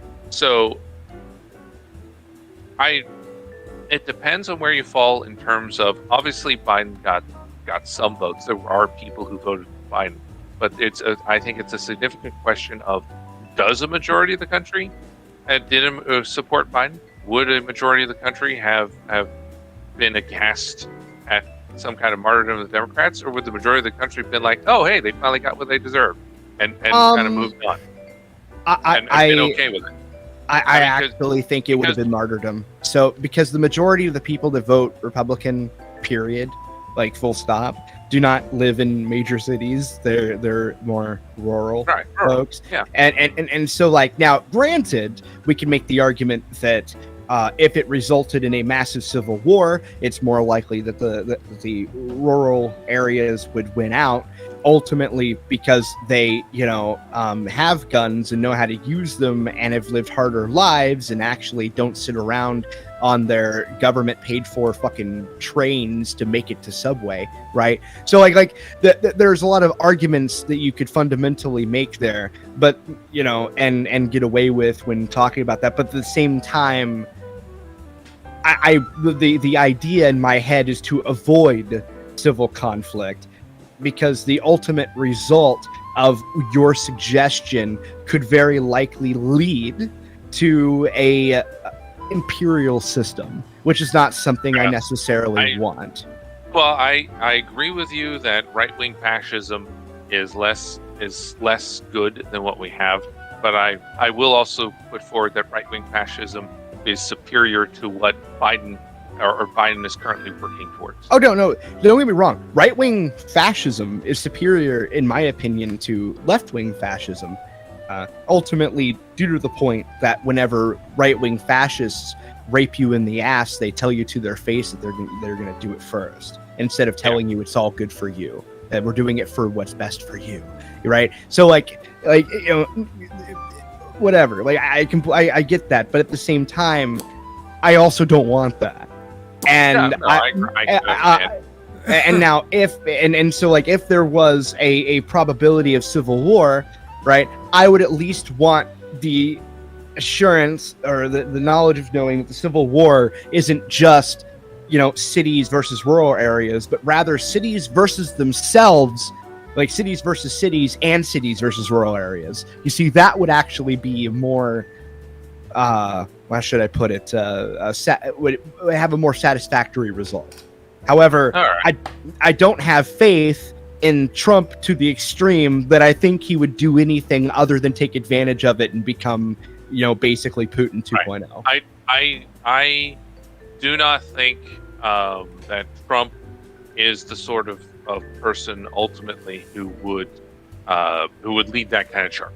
I don't think Trump is that kind of person. I think he is too wedded to the past. He's too wedded to the idea of, hey, we're all on the same team. I think to a degree, the reason the Democrats were able to pull the cheat machine on him is because ultimately he ran out of his business and they used tactics on him that a businessman would not anticipate. Ultimately, that was his strength and his weakness was his business-like mentality. They were able to sideswipe him by tackling him with essentially what to a businessman would be completely irrational and weird and couldn't anticipate, but to a politician would make sense. That's what ultimately kind of undermined him. Well, with this, they use political that don't make sense. The best sense that it makes is when the Republicans get back into office in 2024, if it's allowed to happen, they need to make Donald Trump the press secretary. I agree on that. That'd be hilarious and wonderful. I fully support that. As I said, I think 2022 is going to be a test of what I call the cheat machine. It's going to be a test to see if, okay, how solid is it? How well can they bust it out? How efficient is it? How easy is it for them to implement? It's going to give us a taste of what happens 2024. Because so 2022, everyone's like, hey, Republican landslide, blah, blah, blah. If we don't see that, if Democrats are able to retain power, and they're able to retain power because it's like, hey, wait a minute, what do you mean? What do you mean we got more votes than people in all these blue counties? Well, you know what my major issue is with all of this? I'm actually extremely pissed off that it took until 2020 for people to bitch about mail-in ballots. I have been bitching about that forever. And in fact, I will go to the extreme of saying that if you are overseas, even if you're in the military and you're overseas, no vote. The only people that get to vote are here. And that's not because I'm necessarily saying that you should be punished for being overseas. Not at all. It's that, unfortunately, it's way too easy to discount their vote anyway. Obama did it, for example. So, well, I mean, I've been decrying the voting machines, the electronic voting machines, since they started coming Oh, out. the back in machines iPhone days. actually themselves are a problem, but actually the biggest issue with the machines aren't even the machines themselves. The biggest issue with them is the process of which it goes from machine to a warehouse to store the votes. That part is fucked up. They give a flash drive to some random dude who completely unguarded, unchecked, unwatched, drives his happy ass all the way to some random warehouse that's undisclosed. Nobody knows where it is, and hands the flash drive to a completely random dude who also is not being watched, checked, or anything. So the fundamental issue is a lot of things can happen from the machine to this undisclosed location, and all it takes is a guy with a car with a laptop in the car. Yep, the laptop that we know they had, like in Philadelphia, we know they had that because they stole them. They stole the laptops exactly needed for that specific kind of operation. Correct. Yeah. You know, so like those went missing. Yeah, and I mean, well, it's even easier than that. Remember the adjudication process glitch that Eric Coomer went out and taught, like in Detroit, Philadelphia, Georgia. He went out and taught the Democrats how to use the adjudication procedure to cheat. Because what you do is you crank the so the machine is scanning the ballots. You crank the sensitivity up so that it senses more errors. Because every error gets kicked to a person, an adjudicator. That adjudicator can then either reject the ballot outright, in which case it doesn't count. Or they can even change the vote. Who voted? So you could change a Trump vote to a Biden vote with an adjudicator, and then what you do is, to cover up the tracks, is you delete the log of what was adjudicated, which is what happened in Detroit, Philadelphia, Fulton County. They deleted the adjudication logs. Not for any previous elections. Oh, we've got full adjudication logs of all the prior stuff from like 2019, full documentation of that. But 2020, black hole, gone, disappeared. So they I have this deleted idea. We don't know the adjudication logs for a lot of the major Democrat centers. And we know that Eric Coomer educated on that because we got the records of that. I have this crazy radical idea that I came up with the other day that, believe it or not, is somewhat inspired by Asian bullshit, right? And so this idea is to have... So I have this idea that we should have a separate organization that is an investigative organization, right? And it's kind of like a sect from the government, right? Sort of, right? But the difference between this and, say, the FBI or the DNC is they're not law enforcement. They're just investigators, right? And they provide information for these organizations, right? Now, the cool thing about this idea, about this organization, is the people in it are trained and conditioned and perhaps even possibly tortured to some degree to become essentially human AI, basically bearers of absolute objectivity. They are not allowed to have social media presence. They are not allowed to discuss politics, whether that be in private or in public. They're not allowed to vote. They're not allowed to do a lot of things. Basically, anything and all things that could create a bias in their job and their investigations. And so and then ultimately their job is to investigate like voter fraud or investigate the heads of other organizations, shit like that. And the best part about this is that the people within this organization, if at any point they show any evidence of bias or anything like that, and it can be shown, they are given the death penalty. It's basically treated as treason to violate that particular sect. It's basically like, think of it as like monks is kind of like the idea here. Okay. And so essentially the point is these people have zero political bias. They have zero interest in politics. They are only interested in objective. They're not even bipartisan. They basically try to be as unbiased as humanly possible and only care about facts and only give facts and do not even give opinions on those facts. They only disclose factual information and give it to these other organizations. And the best part is, okay, if they receive money, death penalty. They receive money from anywhere but who's paying them. Furthermore, on top of that, in the reverse, if, say, a politician or another organization or, say, a PAC tries giving them money, the people trying to give them money, trying to corrupt their objectivity, are also put to death. So it's like a very extreme sect that has this one job, and that's it. Okay. I mean, that'd be cool in theory. That'd be a neat. Sounds like a good setup for like a fanfic or a story there. You got. I mean, it kind of does, but essentially the idea is essentially like the Supreme Court taken to the utmost possible extreme. Yeah. So in terms of like real world stuff, as I said, 2022 will be a test of how well can they bust it out. 2024, I think they will be more unreserved and unabashed about it. Because, I mean, look how blatant they were. I mean, they pulled off the grift. Everyone knows they cheated. I mean, it's very obvious from looking at the numbers. It's obvious from looking at the videos and the mountain of evidence and stuff and the suspicious behavior. And they got away with it. No one was punished. In fact, those who did it And a got good morning to rewarded. Full Metal Joker in the chat. Full Oh, Metal yeah. Joker saying hello. Yeah, hey. So, I mean, they'll probably be even more blatant about it in 2024, my guess. Because, I mean, they're already saying, like, if you dare question the 2020 election, you're a domestic terrorist. Congratulations. It was like, oh, great. So, yeah, I Again, mean, imagine how extreme they're going to go next time. I think in this case, I think there's tons of evidence of suspicious behavior and just suspicious results and stuff like that. Basically, there's tons of evidence of suspicion. But I have yet to really see any reason for me to go full bore one way or the other. Okay. Full bore. Like I'm unconvinced to either side of the argument. I would recommend digging into it more. Usually, the deeper you dig, the more you're like, whoa, okay, yeah. Because, I mean, there's a lot of suspect shit.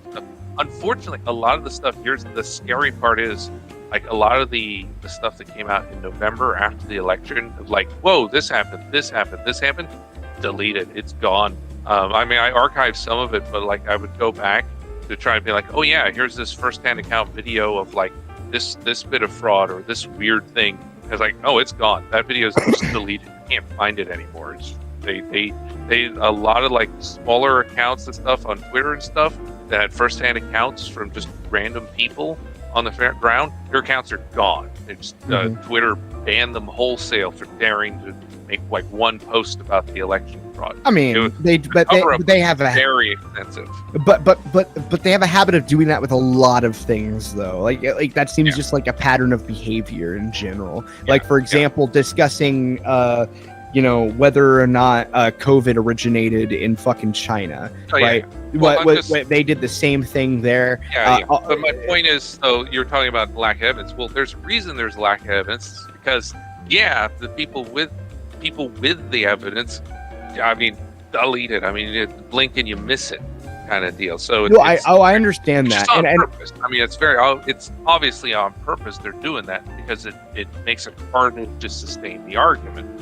I'm aware, but again, like, that's kind of what my point was earlier, is that we'll never know one way or the other as a matter of fact, because, actually, even as Hatfield said earlier, that even the investigators are part of the fraud. So if there is one, they're part of it. So I mean, Barr was clearly part of it. For example, I mean, we know that from some of the stuff that came out after, like the Sweetheart. I think it was a book deal he got paid off with. I think they wanted to say. So, but yeah, but the fraud machine in 2024 will be interesting. I will say, like, again, your optimism shows in that it's like, gee, I hope we can avoid a civil war. No, the civil war is pretty much inevitable at this point. Oh no, we're on like, the course of that. I mean, because if we have the two choices here coming up for the country, which is you're either going to have a civil war where you get to fight to defend your rights, or you're going to roll over and get lefty fascism. So here's the thing. There you go. Here's what I'm going to say there. Okay. By the way, good morning to Shamus Darby in the chat. So as far as optimism goes, like I'll admit that part of it is kind of like it's more of a want or desire. But the reality is like, yes, I'm aware that lines are being drawn in the sand. For a great example, like this, the coolest thing that I've seen in recent, which is one of the major things actually I was going to answer Doc's panel question with, which I chose not to at the time, was whenever Biden was talking about vaccine mandates and said he was going to use his full power as president, kind of hinting at military power because that's part of full power. You know what I mean? Like, it's part of his power. So, and then you see like 30 something fucking states, including some Democrat ones, just stand up and say no. Like the governors, like just all, and within hours of the press, like a press briefing, like just a couple hours, like it wasn't even that long. You just start stacking, and these governors just like no. And I'm looking at that, it's like, dude, like if there was anything that seems like we're leading to a civil war at all, like that was it. Like that was a very quick response to Biden's fucking thing. And if you notice, Biden backed the fuck down after that. And which is good. That I will say that was the sensible response from the governors, and the fact that he backed off is good. He backed off this time. Yeah. Will it happen again? I don't know. He's obviously going to keep pushing to try to find a way. Like he's already talked about, well, I need to remove the governors who stand in my way. So he's already like, I'm coming for you. I mean, he's already picking on DeSantis and that's what I mean. Texas here, we've got 2022. They want to flip Texas. All of the Democrats at this point, given the ability to have just mass-produced ballots and to just, I mean, they literally, like in Arizona, we know that they just straight up photocopied ballots and scanned them as real. Like they were just photocopied ballots in the mix there. That's how they rig things for Biden, just photocopying them. Just ridiculous. So we know that if all the Democrats have to do, they just have to win once. All they have to do is through honest means or through cheating, they just need to get one of their guys into a position of power somewhere, or get a Republican to sell out, like with Roethlisberger, and you're done. Your state can be done, because once they get those levers in there, they are now completely dedicated and totally willing to just. So Seamus made a very good point. I actually watched a video on YouTube. It was if the United States had another civil war, and what he said actually is one of the things they pointed out, that the southern and Midwest states don't even actually have to fight in the major cities whatsoever, because they provide most of the food for these cities. So they just have to say, I'm not going to feed you, and they'd rip themselves apart. And so but that's but he's absolutely right on that one. No, he is right on that. A civil war would be interesting. It would play out differently. And at least for right now, they don't seem to want to go that route. Now, one thing I know Sparky has said, though, is things like a trucker strike. You saw some of the impact there in Australia from that. In America, it would not work quite the same because, unfortunately, fortunately or unfortunately, depending on how you look at it, is we do have military backups for some of the transportation. Well, here's the fun part about that too, though. Wouldn't hit a trucker strike wouldn't go off as well. Sad. Well, maybe. So actually, one of the major reason I say maybe is because the military is primarily made up of who? Basically Southern and Midwest people. In fact, I think. Well, keep in mind, the military's gone much more woke than we thought. Yes, it has become more woke, yeah. But I think there's a lot of also silent people rolling over on that too. I agree. I agree that there's still a pretty decent chunk of decent Americans in the military. I agree on that. I just think that, unfortunately, the percentage of traitors in the military is a lot higher than we thought. It caught me by surprise. I don't know how many people caught off guard, but I was surprised. Wait a minute, we have how many commies going in there? Oh crap! And it's mostly officers. We know that a lot of the colleges have been putting in military officers, so like lieutenants on up, who are downright corrupt. The enlisted, I think the enlisted men, your privates, your corporals, and your sergeants, I think they're okay. for the most part. I think it's your officers who are the problem. Yeah, except for that lieutenant colonel. Apparently, he was a problem to the rest. Yeah, they put it so now he's in jail. I don't know if you heard Yeah, that. He's in, I know. The thing is like I have a lot of mixed feelings about it, but then again, they're the same mixed feelings that he himself expressed. So, like I don't know what I would do in that situation. I don't know. I mean, I'm pretty confident I probably would have broke the gag order too, just because I don't know. I have a problem keeping my mouth shut when I'm told to shut it. So, Yeah. But then again, he's in the military. You see what I'm saying? So the mixed feelings come there. It's like, well, if you're in the military, you're not really, you're not there to make decisions. You're there to follow orders, And so this is kind of like where I'm like, well, I mean, he's in the military. He knows this. They gave him a gag order. It's kind of on him. So like I have a very mixed feeling about it. But at the same time, nothing he said was embarrassing to the uniform. Right? Like, so he never said anything angry. He didn't yell. He didn't scream. He didn't go on a fucking tangent. Everything he said was actually very like boring. Like in a way. Like it was very basic. Like just the basic bare bones expectation. So that you would expect of actually more than just the military. You'd expect something like that of just your boss. Yeah, everything he said was fine. It's just the thing is, good men must be punished. That's seems to be the overriding thing. If you're a good man who loves your country, they want you dead. They want you dead, and you want you ruined. They want to throw you in jail to be tortured, like they're doing with the January 6th people, or they want you you have the guy who rescued the baby. They want to investigate him, ruin his life. This guy here, they want to ruin his life. If but bear in mind, a good person, they want to ruin your life because they. But can't if you're allow black and you burn a building to the ground, it's fine. Exactly. The villainy is rewarded. Heroism, decency is punished. And we're in the moral inversion stage of civilization. To me, which precedes collapse. Yeah, to me, it's not even necessarily a question of morality so much as just a question of absolute inconsistency in terms of justice. So although I'm not a very I'm not a big fan of morality as a whole, I am a big fanatic when it comes to justice. And impaling. That's why I was. Yes. That's what I was referring to earlier with saying, "Hey, Pelosi should be impaled in front of the Capitol." I'm really trying hard not to delve too far into that because I'll end up saying shit that'll make Doc yell at me or something. Well, I think the fact that I'm invoking If I Vlad wasn't the asleep, Impaler. I probably would be.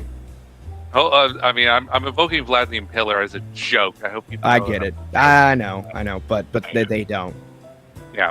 The people we're talking about don't have humor. Yeah, that's quite true. The Meisel do not have a sense of humor. This is one of their well-known traits. They're almost autistic like that, but they're not autistic because at least autistic people have a sense of humor, even if it's a little warped. But yeah, they have no sense of humor. They cannot take any prodding. They cannot stand mockery. Mockery is their biggest enemy, which is why mocking them is one of the best strategies. Or peeing on them. Yes. Let's see. Addie, did you go on the depression recession question yet? I'm sorry, the what? The panel question. Have you answered the panel question yet? Yeah, that was 45 minutes ago. Okay, Yeah. Kurish answered it. Vlad gave his. Okay, I guess I'll go next year. So my expectation for it, kind of hinted with my back and forth here with Vlad, is, the depression recession. I think it's going to be a test.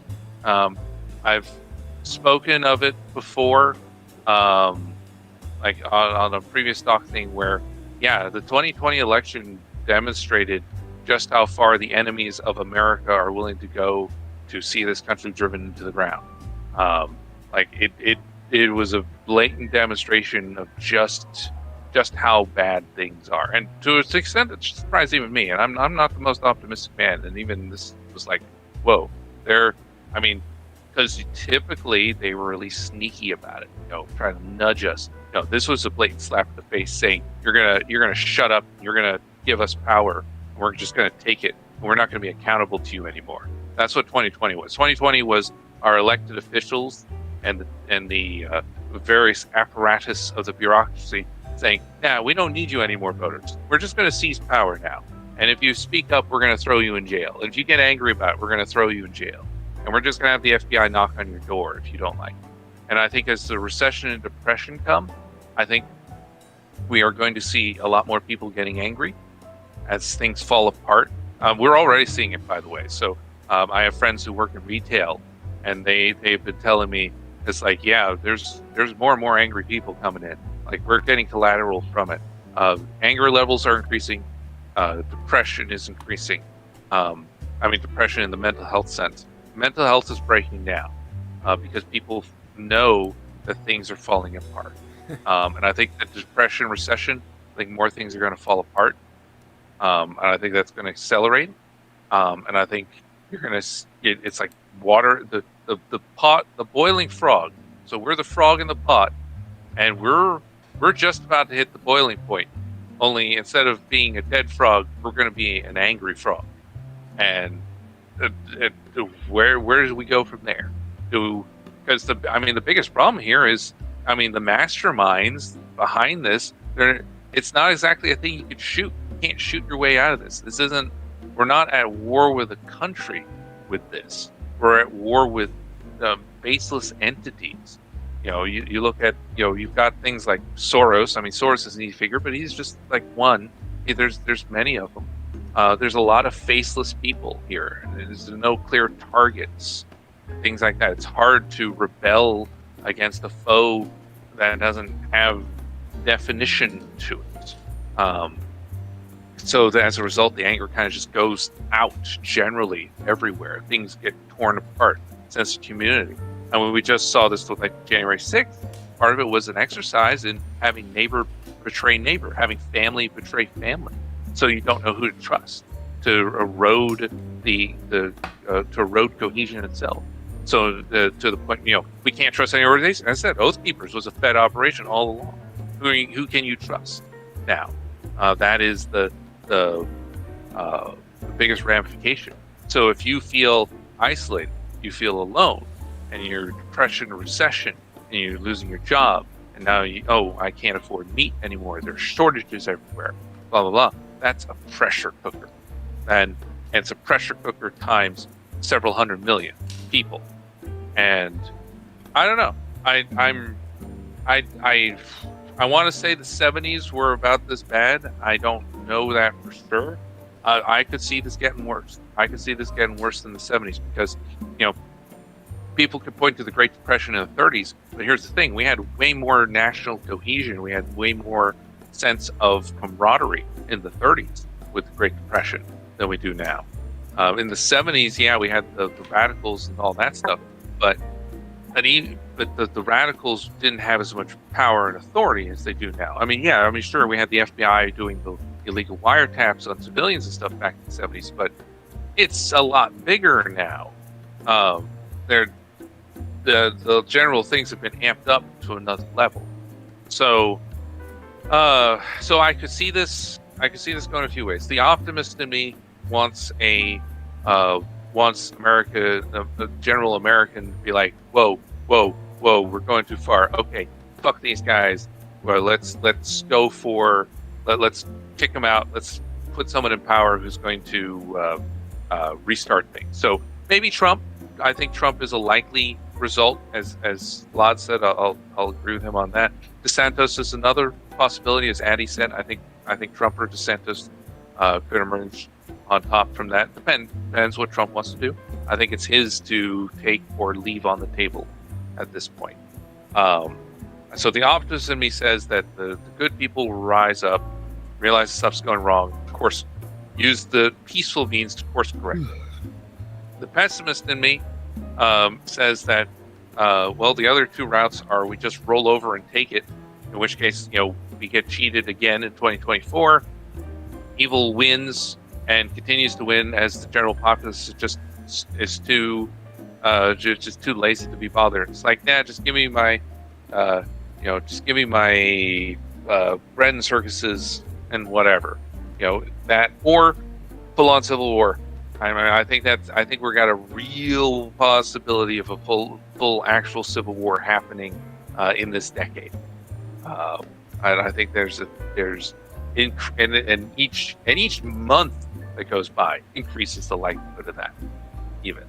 And as I said, I've also said on live stream, like, the reason I talk about this and use of violence, I'm not starting to shoot. I'm not looking to kill anybody. Do that. I'm hunkering down just to survive, because I don't know what's coming, but it's nothing good. I hope the good guys win, and I'll support the good guys, but I'm not in a position where I can actually actively do anything. I can just hope other people do, but the problem is I'm not in a situation to do anything. How many others are kind of like me, thinking like me, and you get too many people who just don't feel like they can do anything? Well, evil wins. Evil wins when good men do nothing. How many good men are just not going to do anything? Yeah, and I don't know. I don't know the answer to that. I don't think anybody does. Well, I do know if a civil war happened, I would gladly get involved and shoot people. Oh, good for you. That's awesome. I would hope that you strike fear into your enemies by impaling them on big sticks. Yeah, probably. Yeah, that'd be interesting. I have a kid, and that's kind of part of it too. So, like, what am I supposed to do if that happened? Just what's the example I'm supposed to give? Just lay down, take it in the ass. It's fine. Yeah. Exactly. And that's another pressure point too. You got people worried about the kids. I mean, we right now have in the Virginia race, got Tara McAuliffe saying that parents should not be allowed to tell schools what to teach. We have one of the major teacher organizations has called upon the Biden administration to say that any parent who protests at a school board meeting or objects to curriculum and stuff should be labeled a domestic terrorist. That's and then of course the next step from there is homeschooling is domestic terrorism. Oh, if you homeschool your kids, that's child abuse. We're not going to allow that anymore because we think you're brainwashing them. We think that you're an Isterophobe or whatever. You know how that goes. Like, it's all fronts. It's all sides, all at once. Lots and lots of pressure. And the pressure's increasing, and every single month that goes by, there's more pressure. And oh man, I don't. When do we hit a breaking point? When do we hit an explosion point? When do we hit a failure point? I don't know. I have no idea. I do know if there's a major depression, I'm pretty sure I'll be fine. Like if for some reason entire electric companies go under or something, like I have a cabin, a wood stove, guns, ammunition. I know how to hunt. I know how to cook. Like I don't like actually. Like I'm not gonna starve to death. Good. I know how to fish. Like it's just the point is like I wouldn't have the same problem city people would have. Oh my God, my public transportation. Oh, where'd it go? Yeah, cities would tear get out of the cities. Ooh, if you can. It might already be too late. Well, I don't understand why anybody would live in one to begin with. Addie. Wait, Addie, do you live in a city or do you live in like more in a suburb? I live in a suburb of Minneapolis. Yeah, that's what I thought. Suburb. How are things in your suburb? Have you been noticing like crime and stuff like that shooting through the roof, murder, all that? Or you guys doing okay? Well, I live in a nice suburb, so it has white people in it, basically. They're all white or Asian, yeah. Yeah. Whites and Asian, good. Everything else, less. Well, no. Like the Jews actually have pretty low. Well, no. crime stats. The suburb isn't rich enough to have Jews. What? The suburb's not rich enough to have Jews. Oh, fair enough. Yeah. Oh, also, we should differentiate. I've met Jews in New York and I've met Jews in Pittsburgh. The Jews in Pittsburgh were just terrible people. I did not like them. Okay, but I'm actually solely referring to statistics. So, now granted, albeit some stats wrap Jews in with white people. So, I mean, okay, I am solely into the statistic that I am going to be rolling and smoking one more cigarette and then we're done. Okay. I'm sorry. All right, sounds good. I mean, it's almost 5 o'clock here, so it makes sense. Yeah. Doc, do you have a panel question? I don't think we have time for another panel question. But wait, Tyro, did you say you had a panel question? No, Vlad was asking if you had another panel question. I was saying I don't think we have time for another panel. I've always got a panel question. Oh, okay. Do you want to throw a quickie our way? Show up. Okay. You're stuck on a desert island. You have almost literally nothing as far as supplies go. So, what would be your first plan of action? And let's go ahead and start with Turish. Shelter in a nice grass skirt. There you go. Tyro? Let's see. Yeah, shelter first.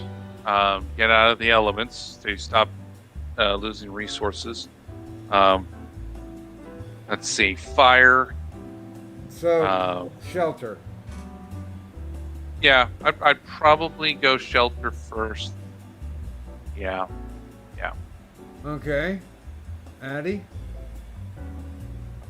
I mean, I wouldn't be good at this sort of thing, so I just bring a bunch of heroin so I could overdose and mercy kill myself. Oh, okay. All right then. But at least you'll be, leaving a fabulously tan corpse. Yes, Addy would have made the first season of Survivor way more interesting. Oh, so what tool are you bringing? Swiss Army knife? Nope. Bags of heroin. No, I could see him on Survivor going, "Fuck you, I'm not doing that." Well, I mean, if it was something like that, I would just kill the other people and eat them.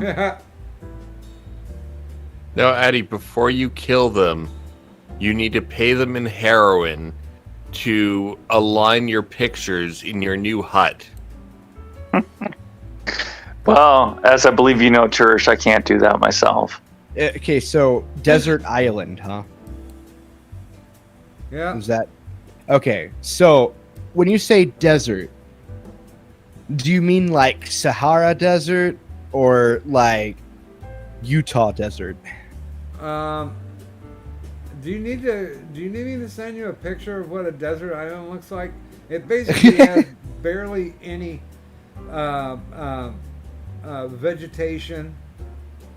Usually, it's just when you get a shelf shift, and it builds up rocks and pushes it up above the water. That's pretty much like a deserted island, a desert island. Gotcha. Well, I mean, fair enough. I don't know. I was thinking like maybe this was unrealistic desert island, but yeah, like I mean I've seen desert islands that had like trees on it and stuff too, but whatever. No, I guess the first thing I would do is make a fishing pole. Make a fishing pole. Yes. Okay. It's an island. All right. Basically, you target the food supply. Yes. First thing I would do, I'd scout the fucking island. Because I'd be scouting for any type of resources. It's also fair too. Yeah. So I favor building a home base first and like like pick an area in the general vicinity. Then you start scouting from there, and you find a better place. Then it's like, okay, I'm gonna build shelter here now, but at least get a home base going Well, because you don't know how long it'll take you to I scout. can tell you from experience that the less you work out, the harder it is to do stuff, especially when you're not well fed. So you got to get an eye full of what's around just in case you get hurt or you do find like I don't know, scorpions or something running around. Eat them. Unless you're in like South America, because apparently their scorpions and their tarantulas are highly venomous. Well, but are they poisonous? Well, I think both of them use a neurotoxin, so gonna have to say yes. Well, you cut off the stingers before Yeah. you eat them. Well, you cook them on a stick, or use them for fishing bait.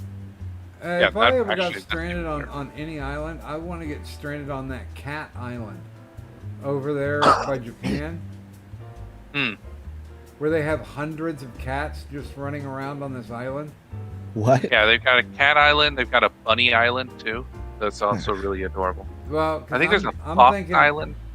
I'm thinking if I end up on any one of those islands, I'll be okay for supplies.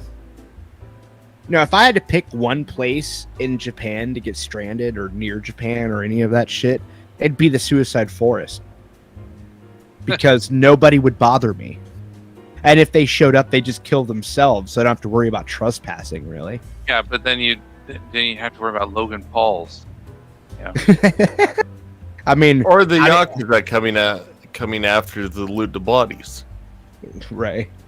I mean, you just shoot them, and everybody would just think they shot themselves because the Suicide Forest. So shoot them with harpoons. Yeah, I Know what I think mean? I think what you're looking for is Homicide Forest. Right. Oh, So you mean Missouri?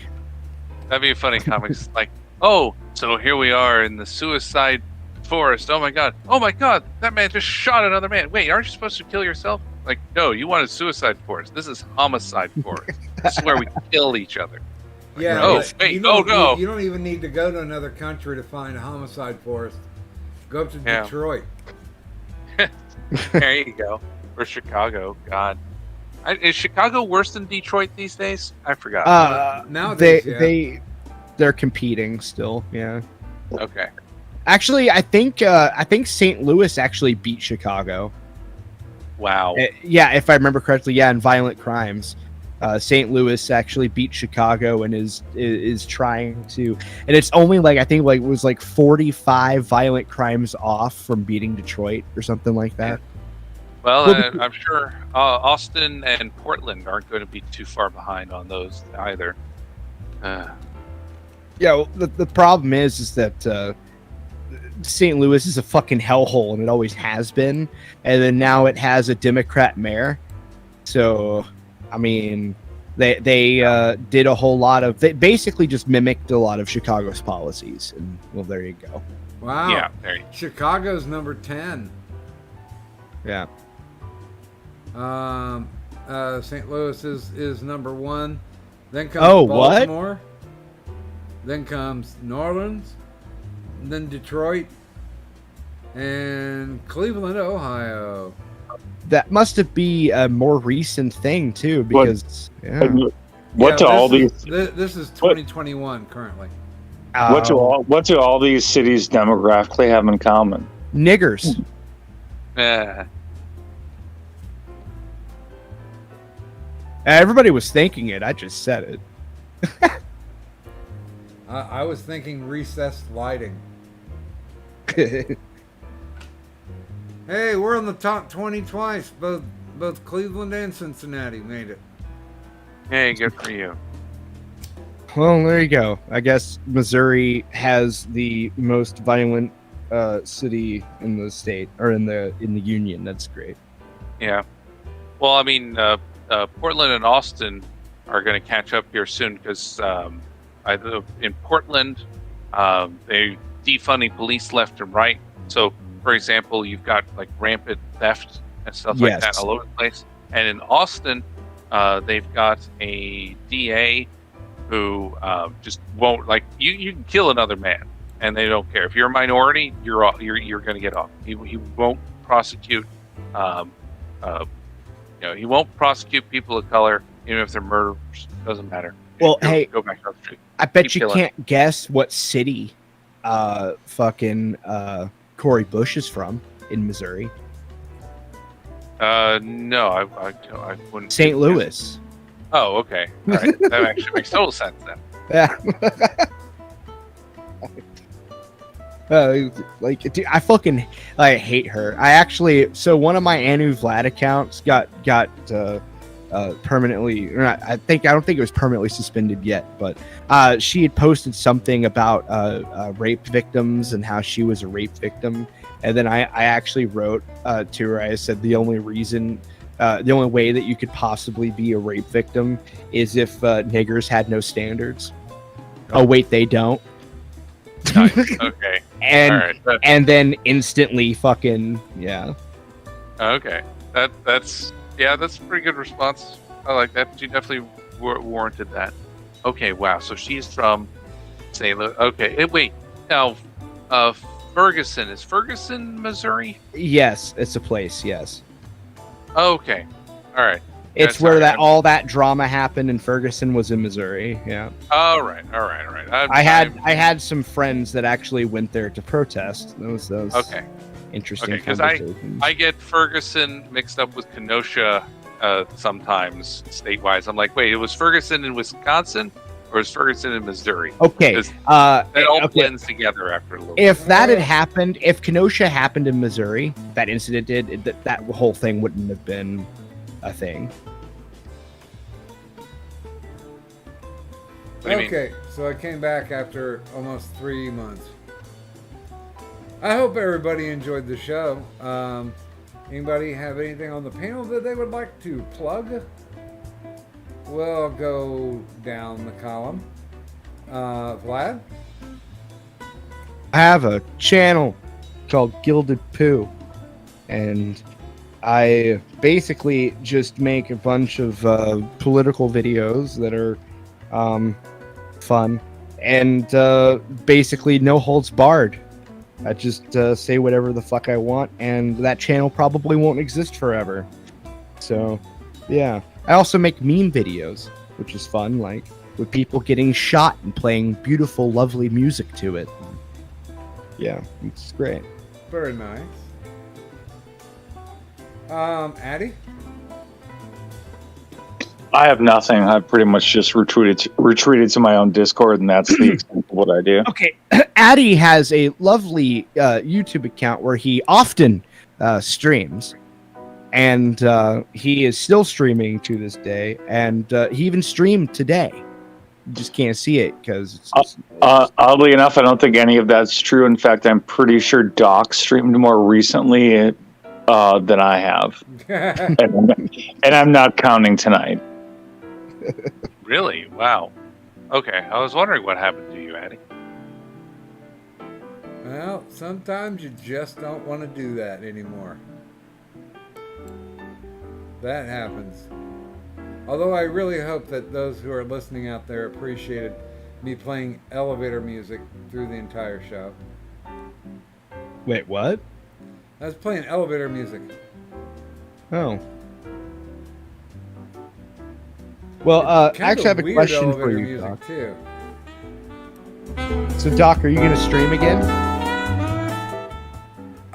Probably.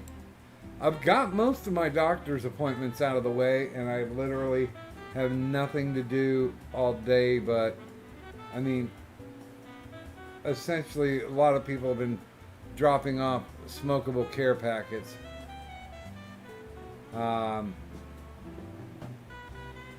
And I can't walk around. That knee scooter's a pain in the ass to do anything with. So yeah, I don't really have much of anything to do. So I'm hoping tomorrow on Monday, Amazon's going to deliver my new USB headphone connectors, so I can get rid of all the fucking background noise. Because that thing's still railing up on background noise, even when I'm not speaking. Turish, do you have anything you would like to show? Yeah, I'm not really chilling anything, but I guess I could take applications to admin Discord servers because I can do a decent job of that. Yes, he can. I can vouch for Turish on that one. Turish will steal your Discord and sell it to Chinese secret agents Yes. Fuck those mainlanders. and to Quebecy people. Oh no. The true villains. Oh fuck no, those we'll leave Quebec those blood. villains alone, eh? Labelle province, my fucking ass. Tyro, do you have anything going on? Not really. Yeah, Anime so- Watch Club kind of took a dump. Yeah, so I used to do a thing called Anime Watch Club, but Sparky's channel got nuked by, there's this company out in Germany that does fake DMCA things, blatantly illegal, of course, very, very, very terrible. He's actually going to pursue legal action on him because he's got money, so why not? And he knows some judges, so he's going to hit him for that. But in the meantime, he's got a new channel up. But Anime Watch Club is going to eventually have its own YouTube channel. He's working on it now. That probably won't resume until 2022. We're still recording stuff for it in the meantime, just for fun. But yeah, for right now, nothing's coming out. And since, as I said, my Psycho X has found my Tyro thing, so yeah, this account's not really anonymous anymore. I don't know who else is going to get my docs. I've just been lucky that like the first two people she sent it to, one of them knows me and the other one hates doxers. So it's like, okay, cool. Points to Sparky for being trustworthy on that. As I said, if you run into my Psycho X, just block and ignore, or call her a cunt, as you said you would do, Blood. I don't know how long I'm going to deal, but I'll probably the Tyro account will probably be largely retired here soon, just because I don't want to have to deal with all that nonsense. Alrighty then. Name So, it Croco 2. It leads me to thank everybody who was on the panel this evening. Thank everybody who was in the chat as well. You're just as much part of this show as anybody who gets on and loans their voice to it. I'll have my I don't know if I'm going to put them up in TeePublic or Teespring, but the movie shirts will be up and available within this week. I just have to figure out which one that I want to go with, because they pretty much sell for about the same price, but you get a better percentage if you're doing it from Teespring. But I don't know if I want to commingle those shirts with my my Rockin' in the USA stuff. So thank you everybody who came on the show. Thanks everybody who was in the chat. And of course, we appreciate you stopping out and putting some time to it. LM hit early, so this technically does count as his first day as Intergender Champion. So we'll wish him good luck down the line. He's only got 8 more shows to string together. And that'll make him actually a 2-timer. It will. Okay, that's what I was wondering. I thought LM had lasted at least 9 days before, or 9 shows, I should say. Yeah. Yeah, he was doing it under a pseudonym. And thanks, Jolly Rogers. It's yeah, I'm still kicking. We find out at the end of the month whether or not I get to keep my foot. So we'll see what happens. Hope you do.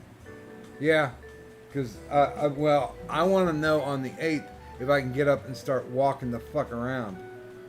Because I need to put some power back into my leg. And Now, then if in the you next stream, we will be bringing in Blue Parasite. What? God, why? Why? Why? Blue parasite? What? Oh, it's a whole thing. Is that a person or is that a reference? No, Well, it's a reference, and then gets into the dick trees and Adam's Travel. Oh, okay. I'm sorry, I'm not in on the joke. Phooey. Sounds like it's please. funny. It's both a reference and a person. Oh, okay. So, Well- if you have to get a new foot, instead of trying to get one that's like that looks human, you should go for like a transformer foot or something like very obviously Fuck cybernetic. that. Get a pirate peg. Oh no, That will work, too. I have a buddy over in New Hampshire that wants to carve me a griffin's foot. Oh. Oh yeah, there you go. Yeah, that would be awesome. Yeah, but here's the weird thing. I went down to Middletown for a doctor's appointment for my wound care guy. He wasn't there. Nurse practitioner completely changed the regimen of how I'm doing wound care now. And so I go to sit out and wait for my pickup. And I'm sitting there on a bench out in front, my leg propped up. Guy comes and sits down next to me. Both of his fucking legs are gone from like just below the knee. Oof. And I'm just like, is this irony or is this future sight? You know, what the fuck? And the guy was a diabetic as well, and he ignored his wounds until he couldn't actually walk. And it's like, well, I didn't do that at least. So yes, thanks everybody for coming out, and hopefully to avail myself of stir craziness. You might see a few more streams come hot and heavy. Sweet. Because, you know, what's better than being hot and heavy?